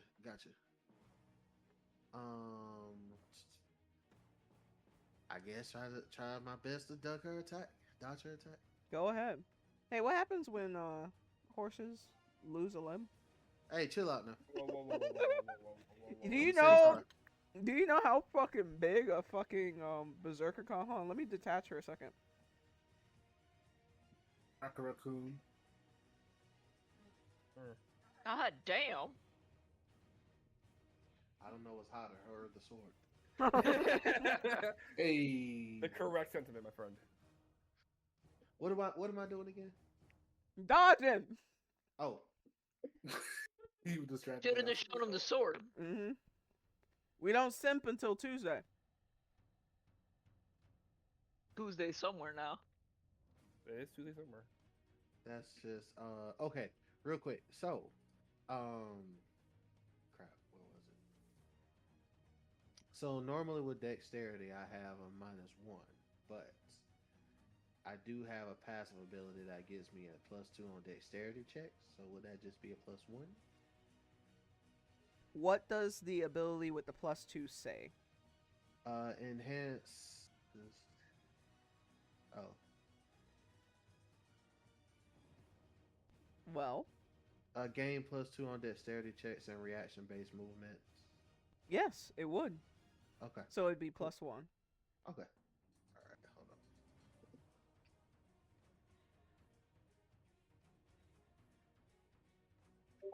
Hey, that's not bad. 16.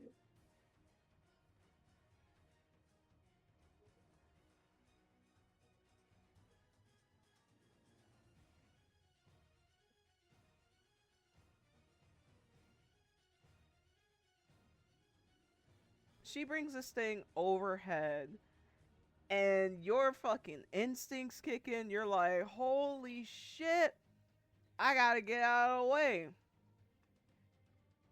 And you kick. Are you gonna move to the left, or like are you gonna move to on Move top? to the right, away from Ivar. and, Away from Ivar. Okay. Yeah.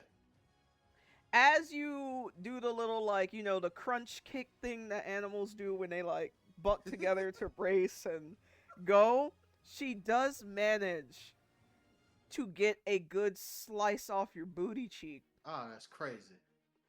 dealing you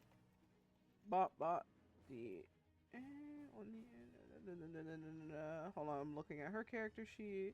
Slashing and bludgeoning. 4 damage.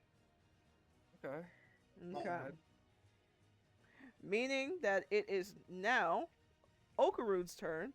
Okarune was on Bentley. Nala's got Cain. Okarune, you know what, Okarune? Diaboli? You've been alive for too long. Been alive for For too less than long. 24 I hours. agree. I agree. You've been alive for way too long. So Okarune's just like, yo. This the guy that was requesting one-on-one, and then he came up to me when I was beating on the little beta over there. I'm gonna give him a little one-on-one. I'm gonna give him my undivided attention. He's raising his leg. He's gonna hurt you somehow. What would you like to do?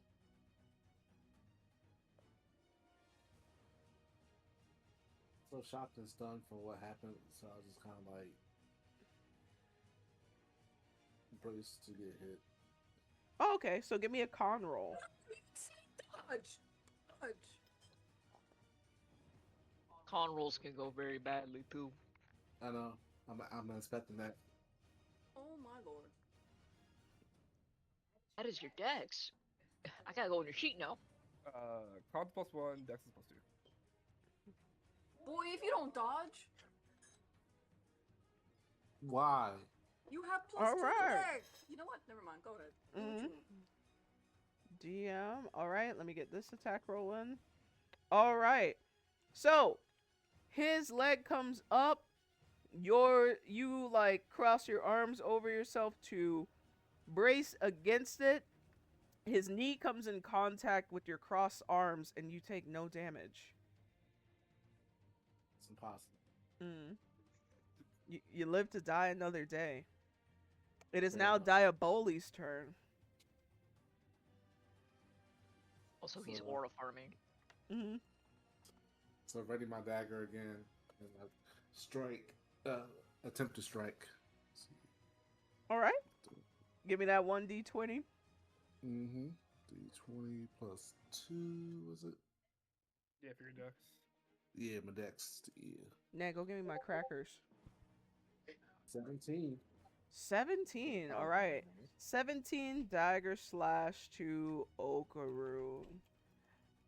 Is he right in front of me? Or... Y'all could still fight each other from like this little distance. Oh, okay, right. Yeah. Mhm. Ba ba ba. You managed to. You rolled a 17, right? Correct. You managed to land this hit. So go ahead and roll for damage. 1d6. You're using your dagger, right? Mhm. Your dagger is not a 1d6, not on the sheet that I'm seeing here. What is it? The platinum dagger, if I'm looking at the right one, the platinum dagger is a 2d8. Oh, Level 2 awakening platinum dagger. That's the one you're using, right? 5. Wait, hold on. I think Wait. you're rolling the wrong damage roll, buddy. Is it what? What was it supposed to Are be? you using the platinum dagger? Yes. Your platinum dagger is 2d8. It's on your sheet. Oh yeah, that's right. 2d, so 2d6. all the lost damage. Dealing 62. him 8 damage. It is now Ivar's turn. And who's Ivar? Yeah, Ivar has beef with Misty, so.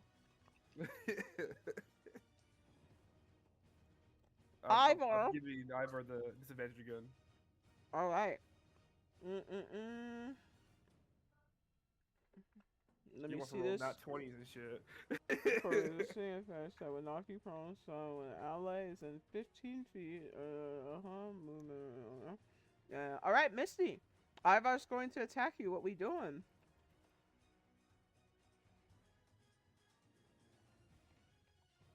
I'm still gonna dodge out the way. Alright. Go ahead.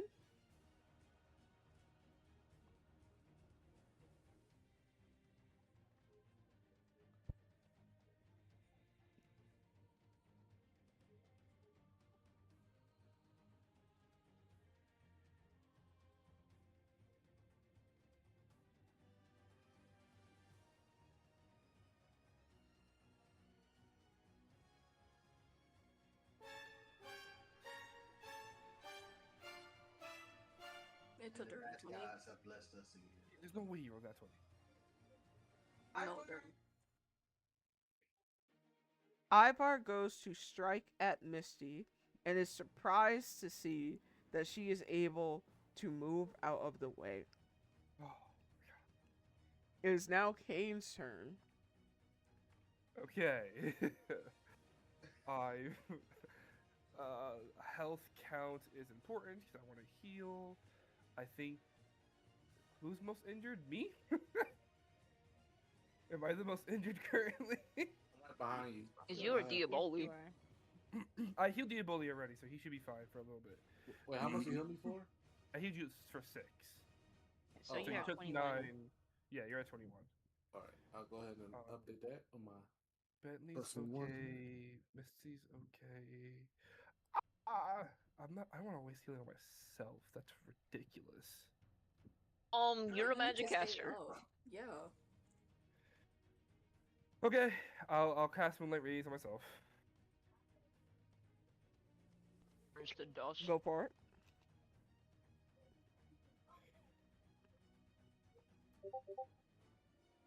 Yeah. I think 13's enough for a book. What? correct? I believe that's the bare minimum, so yes. Okay, so I can. Okay.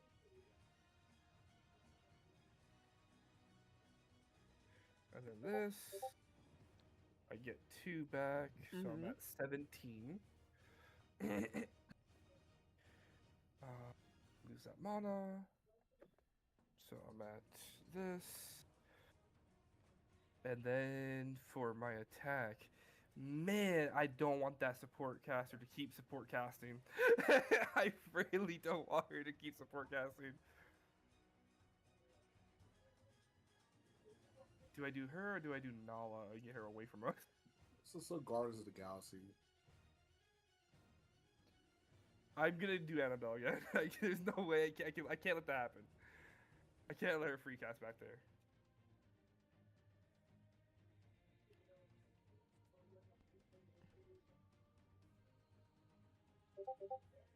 That's enough. 17. Oh shit, I'm over here dropping crackers and shit. Okay. DC 14, let's see if she can hit it twice. See if she hit twice. She probably will. Combo DC.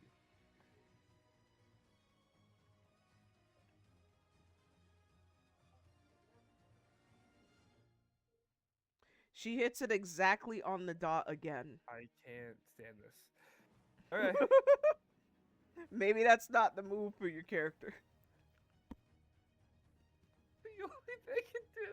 Okay. It is not the only thing you can do. Now, that being said, I think Nala already told you to stop hitting the bitches. Yeah. So let me see how this works. Range. Alright,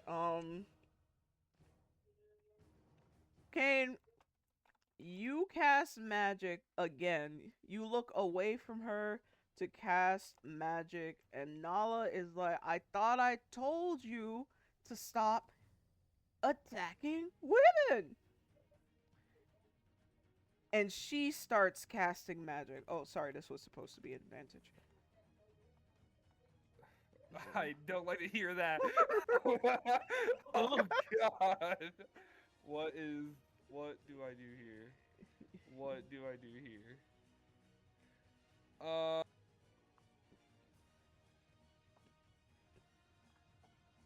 So tired. Okay, let's see. What can I do? I think my best course of action is to just to try and dodge. That's don't have a lot of actions.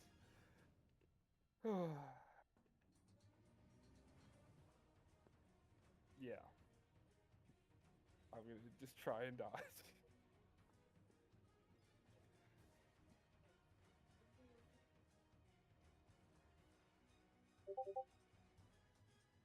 Is that a 6? Yeah. Okay, I'm a Diaboli. Can I get a dex roll? Your choice, dex or con.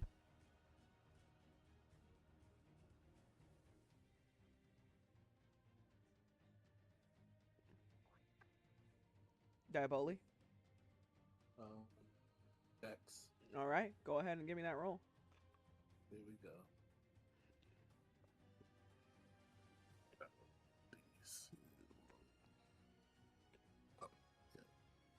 Roll 1 plus 2. Of course. Okay, cool. So let me move this up. Guys, pretend that the battlefield is just a little bit bigger. Oh.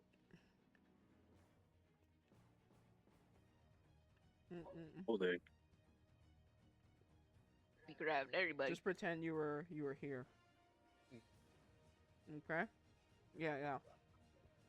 So Nala cocks her fist back, and as foretold earlier, Cain mentioned that she was an air magic user. With a strong gust of wind, she sends a concussive blast directly into Cain's chest, sending him back against Diaboli. None the wiser, also gets knocked by the wind, pushing them back over here, basically on top of one another. You're both knocked prone. Okay.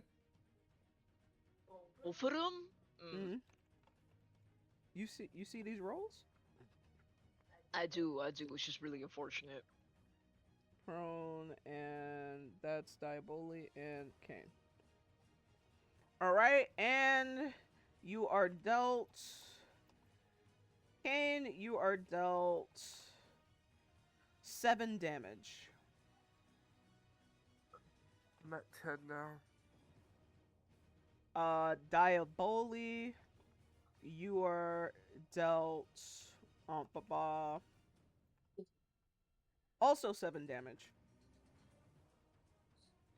14. It is now Bentley's turn. Oh. Would I be I'd like to go over to Cain, and I'd like to do a novice medical first aid to try and restore some of his HP, because I think his was lower than Diaboli. Yeah, it is.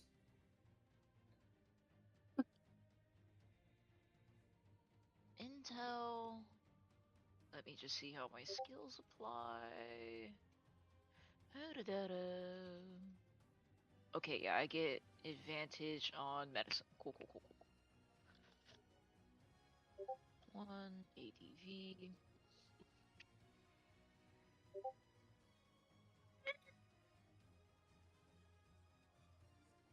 That lands. What do you roll for health? Let me see. Apologies. It says restore minor HP or stop bleeding, but it doesn't specify the roll.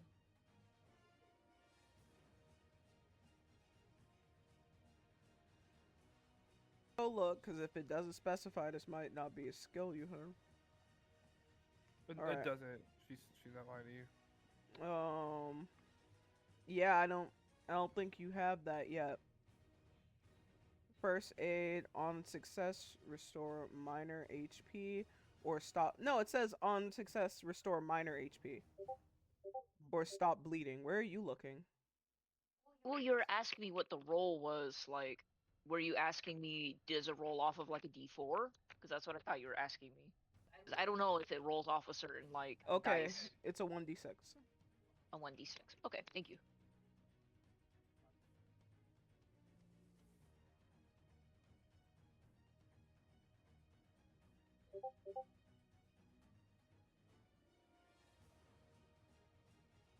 Okay, I'm at 13. Cain is up 3 HP. Bentley, is there anything else you want to do with your turn? Let me see how far everybody is in my new position. Let's see, 5, 10. I'd like to use my Allorecraft, Menacing Glare, force a creature within 30 feet to make a DC 13 Wisdom save or be frightened for 1 turn.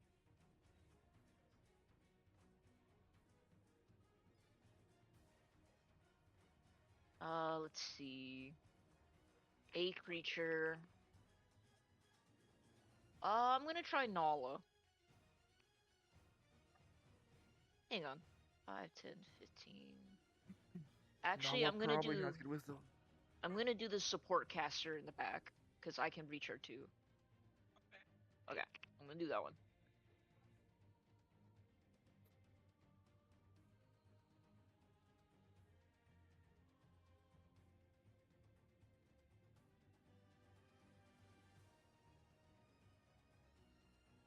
Let me know if y'all need shit talk breaks. Talk breaks. Let's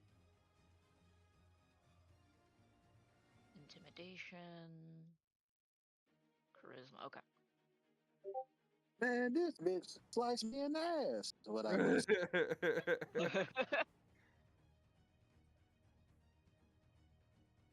What is who are you doing? Annabelle need to roll to.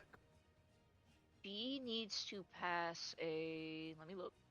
I believe it's a DC 13. It's a DC 13.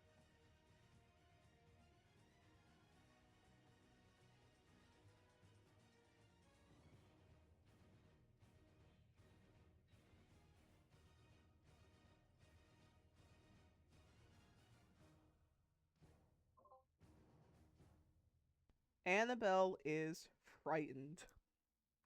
Yay! How long does she stay frightened?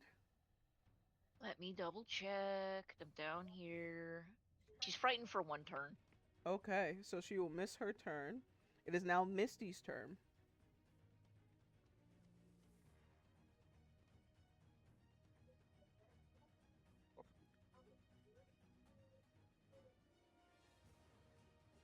I would like to use my my beastcraft and summon Polygod summon. So I would like to cast that, please.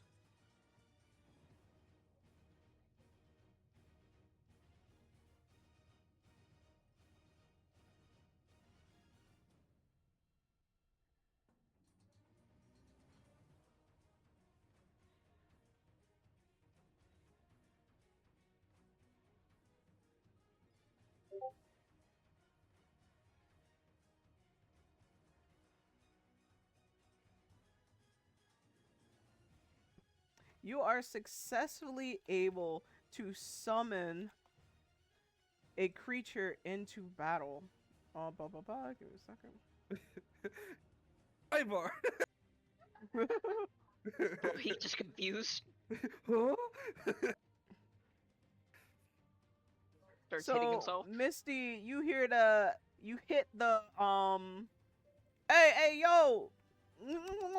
Something come help me! And through your art of attracting predacious creatures, you summon the tough, the menacing. Mouse. But It's hold a on, must. I'm trying to get the image to upload. Oh wait, I don't have to do all this. I could just do it on my Canva.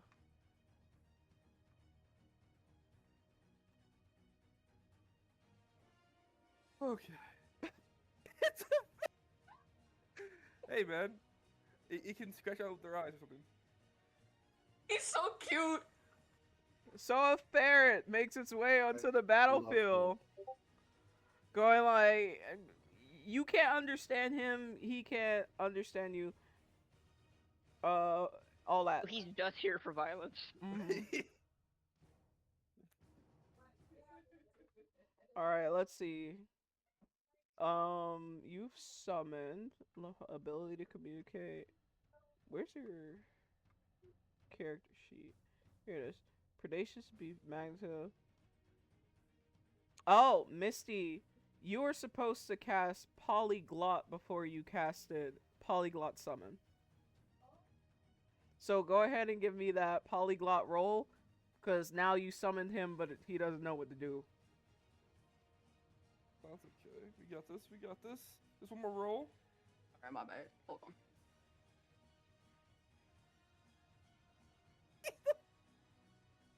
The gift you said is hilarious. Which one? The ferret? The ferret is like the bounce it does. He's intimidating. Yeah. If that's what you want to call it, dude. All right, Misty, that is enough to cast Polyglot.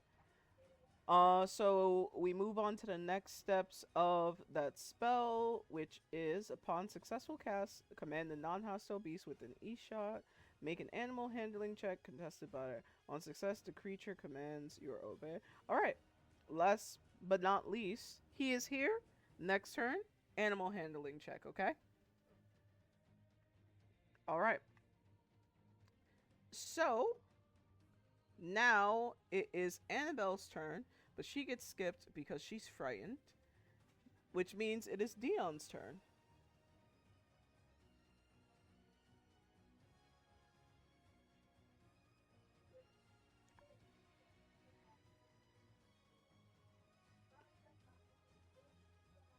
Dion?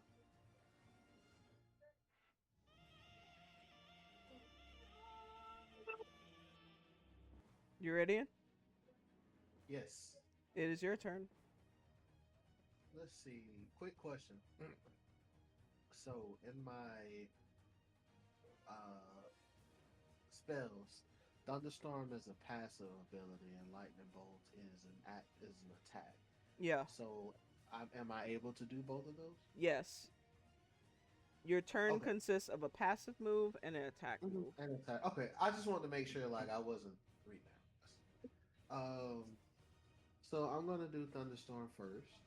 All right. Go ahead and give me a juicy wisdom roll. Straight juicy. So juicy. So delicious.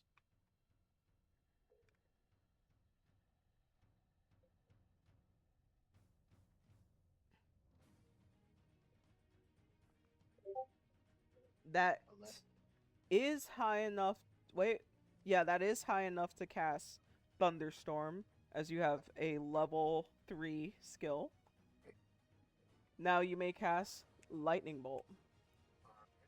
And I'm going to target Ivar, Nina, and Nala. Go for it.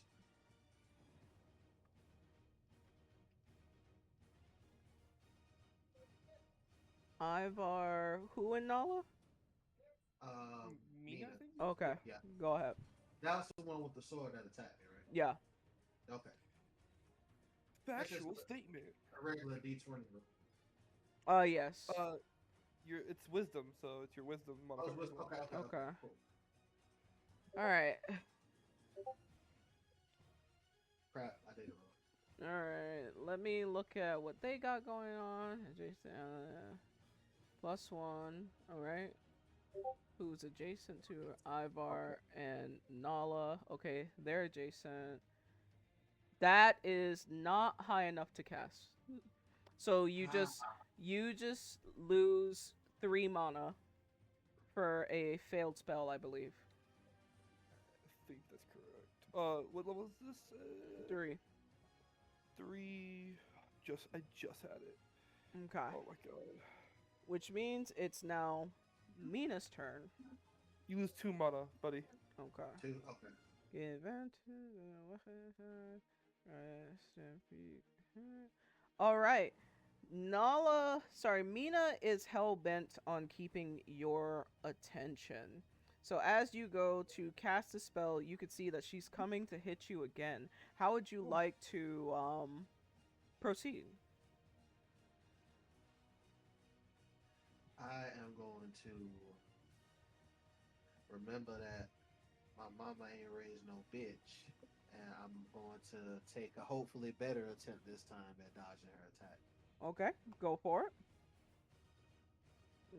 Plus, Mina's stuff is right here. Okay.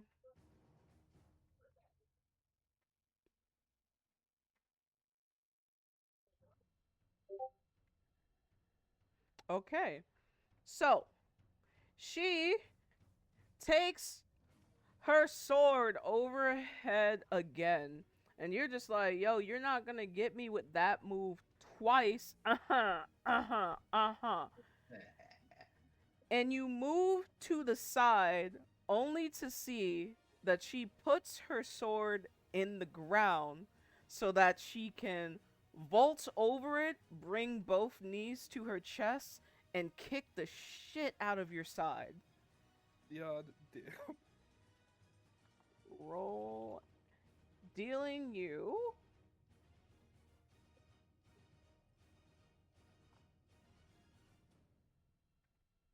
2 damage. 2 damage? Yeah. Oh, nice. I mean, not nice, but you know. Better than nothing. And the Or round better than bad. the round restarts at Okaroon. Okaroon is about let's see, Nala just did some work on both Cain and Diaboli. He is also gonna be here doing work. And Bentley just frightened the support, so Bentley. Yes. Yeah. Bentley. He's coming at you. What would you like to do? I'm scrambling the fuck out the way. He kicked me down last time. So a dex roll? It looked like he kind of hurt. Absolutely. Go for it.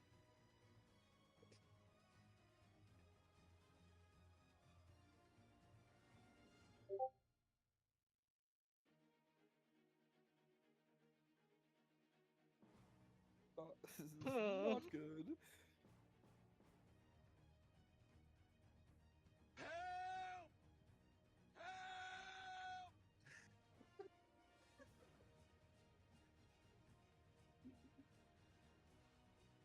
Bentley, this time you don't get so lucky. After demonstrating your ability to fight and stab and scratch, Okaroon comes at you like a man, and as you're getting up from healing Cain, you take a crushing elbow to the side of your cheek, dealing you 11 damage. God. Oh my lord! Oh, my God. Oh my god. I don't feel too good, guys. What's your health looking at? It's 8. Ay, ay, ay. Ooh, And then what I'm doing next turn? Hey, it's got some kick to it. my character from across says, "Hey, Bentley, did that hurt?"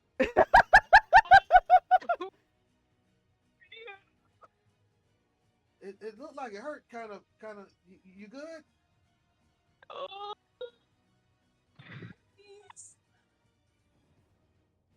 Just remember one thing: don't die. Don't die. So now that would mean that it's Diaboli's turn.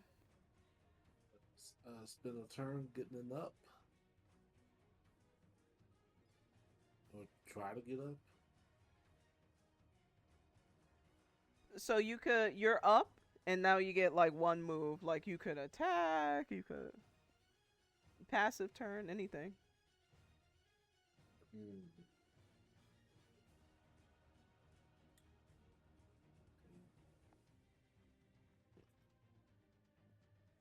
I cast a turn at Cain. And I looked at him like, alright. Yeah.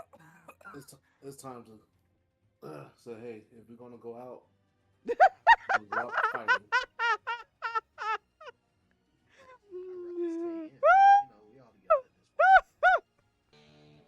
at this point. Yeah. I'm right behind you. Go ahead. Oh my fuck nose. Yeah, so my cast has turned to Cain.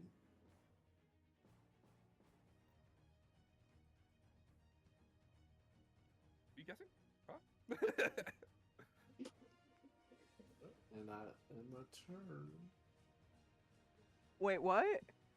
Wait. I cast it, right? What did you cast? He said, oh, wait. Hold on. What can I do? Oh, why is that cast? Daddy, could you give me my blanket?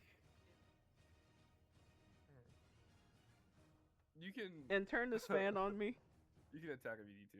I don't see anything Well, that. Well, I can't really attack because everyone's far. That one. You can move up to 6 boxes, buddy. You can reposition yourself for your next attack. You can turn it a little higher. You can use your dagger again. But oh yeah, I could potentially throw at it. Or you could just walk to someone and stab them. Yeah. Oh, that's a good idea. These motherfuckers know how to use a dagger. Instead of your DM movement, Grace, you lose if your, someone one of your catches that, it's over. Alright. Well, you do have blink step. Remember that, so you can move around and stuff. Well, he Well, lost his I thought- passive action. What? That's what Right. you had to get up. You lost your passive action. You still have your movement and action. Okay. So. Onyx on the side asks, "Is everyone okay?" Cain is coughing up so much blood. So Bentley, you look so awful. I step up to Okoro and I attempt another attack.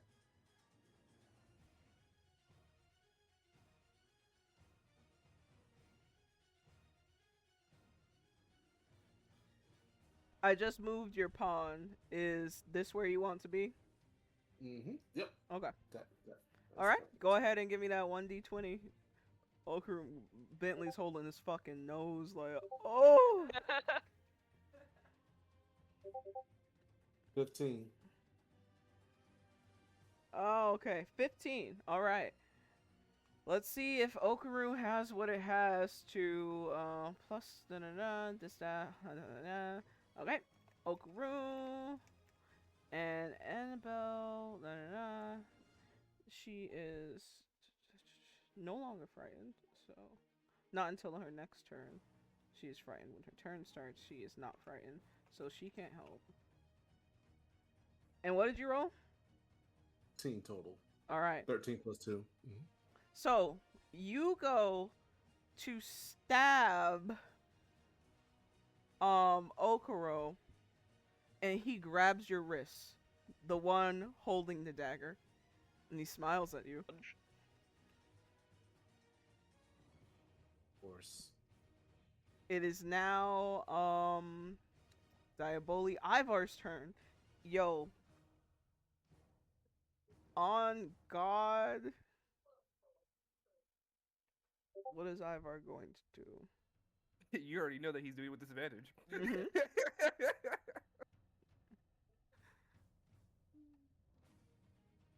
All right. Ivar's attempting to hit you again, Misty. What would you like to do? 120 this. Going to dodge again. All right, let's see if you're successful.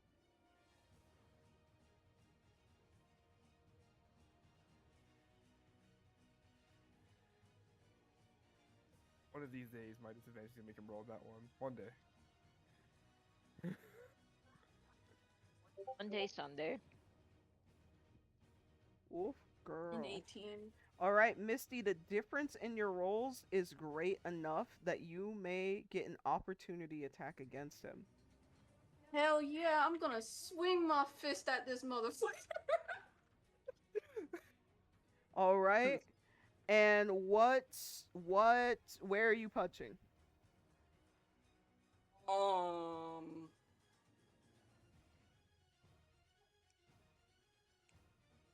His face.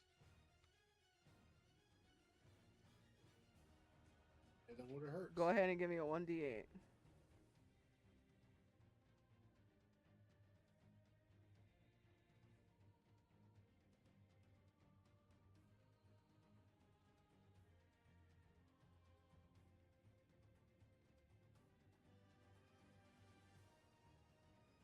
That was a 3.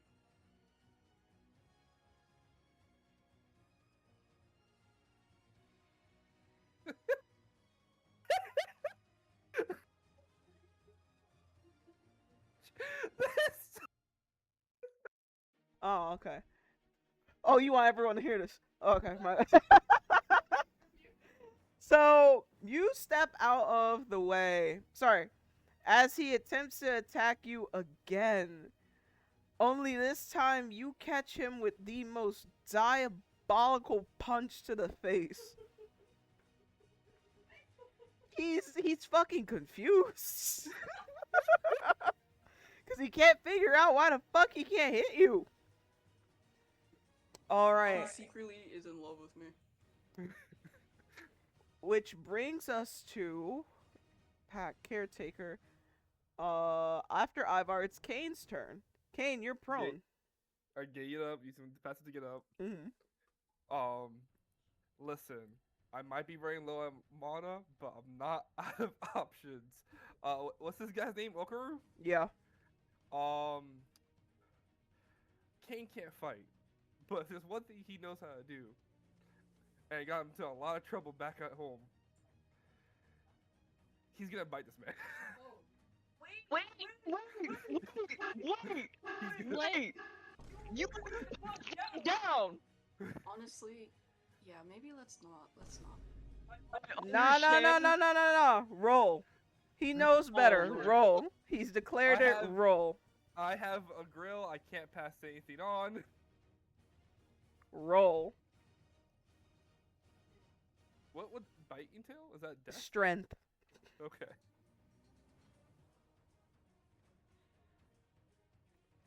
I think that's my strength. I need to double check real quick.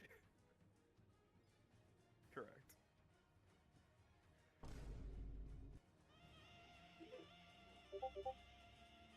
Why did that I roll a 19? Where was this earlier with my magic? Let's see.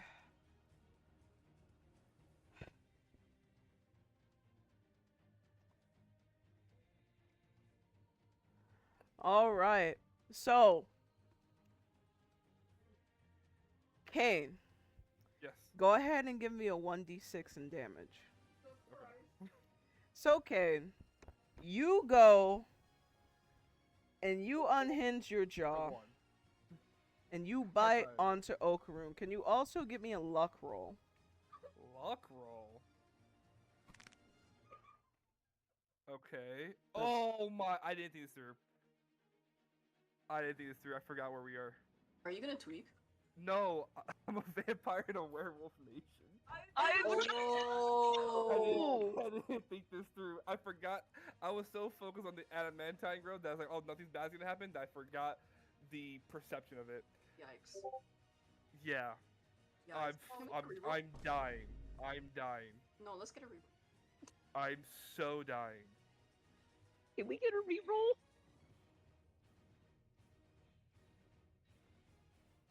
I did not think that through. So, Cain, when was Yami's last reroll? You know, it's been 30 minutes. It was a while ago. It was a while ago. When was the last reroll? First of all, 30 minutes. it was a while ago. It was a while ago. What's the timestamp on these? Question. Let me see. Do you have TFS? Does Twitch think have they do. timestamps?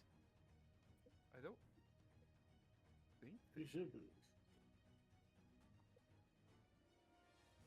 Reroll. I see the last reroll. Also, I request to cast Magic Missile.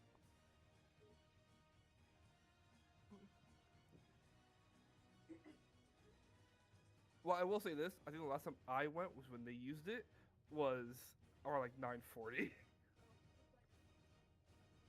I'm pretty sure that's the last time I went. Screenshot it. It's definitely been. I know. Alt print screen. Oh, you know what? I can do this. I can look at my last roll. That has a timestamp. Yeah. So they helped me re-roll. This was Max's re-roll. So who's the? Hold on, keep going. So it was this one here, which was at 9:25. Yeah. Okay. All right, Yami, you are successfully giving a reroll.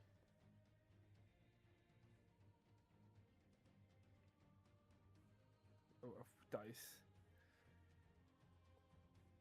This is really bad. I did not think this through. I wrote the same thing. Oh, might as well kill Cain now, bro. Tim, Just are kill you him in now. the All chat? right.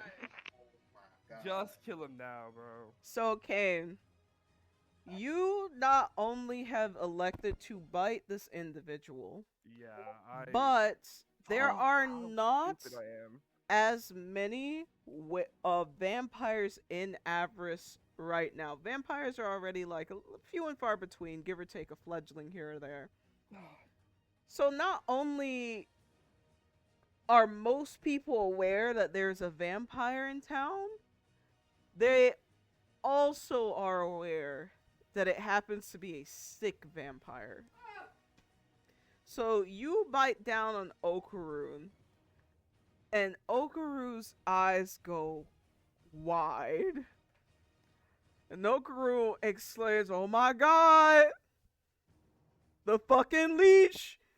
The fucking leech, he bit me!" And you can see that he is wolfing out right now.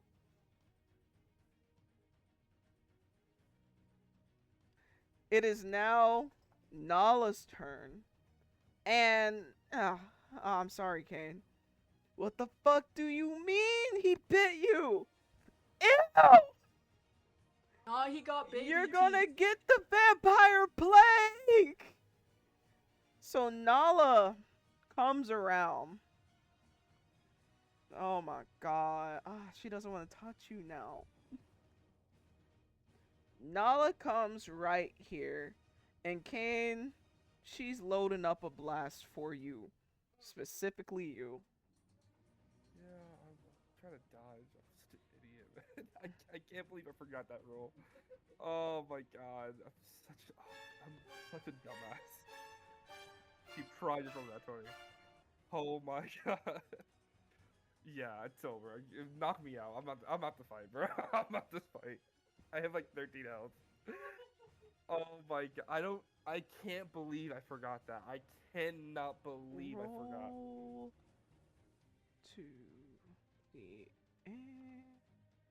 Cain, she cocks her fist back and with all the concentration in the world, unleashes a gust of wind so powerful that once again, you are knocked back. Boom! This time dealing you 15 damage. I am down. Sorry, gang. Didn't think that through. Oh shit, is he dead? He can be stabilized. This would be a great time for you all to review the death saving throw rules in my Can I campaign. go over there and use my this medicine skill really came in handy. and you got it right before the campaign. It's almost as if we knew, but yeah, I'd like to do let me go down, there's a word for it. Yeah, patient stabilization. On success, stabilize a creature at 0 HP, preventing them from dying until they can receive further treatment up to one sequence post combat. Right, so we're skedaddling over there like, oh god, Cain, fuck, okay.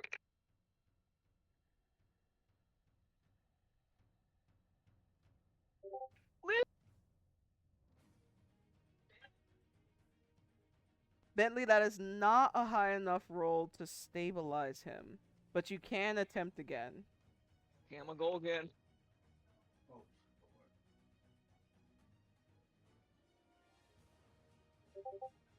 How do you stabilize a dead person?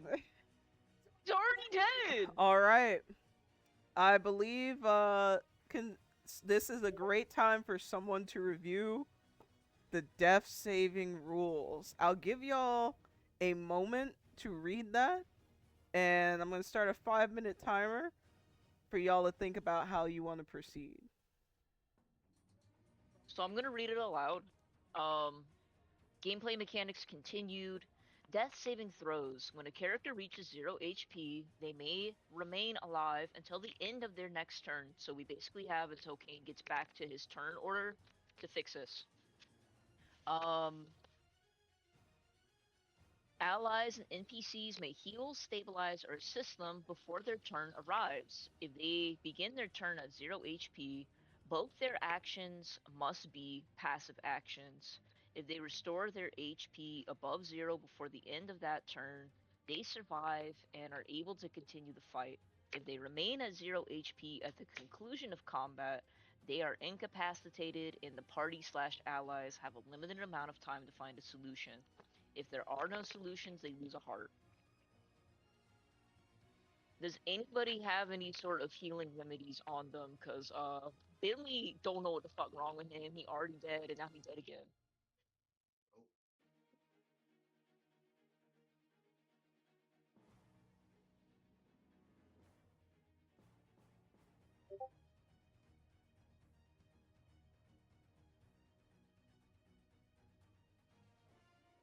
Does a first aid kit help? Yeah, that can restore his HP. Am I able to give him the first aid kit? Ooh. I know you're technically on the sideline, so I'm not 100%, but we should also be able to use any sort of skill sets. So, like, if anybody has potions, if anybody has magic, if anybody has first aid, survivalism can be used in a pinch for stuff like this.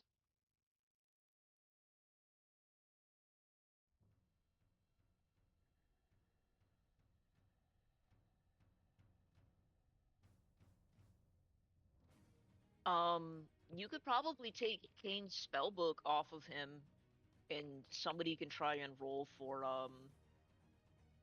what, Moonlight Radiance? That, or since he's knocked out, maybe Onyx can take him out of the combat square and try to heal him. But we would have to ask Ivar if that's okay. Well, he's incapacitated, so he's out technically. Yeah, I mean, like, if you want to just, like, drag him off of the battlefield, you could probably do that and render first aid to him. I don't feel like that would be... He's kind of already concussed, so I don't feel like that would be as big of a deal as if you're trying to pull people who are actively in the fight.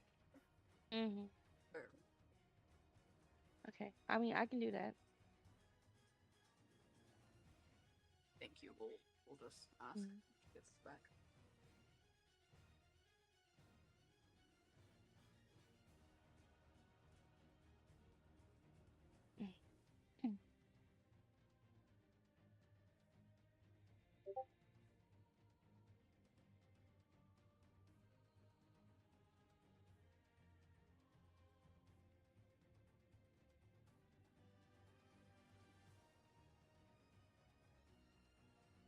So do I?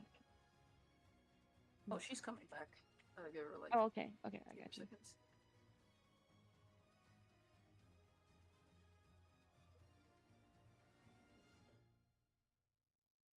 Hi. Have y'all decided what to do? Yes, I would like. decided to get my first aid kit to Cain if I can. All right. So this is Onyx is giving her first aid kit to Cain. Wait, no. Since Give it to Cain because you can't use it. Since he's out, technically, we would want Onyx to drag him out of the combat Oh square. yeah. Like, take care of him. Mhm.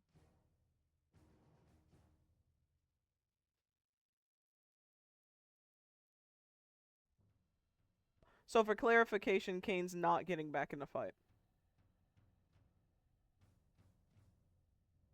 Unfortunately, well, no.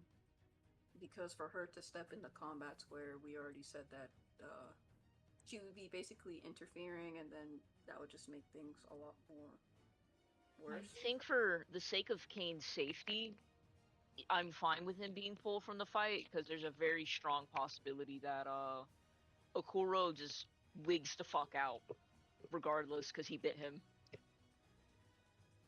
So I would like Onyx to take Cain out of the fight and heal him, please. Okay. All right. So Cain is removed from the fight. Let's wait for a second, so I can role play. Benz, it's your turn. I used both of my turns to try and heal him. Oh, you're right. So that means now it is Misty's turn.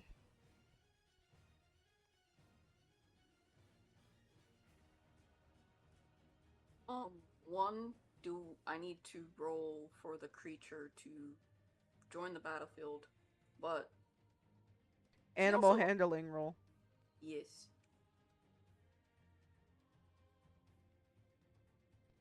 Can that also be considered a nature roll? No, it is an animal handling roll.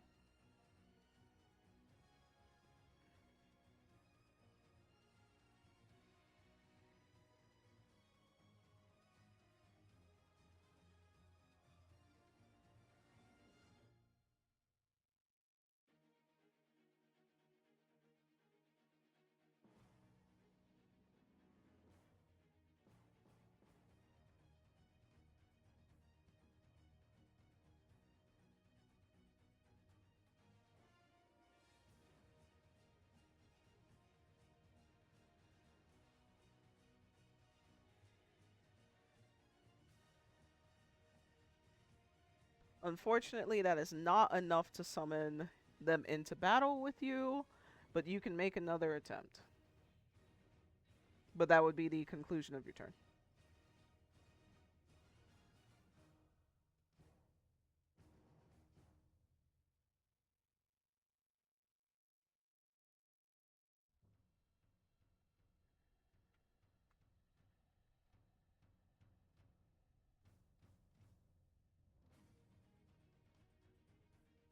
Okay, so let me cast Umbermancy.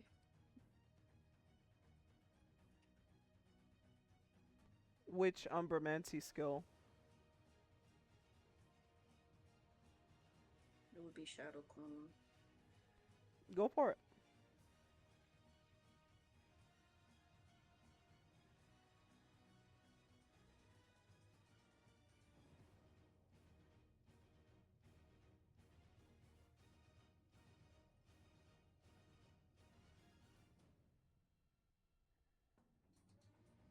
Alright, you are down 3 mana. Or 2. What level is your Umbermancy?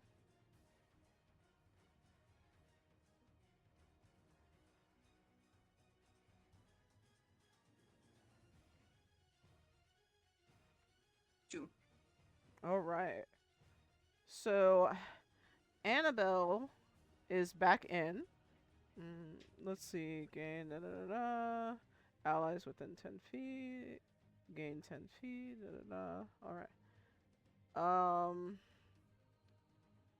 two.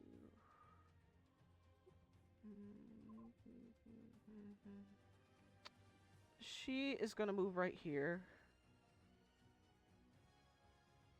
Yeah, she's gonna move right here to take a look at the wound that Okarud is tweaking over. And she is going to attempt some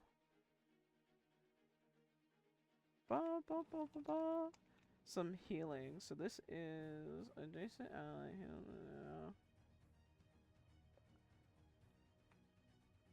All right.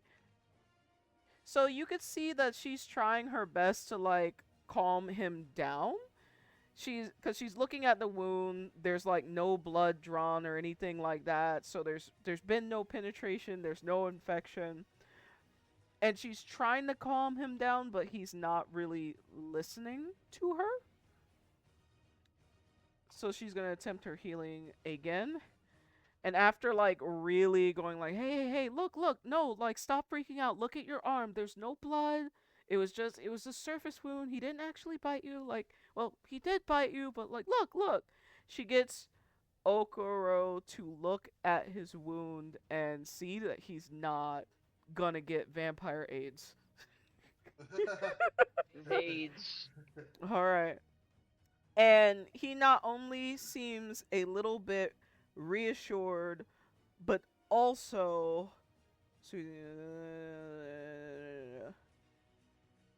yeah. But also a little bit refreshed. Do with that information what you like as you traverse through Avarus. Meaning that it is now Dion's turn. Okay.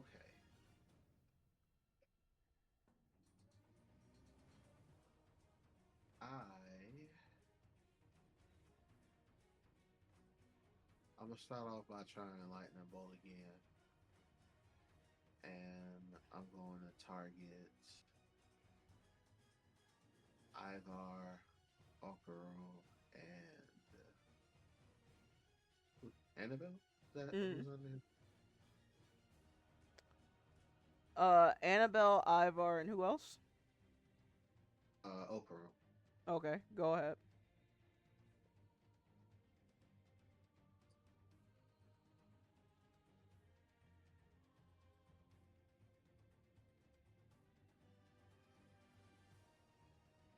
Oh, Alright, that's a fizzle. Damn. -2 mana. You can attempt again, but that will be your turn. Yeah, I'm gonna attempt again.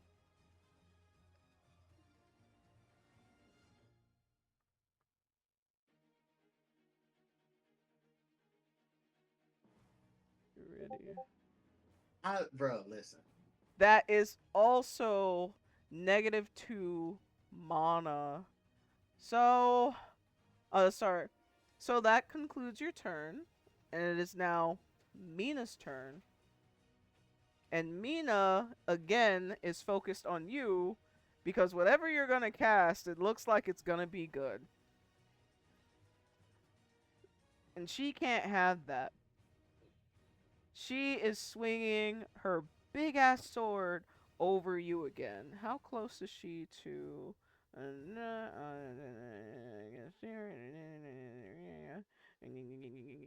Alright.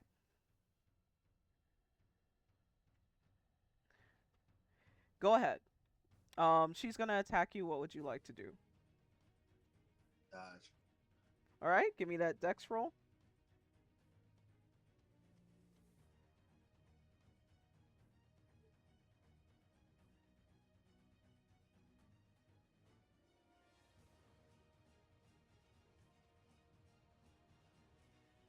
Okay.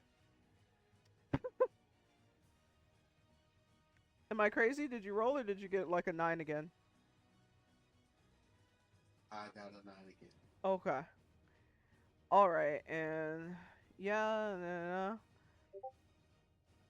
So, Weapon attack. Da, da, da. This time, it's a pretty heavy attack. Her blade hits you on the shoulder. It goes in a little bit deep, and she jerks it backward, leaving a huge slash on your shoulder area. Can I get a con save? D20. D2.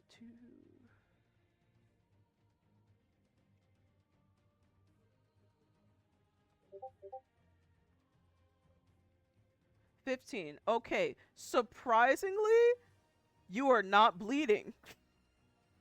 However, this attack does a whopping 15 damage to you.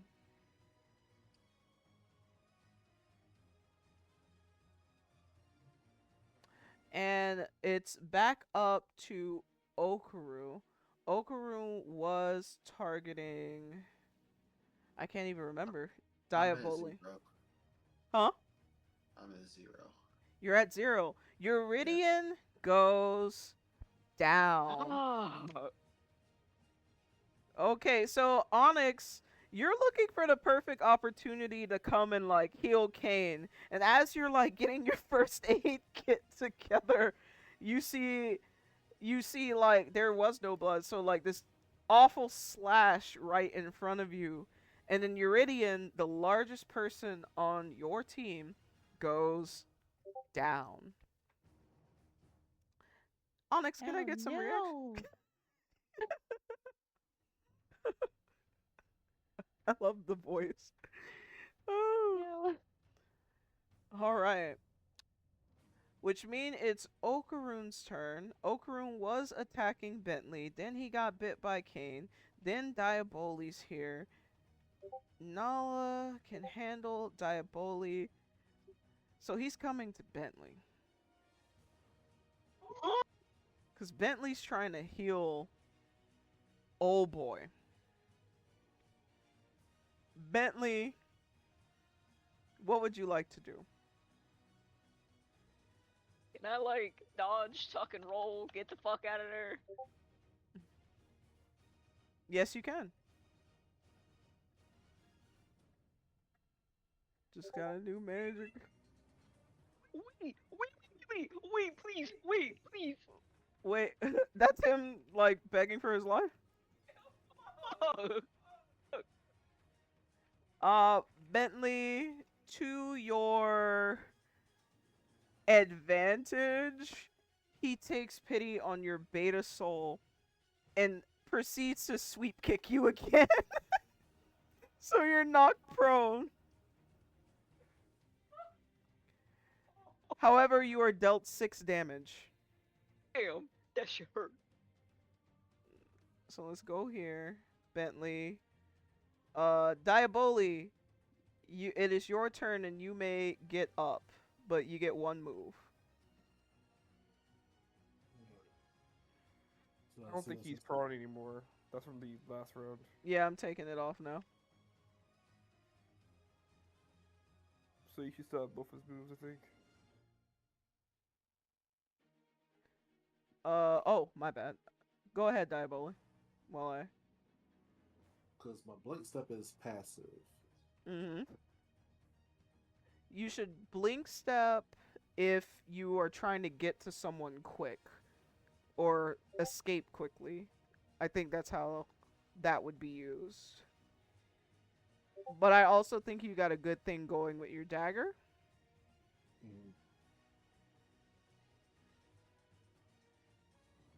So assess the situation. See, Cain is out. So is Dion.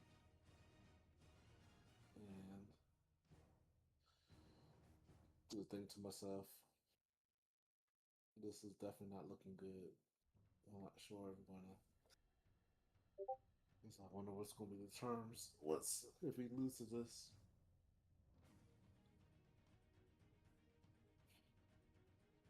So might as well go out fighting. So I look to my facing direction. Technically, my right would be now the cat that's next to below me. Yeah. The blonde. Mm. Go for it. So I take a swipe at Nala. Oh, Nala. Okay, Nala's the brunette. Oh, Nala's the brunette. the So who's oh, it was yeah. the blonde Annabelle. one is the healer. So I attack Annabelle. Okay, go for it. Give me your dice. Your dice. Roll. 20. God.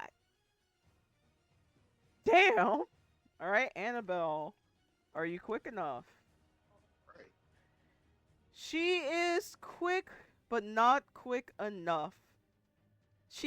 After she heals up Okaroom, she kind of knew coming over here would put her in harm's way, so she's looking for a place to get safe, but she doesn't move in time to dodge Diaboli stabbing her.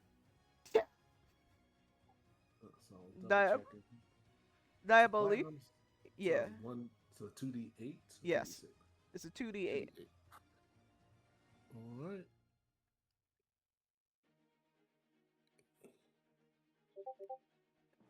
Dealing her 13 damage. And let me do a con roll.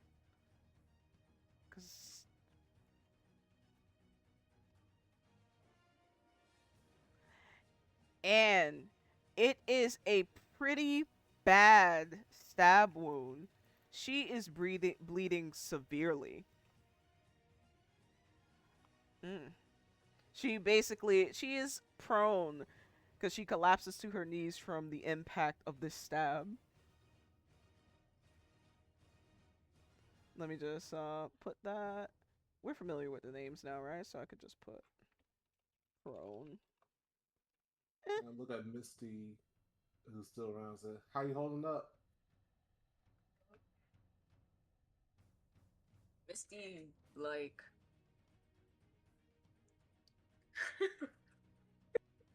she looks at Diaboli and she's like, "Yeah, I'm still standing, but I don't know. Looking at Cain, I'm looking at Dion. I'm about to throw in the towel."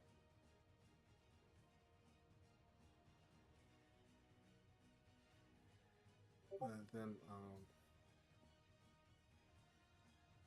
let's see. I don't have that ability, unfortunately. Out of character, yes, I haven't taken any damage, but all right. It is now Ivar's turn, and upon his turn, he goes, "Wait! And it's like the what do I say? The record scratch. Wait. The record scratch. Hold on, wait a minute. He goes, hold on, wait a minute, wait. And he leaves his spot next to me, opportunity attack. Damn. And he comes running over to Cain. Oh. And he kneels next to Cain. And he goes, wait. He's just a fucking vampire. You know they're stupid. They don't know better. He said my dog don't bite. My God. But he looks over to Annabelle, who is currently stabbed, and on the floor by herself. He doesn't seem particularly moved by the fact that she's stabbed, but you know, it's like the acknowledgement that she's down for the count. And then he looks over to Onyx, who admittedly is a little startled, but you know, you were preparing your first aid kit, and he picks up Cain and goes over to Onyx and says, hey, patch him up. Ivar has left the fight. Oh, okay. Go ahead and give us your first aid kit roll. God, he's fucking Okay. stupid. He can't help it that he bites things. He's a vampire. They got that stupid hissing thing going on. Oh yeah, they canonically talk like this. Yeah, all vampires lisp It's in my campaign. D20, right? Yeah. Okay.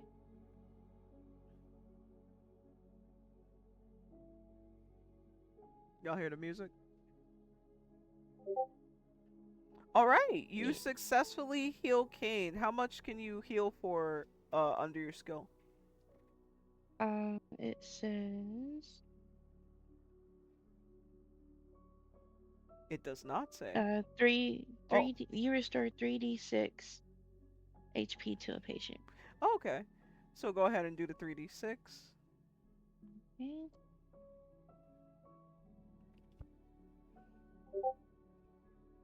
You stabilize Cain, and he regains 10 HP, so he is conscious. All right, do y'all hear the music? Can y'all I hear hear that? it now. You do hear it? The sad music. Hear like a little piano chord. Mm-hmm. But Ivar has left the fight. He's exited the combat square, therefore he is quote-unquote disqualified. Which brings us back to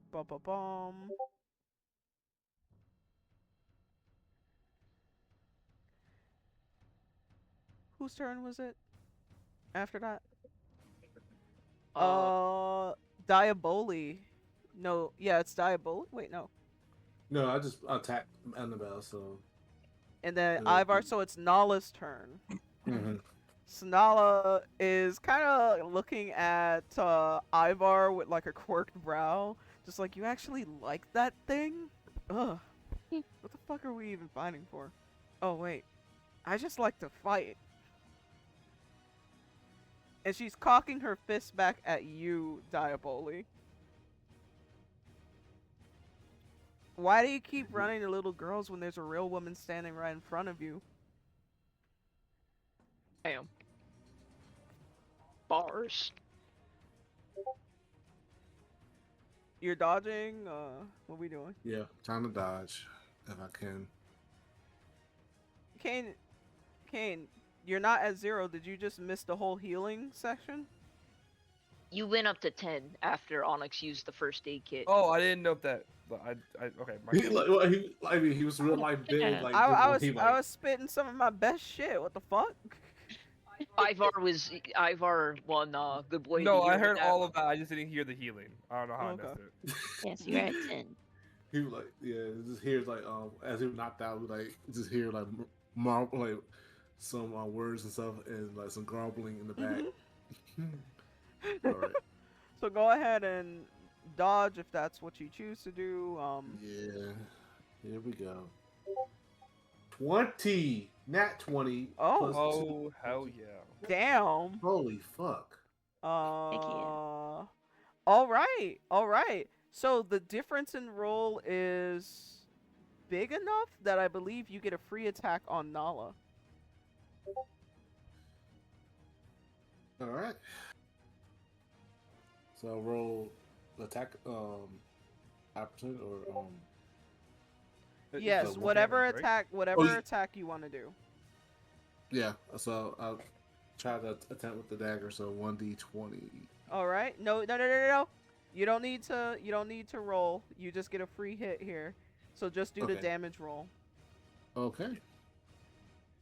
The perks of rolling that 20 when you dodge it. All right. You deal 8. her 8 damage. Damn. She hisses in pain. Do you have any taunts that you want to say back to her? So she said that, oh, I'm attacking girl in low room right here. Well, in my well, where I come from is fair game. You only fight to survive. But if you insist of focus on you, then I guess you'll manage. Puts the Riz button away. All right. So now it is Bentley's turn. Bentley, you're prone. Okay, let me 1, 2, 3, 4, 5. Okay, Bentley's going to get up. Then he's gonna go over to Eurydion, and he's going to use his first aid skill to try and bring him back up.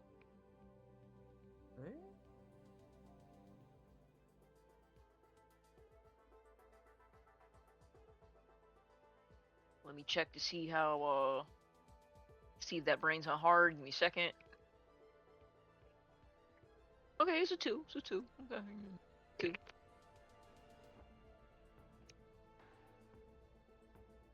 Eurydion, please! Hey. Okay, that's a 1d6.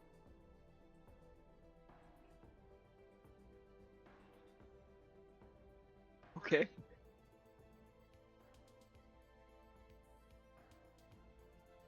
Ian is at 3 HP. Hey. Okay. So now it is Misty's turn.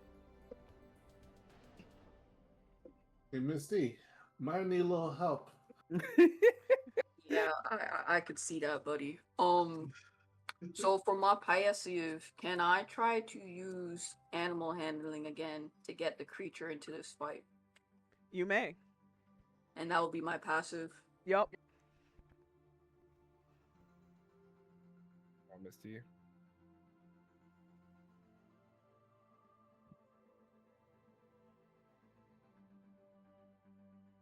Oh yeah, you moved over. You were right here. I yell to Misty. Misty, whether you get this creature in or not, take out the healer or Okoro. They're both nearly Misty. knocked out. Misty is trying her hardest to talk to this animal to try and get it to fight, and she is quickly realizing that it might be easier to have a stable relationship with an animal to ask him to fight versus trying to rely on strange animals.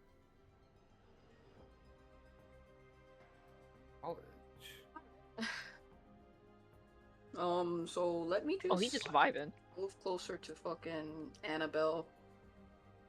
Okay. But Take her out. yeah, she gonna look down at her. I am so sorry, girl. But I am gonna punch her. Alright, go ahead and give me that juicy strength roll.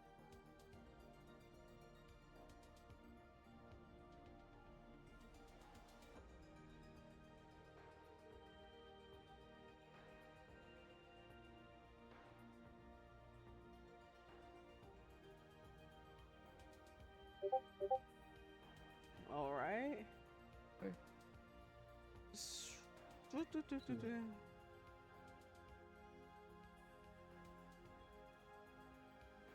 So, Annabelle's sitting there with a bleeding, practically bleeding out. She's probably taken the most aggressive slashing damage than anyone else on this battlefield so far. And then she looks up. She's in your shadow. And you're just like, eeky weeky good night, like. And she braces for impact, but she's pushed out of the way by Okaru. And he basically uses his forearms to brace against your punch. And he says, you know, you're sitting there, your fists against his arms, and he's just like, Annabelle, get out of here. We have this under control. And Annabelle's gonna go, and she is going to remove herself from the fight. She's like crawling. Annabelle, no! The supports got fucked up this game. Oh my god. Leaving Not the Nala, dragon. Not the slow dragon. Bentley, Eurydion, Okuru, and Misty in the fight. Bum bum bum. Text. Let's get Annabelle out of here. Which means it's Misty's turn. Eurydian's still down. Bentley is down. Did Eurydion bring Bentley up? Or Well, Bentley yeah, bring Eurydion up? he's up, but you know he's technically he needs to like get up. Oh, got you. You mean prone? Okay. Yeah. Okay. I thought you. So let's see. She's in a very good place right now. Yeah, and y'all are lined up, so she's coming at both of y'all. You see her sword coming overhead. Eurydion, Bentley, what would you like to do? Hopefully not a double kill, please. No, double kill, please. Whoops. I cannot naturally. Just look up and it's fucking guillotine coming down. I'll give my best dodge roll that I possibly could in a situation like this. Viking.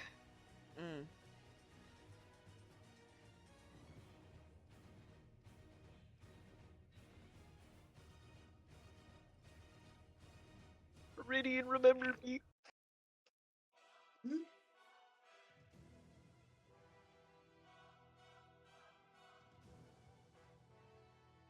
Not great. All right. Eurydion survived. All right. So she brings her sword overhead, and the first thing you notice is it seems like her sword's facing the wrong way. She's deciding to use the blunt end, which turns this great sword into one hell of a great hammer and or bludgeoning tool. So let me get the Bentley, you are unable to get out of the way in time, so you take the full force of 16 damage.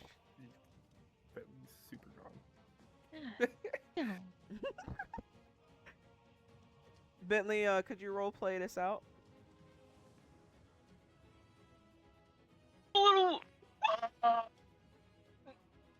Silence. He's in a crater. He's gone. He is obliterated. His bones are scattering the plaza. There's nothing left. 16? My boy was at 2. He's an idea on the ground.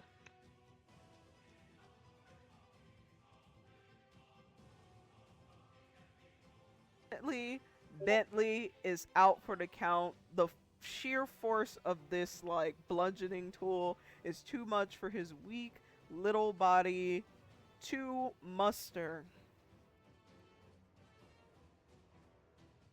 And unfortunately, Eurydion also eats 16 damage What? Crazy. as a Double nat 20 kill. hits. You try Eurydion. What? Double kill. Oof. And these two are down. Which means that it is up to Misty and Diaboli to carry. Y'all got this.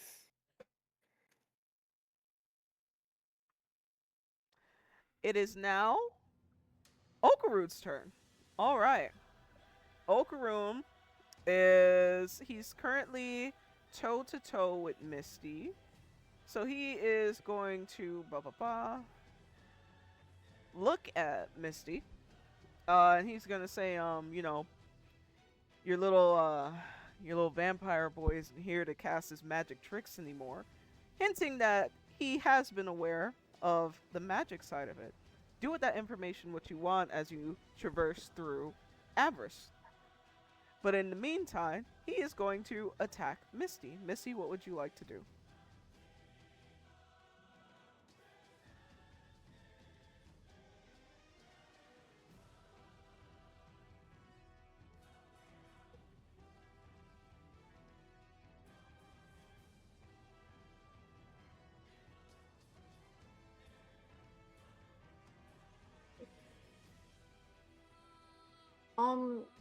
Misty, it's a 2v3, bro. And Bentley is down, and Dion is down. So, like, can I ask Onyx to try and drag Bentley to the sidelines to also heal him?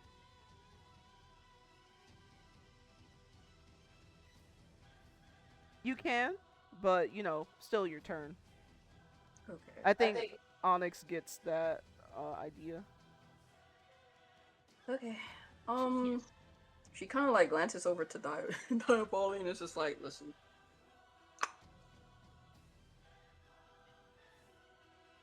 May I use like investigation to see if like his health, like how much like damage he took or something like that? Okay, you may.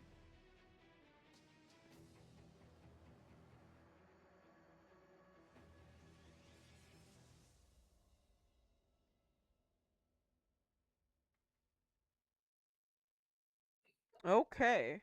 So, Misty, you put your alpha leadership brain on hard to assess the situation. You activate your Sharingan, your Byakugan. You're able to see 360 degrees except that 1 degree at the back of your head.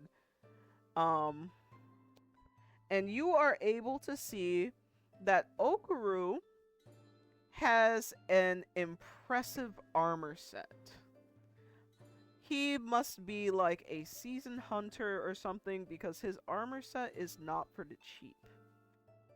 You are also able to see that Nala has only taken damage once in this fight, and that was when Diaboli just slashed her. So she still has a lot of fight left in her. And Mina has taken no damage at all. And with Eurydion and Bentley down, she has her eyes set for you. You are also able to see that while you haven't taken any damage, Diaboli is at a little over half health. That's all I needed to hear. Give me 1 second.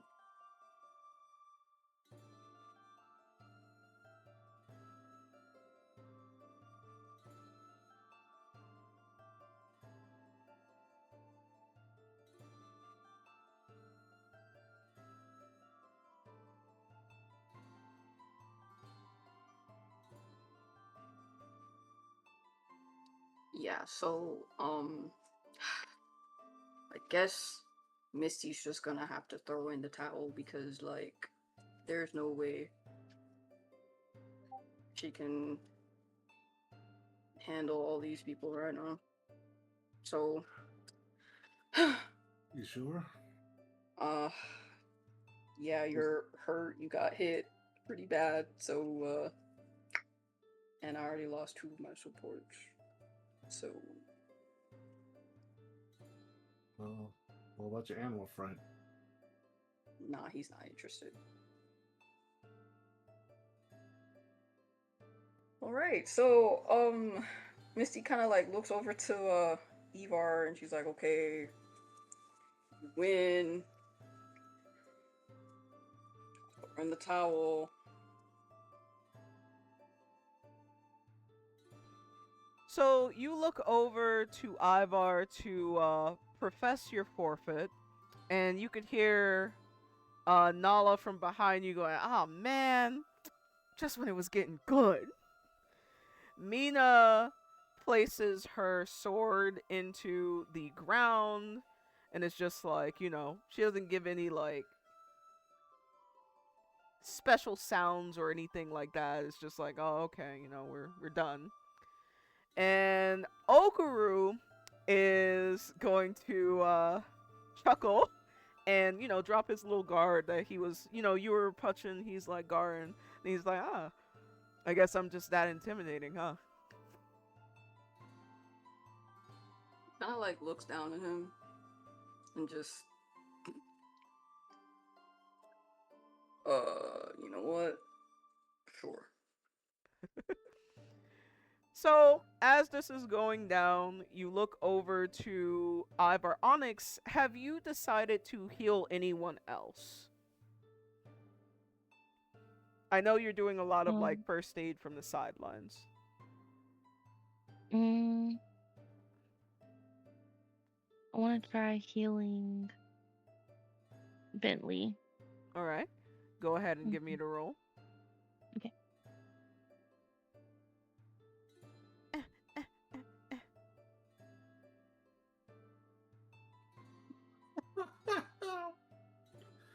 Animation.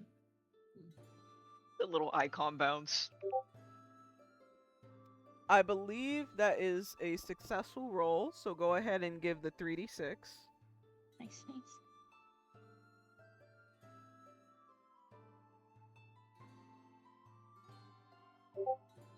Bentley is restored for 9 HP.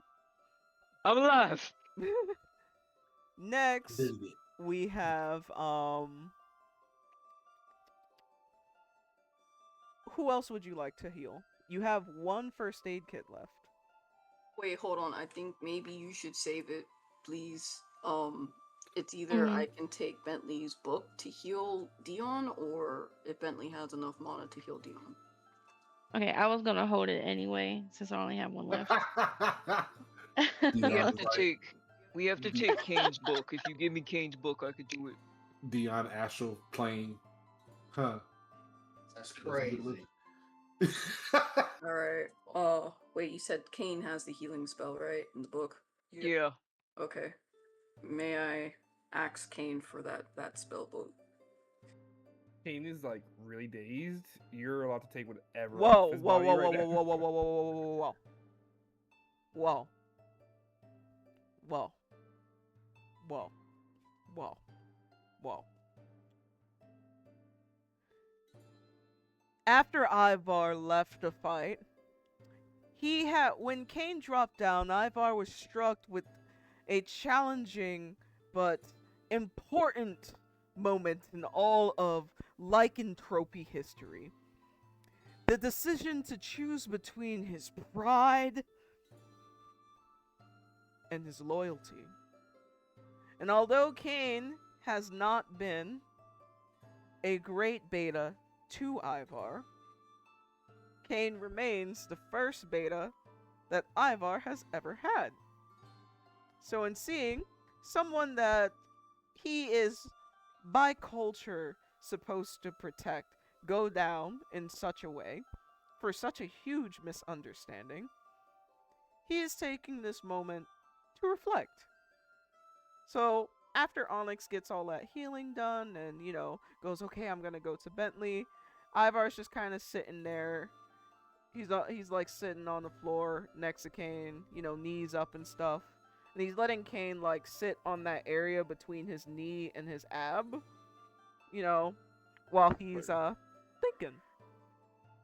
So you ask Cain for the book. Cain is extremely dazed in this moment, and Ivar says, yeah, no, it's not gonna matter.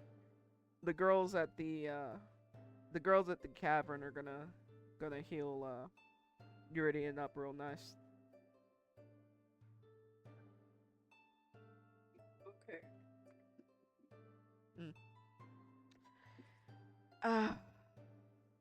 So I guess I win. Yeah, I guess. I went from not having a pack a week ago to now having a pack of 6 people.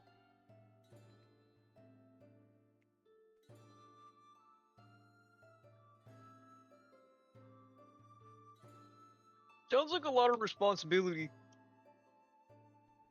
So players, having engaged in, let's consider this your first high stakes battle as you arrive to your destination of Avarus, what's going through your character's mind about their performance, the results of the performance, and overall how they envision themselves working in the future?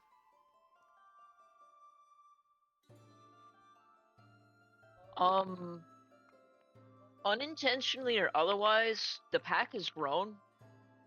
So a part of Bentley feels a bit satisfied because he needs to learn how to work with larger number sizes.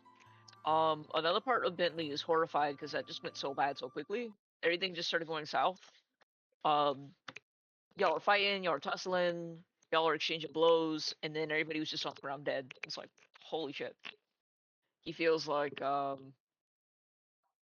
he's very perturbed in that regard because that was just very like quick, and he's kind of ruminating on, okay, what went wrong because that went south so quickly. So he's trying to think like, oh, like, do we need like potions? Do we need armor? Do we just need to get good?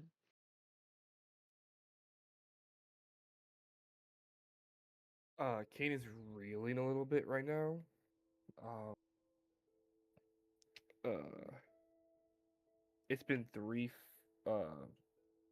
battles in a row now where he's been more of a liability than a support. Um, this fight happened because he was a part of a different pack and disappeared. He tried doing his best supporting, but he can't really defend himself when it comes to being targeted, and so he's usually the first one out, being useless to the party or to his allies in combat. So he's very much reeling. And then he made a very illogical um, choice because he panicked. He was panicking again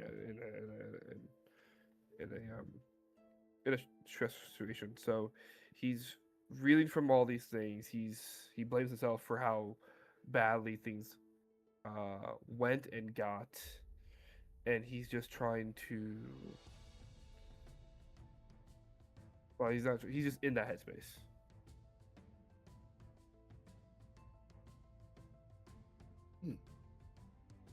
So that's what Diaboli, for him being new to all this new adventure and experience, but well, sort of having to fight after a while since he been on the run lately.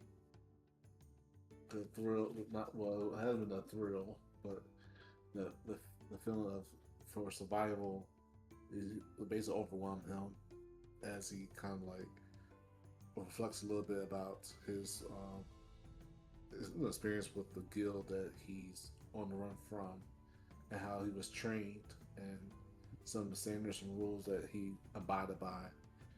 But seeing where he is now, it feels like that he's might end up having to take a step back from fulfilling his goal to deal with what he had to deal with the guild, and wondering with his in this new city, is he going to how he's going to adjust to what's going to happen to him and the rest of the people that he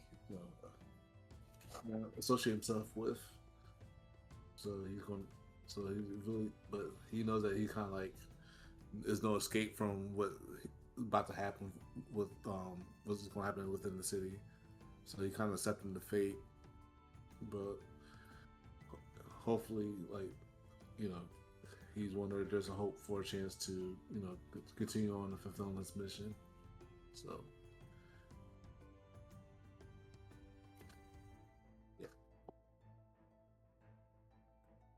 Eurydion is frustrated. It's been a long time for him since he's had took an L of disproportion in his life. So, especially with him coming here with a kind of mission in mind, it's making him rethink a lot about is he strong enough to be able to handle this in his time? What does he need to do to make sure that he doesn't experience this embarrassment again? I was gonna say embarrassed is another way that he feels as well.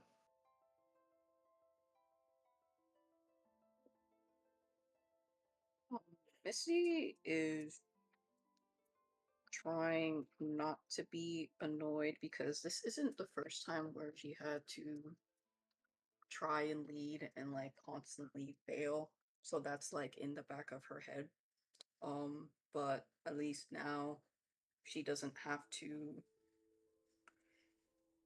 be a leader anymore. It can go to someone else and she can just sit back and just be supportive, I guess, and just let everyone else do what they want to do, I guess.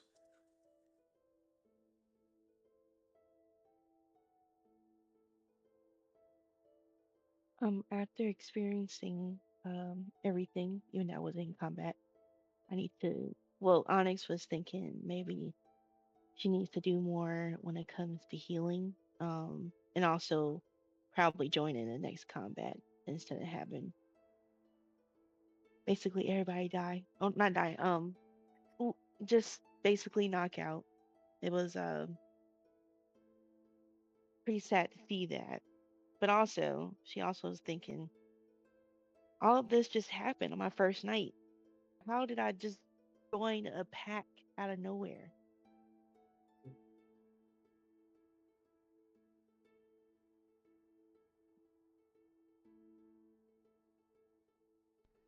So,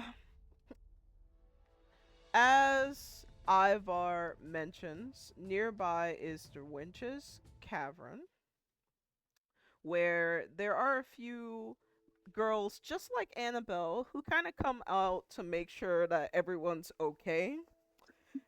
But it is noteworthy that they don't try to interfere until Ivar kind of like gives them the nod of approval. Like, this is my pack, I say what happens to my pack, and I am now giving you permission to heal my pack. So they are able to stabilize Bentley. They take some time to help their nice little coworker Annabelle. Um, and they kind of just work through the party to kind of like make sure that everyone's stable, while everyone's taking this time to kind of quietly reflect on all the things that occurred since they entered Avarus. As this is coming to an end, Igavar is also taking some time to reflect. Because again, he went from having no pack about a week ago to now having a pack of 6. That is a substantial issue for the kind of person that he is. It's almost as if his hubris got ahead of himself. So he looks out to the pack after like Cain stabilized, and he stands up. He smiles brightly, and he claps his head together, and he asks, so, what's for dinner?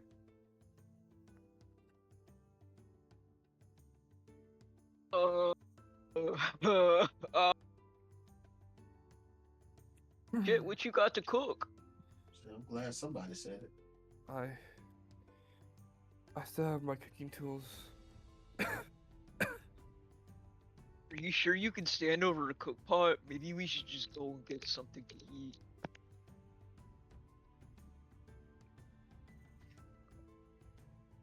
I'd like to be useful if I can. Or I can cook. It should be fine. Somebody please make a decision because I'm sick of this now. Please.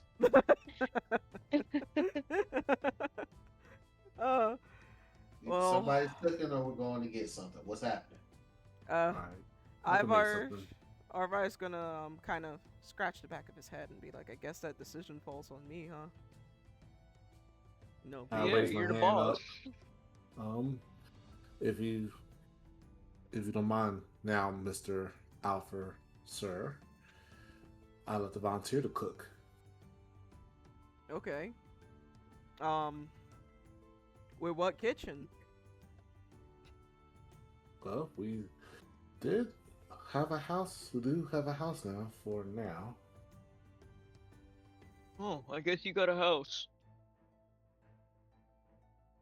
Yeah, we just purchased the lodging not too long ago, correct? Oh, sweet. Yeah, I guess it's almost Forgot like about that.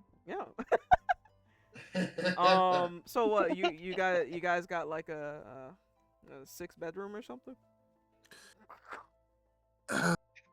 Ooh, Fortunately, we only could afford a 1 bedroom.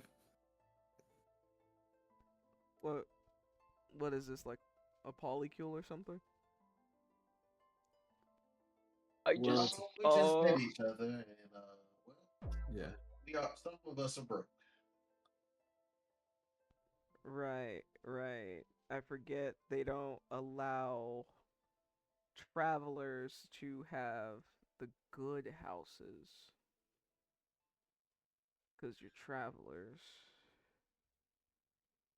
So you you have a wouldn't good have house? access. I don't have a good house, but I can get at least with more bedrooms than one. How is that gonna work? Who is gonna lay with who? We Mandatory, really haven't mandatory, gotten that far yet. mandatory, mandatory question. Alpha decree. Who is gonna lay with who? I was gonna lay on your counter.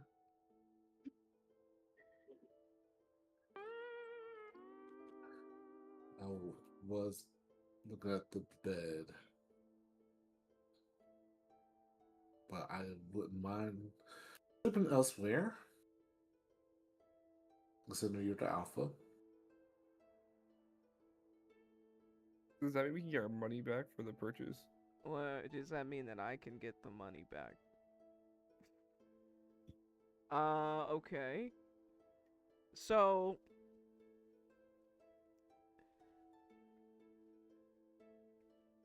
is everybody else just gonna sleep on the floor?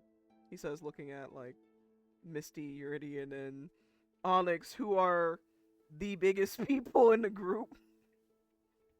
Yeah, pretty much. We'll Yeah. at least get us to tomorrow. Right.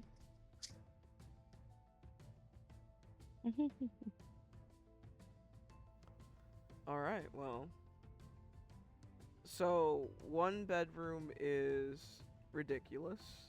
But I guess I can kind of sort of see why you guys decided to go that route, because they don't really have access to the good houses. Travelers usually get up to 2 bedrooms because, like, travelers don't typically come in like parties this large. Most of them are only here for like a night or two, so the warmth in, kind of. At least that's what I think is what is the decision making process behind that. Yeah, if I may, yes, of course, we decided upon the one house, well, excuse me, 1 bedroom, regarding the fact of the security from outside, um,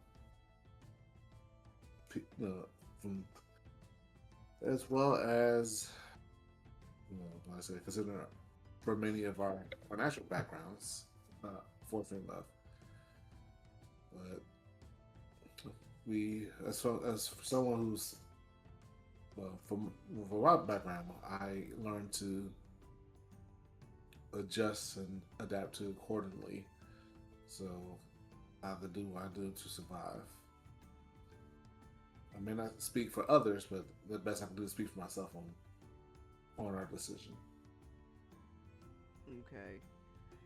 Well, how about if you guys are passionate about your 1 bedroom house, by all means, I will not go against all of the hard work that you did to make sure that you have that place. Mr. Ivor can get us a bigger house. I wanna sleep on the counter. Is that how and you could see he's kind of like awkwardly scratching the back of his head, cuz again, a week ago, no pack. No one depended on him. Now, 6 people depending on him. Mm. Is that how like everyone feels? You think so? Yes. I nod my Yeah. head. Like, Well, um okay. Let me go see what I can do. I don't think I ever talked to Core except for when he told me to get out of his fucking face, so let me go. LOL. I'll be back. So, Cain. Cain, Uh, my man with the plan. uh, Are y'all dating? I was kind of coming back to consciousness. How am I alive? You can thank Onyx. They like wickedly split. Whammo whammo. You have some band-aids. Patch you up a little bit. Thank you, Onyx. I will be sure to repay you with something. So, We'll talk about it later. Yeah. However you wish. I really, I'm glad he cares. I don't know. I to be honest, I thought it was kind of one-sided, but I didn't know. Like you liked him or he liked you. Well, he definitely needed help when I met him. I'm trying to understand the dynamic. He asked me if we were all in a polycule. I said no, everybody said no, but now I'm thinking like, if he's dating you, he thought you were dating us. Are we dating him? Oh, well, I have to hold on. I need to say this in the proper way because Kane's a very interesting character. Well, you know how I feel about you and Misty. I don't know our new friends Stop here. Oh yeah, yeah, you was on that, huh? I don't know about new friends here, but and I also know about Ivar. He's a cool guy, and I don't think we're dating. We never say anything. Oh my god, we might be in a polycule. Rain check. Let me figure things out. Okay. Well, I just woke up. In a polycule. We are not in a polycule, and we are not in a. well, if I may, I would like to find something to eat, or at least find something to prepare to eat. I gotta wait till Alpha comes back. He kind of left us. He That was not very alpha of him. He should have taken y'all with him. we'd be following him like ducklings. Yeah, I think we should follow him because then we can get our money back for the house. Well, where did he go? It's He's not our gone. money, it's his money. Well, yeah, but that's money to be used on us. Well, in that case, I guess we should just follow him for now. To the we are. gatehouse. So, How the yeah. fuck we got a house and then we immediately lost it? It's okay. We're getting a better house, maybe, possibly, depending on how This shit is crazy. how knowledgeable Ivar is on the houses. Yeah. Can we follow him to the gatehouse? Yep, let's follow him. Let's just make him uncomfortable because he won't know what to do with that many people looking at him. Mm-hmm. Y'all can't bully him like that. Yes, we can! That's what I did last time, and it seemed to work out properly, so I'm doing it again. You know we're adopting him now, right? Okay. So you all are deciding to bully Ivar. So fortunately for you, Combat Square isn't too far from Moonbound's Crossing. So it's a little late in the evening, but as you guys get over back to Moonbound's Crossing, you could see that Core is like closing up shop. You know, Tilly's like sweeping out the front porch or whatever. They're about to close the gates for like some rest. and Ivar's talking to Core, but they're talking very lowly. You gotta get in range to kind of hear, but you see a lot of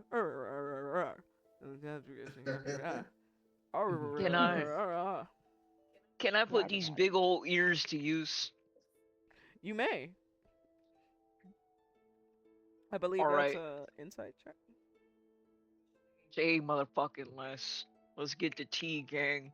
If you don't succeed, I'd like to try. Insight is intel. It's a 13. So, Should I? Bentley, you are able to overhear that Ivar is trying to get some citizen housing accommodations as opposed to the travelers housing accommodations. So, Core is kind of like talking to him, saying like, you know, we just prepared this like 1-bedroom house. I was actually just gonna go talk to them to like, you know, so that they can move in. Ivar's kind of giving him a little back and saying like, oh, you know, that money's good. Just kind of try to like shift the money to the citizens' home, because be honest, like, yeah. And he's talking about how 6 people, 1 better. It just doesn't make sense. So that's you can see that Ivar's really trying to work Core, but Core is looking a little fatigued, likely because he's 5 minutes from close. So Core is every retail worker in the States. Got it. You think we should help him? Yeah, we should. I mean, without him, we won't have anything else. I don't like that dude, bro. Was that I don't like that dude? Yes. Bentley's gonna come on, big shh. You didn't mean that. Everybody in this nation has enhanced hearing. You can't say stuff like that. Oh, enhanced smelling, enhanced hearing. What else y'all got? Enhanced taste? Don't answer that. Shockingly, it's kind of the other way around. A lot of people don't really have developed palates. That means the food around here is gonna be shit. You know, that's a strong word. It's going to be very rustic. It'll be very Have you not like. learned your lesson? I have to start a swear jar for you. For me, Hey, you gotta stop using the word shit. It makes people I'm not angry. talking junk. I'm just deducing from the information you guys are spitting out here. Anyways, let's go up with Ivar. Let's see how it's going. Maybe we can help him convince Core to, like, I don't know, take mercy on our souls and give us beds. I agree with Bentley. So, how would you like to approach, and what would you like to do? Ivor, you can't let us say anything. So, we're here now. Oh, okay. Yeah, so I wasn't lying. This is my pack. Ivar says, definitively. I just won them in combat square. And Core is gonna look over the 6 of you. The 6 of you who he has just processed this morning. Seeing that you have already been absorbed. And is that, like, sympathy? Or perhaps pity that crosses his eyes? Okay. And I'm not gonna lie, sympathy, pity, his eyes land on Eurydion, and he chuckles. He like giggle snorts, just.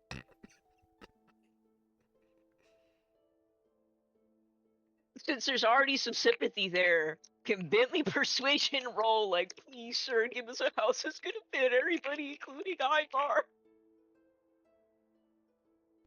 Bentley, I don't know. Can you? I'm gonna do it. I'm gonna do it. I'm gonna do it.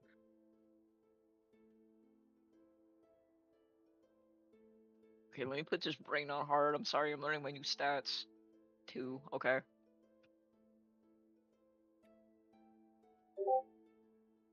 Nice. Too tired. Too tired. Too beat up.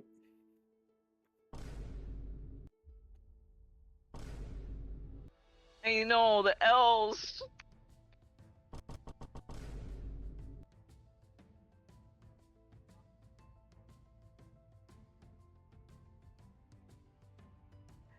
And Core is going to say it's not that I don't want to give you all the house, it's that I already prepared this house for you all tonight.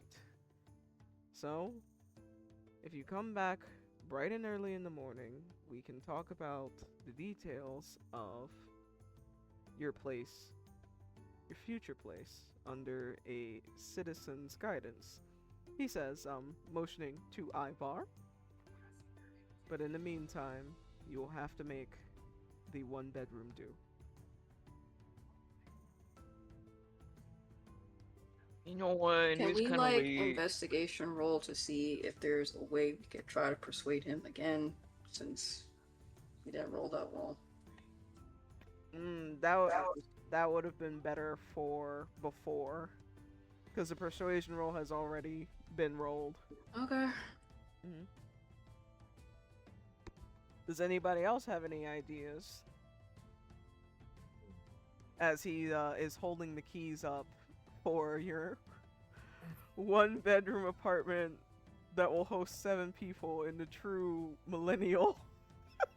God, we live in like fucking serfs out here, bro. Ivor, where have you been staying before this? Maybe we could just split our numbers for the night? Oh, I usually stay at the Warm Den. Bro, I only thought the tourists stayed there. Yeah, but you know, I was only taking care of me, so I didn't really see the point in getting a house. How did you avoid getting robbed? Well, the key to not getting robbed is to make sure that everyone knows that you can beat their ass. Okay, okay.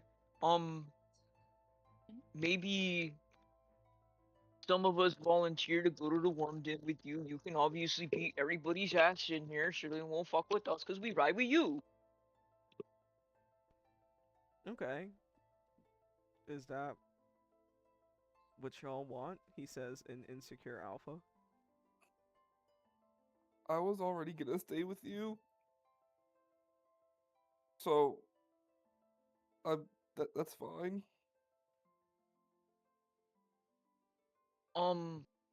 Diaboli should probably stay in the house because he wanted a house originally.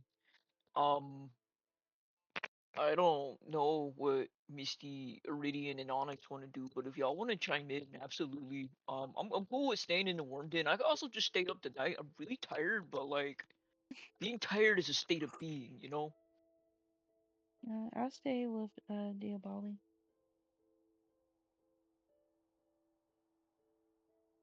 I also opt in for whatever is the easiest right now because you guys are spending too much time figuring this crap out. I'll just stay in the house.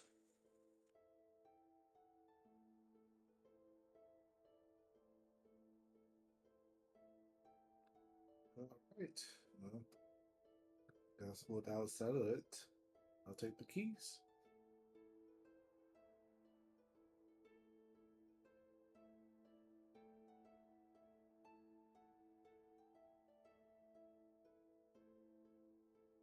I'll walk up to Mr. Core to see I can retrieve the keys from him.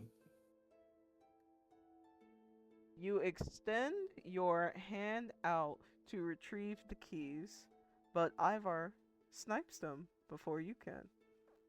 And he jingles them. Where are your manners? Ah, yes, I have forgotten. Yeah. So, I figured it out. You know, I thought about it. I figured it out, and I've come to a decision as an alpha. The men are going to be gentlemen and stay at the Warm Den tonight, and the ladies are going to stay in the house.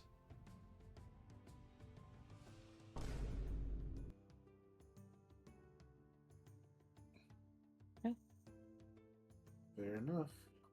Okay. Good enough for me. All right. And he is going to toss the keys to Onyx. Onyx, dex check, please. Oh no, no, no. Let's see.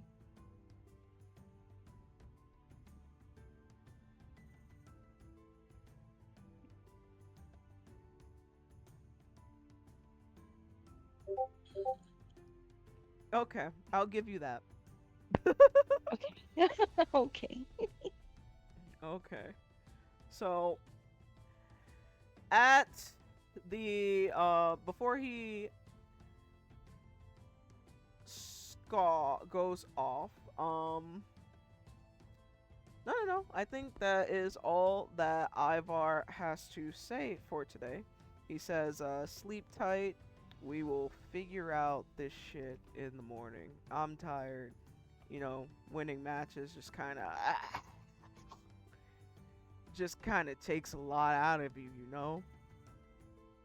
Just you guys wouldn't understand that though. Mm.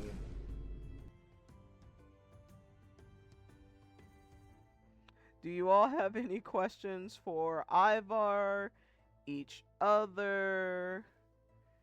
Any last minute things you would like to do before you for sure separate from each other tonight? We should plan to meet up somewhere again at like a time frame. Well, we're gonna be back up here in the morning to get the new house, right? Okay, so yeah, you're absolutely correct. Full brain right there. So just in the morning, come back here. Simple enough. It's good to me.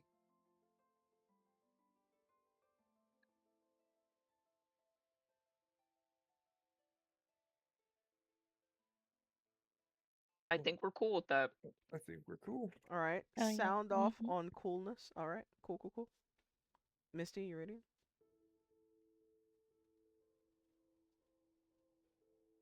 Yes, that's fine. Okay. So, tonight we have staying at the Warm Den will be Oh, don't look at that. Where did I put it? Why isn't it here? The Warm Den. Yeah. Right here. Did I God, chat, look away. Hey, Chat, could you look ask? away. 17. What page is this? 13. Here it is. So tonight, staying at the Warm Den is Bentley, Cain, Diaboli, Eurydion, and Ivar. So, fortunately for you all, there is lodging in this home, which all of you are going to have to relinquish 20 gold from your pockets. Now, yes, you did pay for the deposit in the house, but that money's going to be moved around tomorrow morning. So for tonight, you're going to have to pay the fee. So just go ahead and take a moment to do that. Additionally, the benefits for staying in the Warm Den, as stated before, is that there is a warm meal that is typically served nightly. Should you choose to roleplay, you will have the opportunity to roleplay with each other in the players chat, Ivar in your private chats, or any of the people who work at the inn in private chats. Sound good? Yeah. Yes. Sounds great. All right. And then I will have to make an image for our lovely ladies who are staying in the 1-bedroom house tonight. So the benefit for staying in the 1-bedroom house is, one, you don't have to worry about potentially being robbed. So you guys are able to lock the door. Hold on, give me 1 second. Home. You all are able to lock the door should you see fit. However, since it is just a scarcely furnished, humble abode, there's nothing really keeping it all together. Like, there's nothing in there, nothing for you, which means that there is no food. So, unfortunately, you all will not be able to eat tonight. Oh, your stomach's growling. Girls, how do you communicate to each other that you are starving?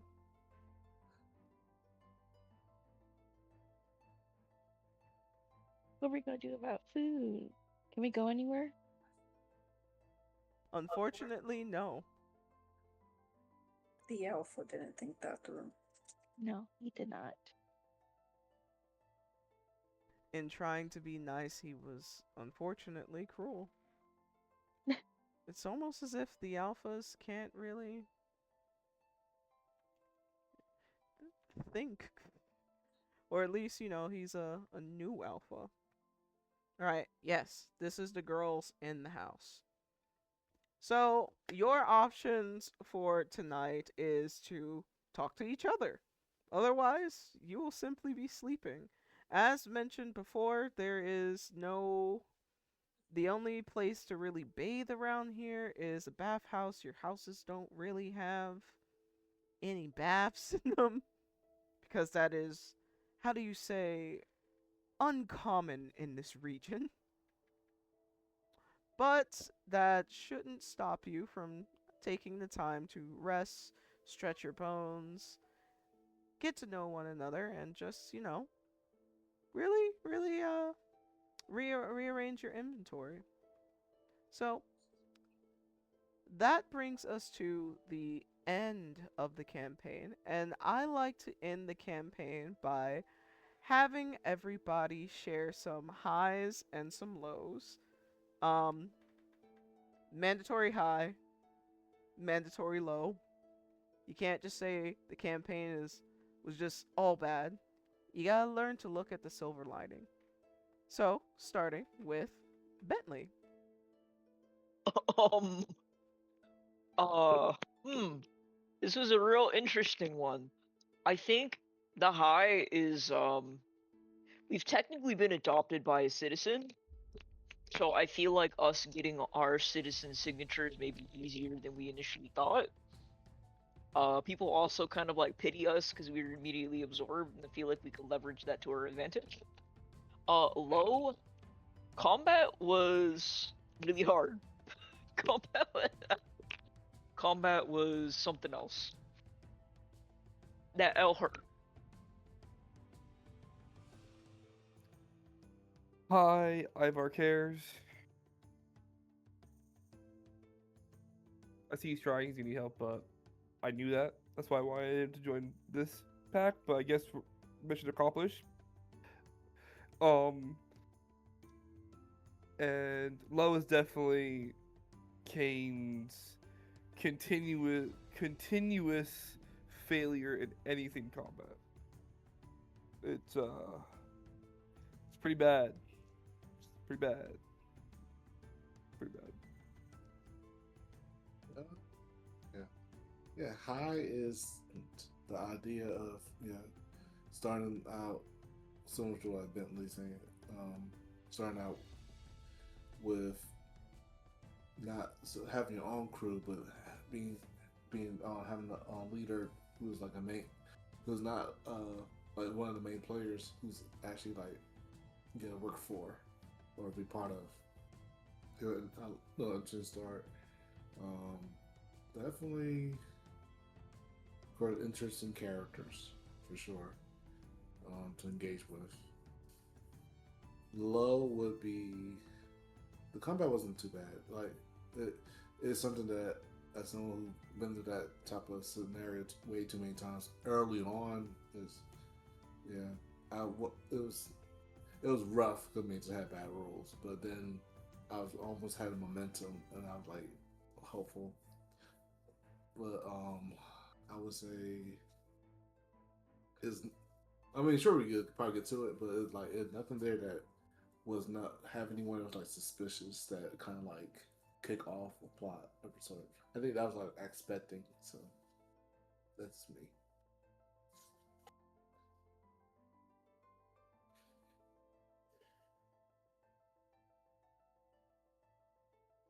For me, the the high was the banter between Eurydion and Core. That was fun. That was funny.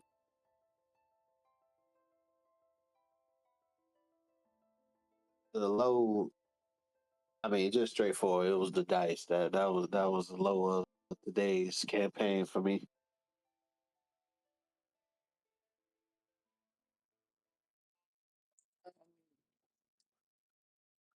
I would probably be, even though we lost, I still think that fighting together was much better than how we tried fighting before. So I think it went much smoother this time. My low is uh Misty probably gonna be hungry. I know she don't like that.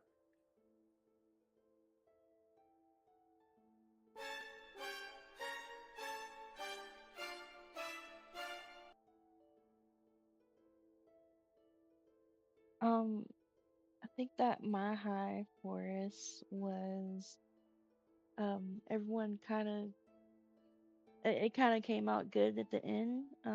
We gained a person. Low would be no food, and that everything just happened out of nowhere on the first day. Yes, you all have come a long way from home. So, the werewolven nation of Avarus is going to require you all to think beyond yourself. Essentially, how can you travel not just as an individual, but what you can offer to those around you for your continued survival? What started off as an arrangement for convenience is now becoming a situation where you're not only going to have to learn how to cooperate for the greater good, but to survive your highly underqualified alpha leader. Hopefully, from this situation, you all can extract as many benefits as he might or may not be able to provide to you. Otherwise, I look forward to seeing how this first experience in a foreign nation shapes the way that you make decisions with consideration to the Lycan culture throughout your time here at Avarus. We. Oh, hold on. Oh, there we go. Ah, there we go. So, without further ado, I'm going to end the stream. Take care, viewers, and to all a goth night. You beat me, sweet potato. Thank you. Mm. Best playlists are all over the place. What's your music? All Good right. night. Good night, guys. All right. Right. So the stream has ended. Damn. Damn. Okay. Damn.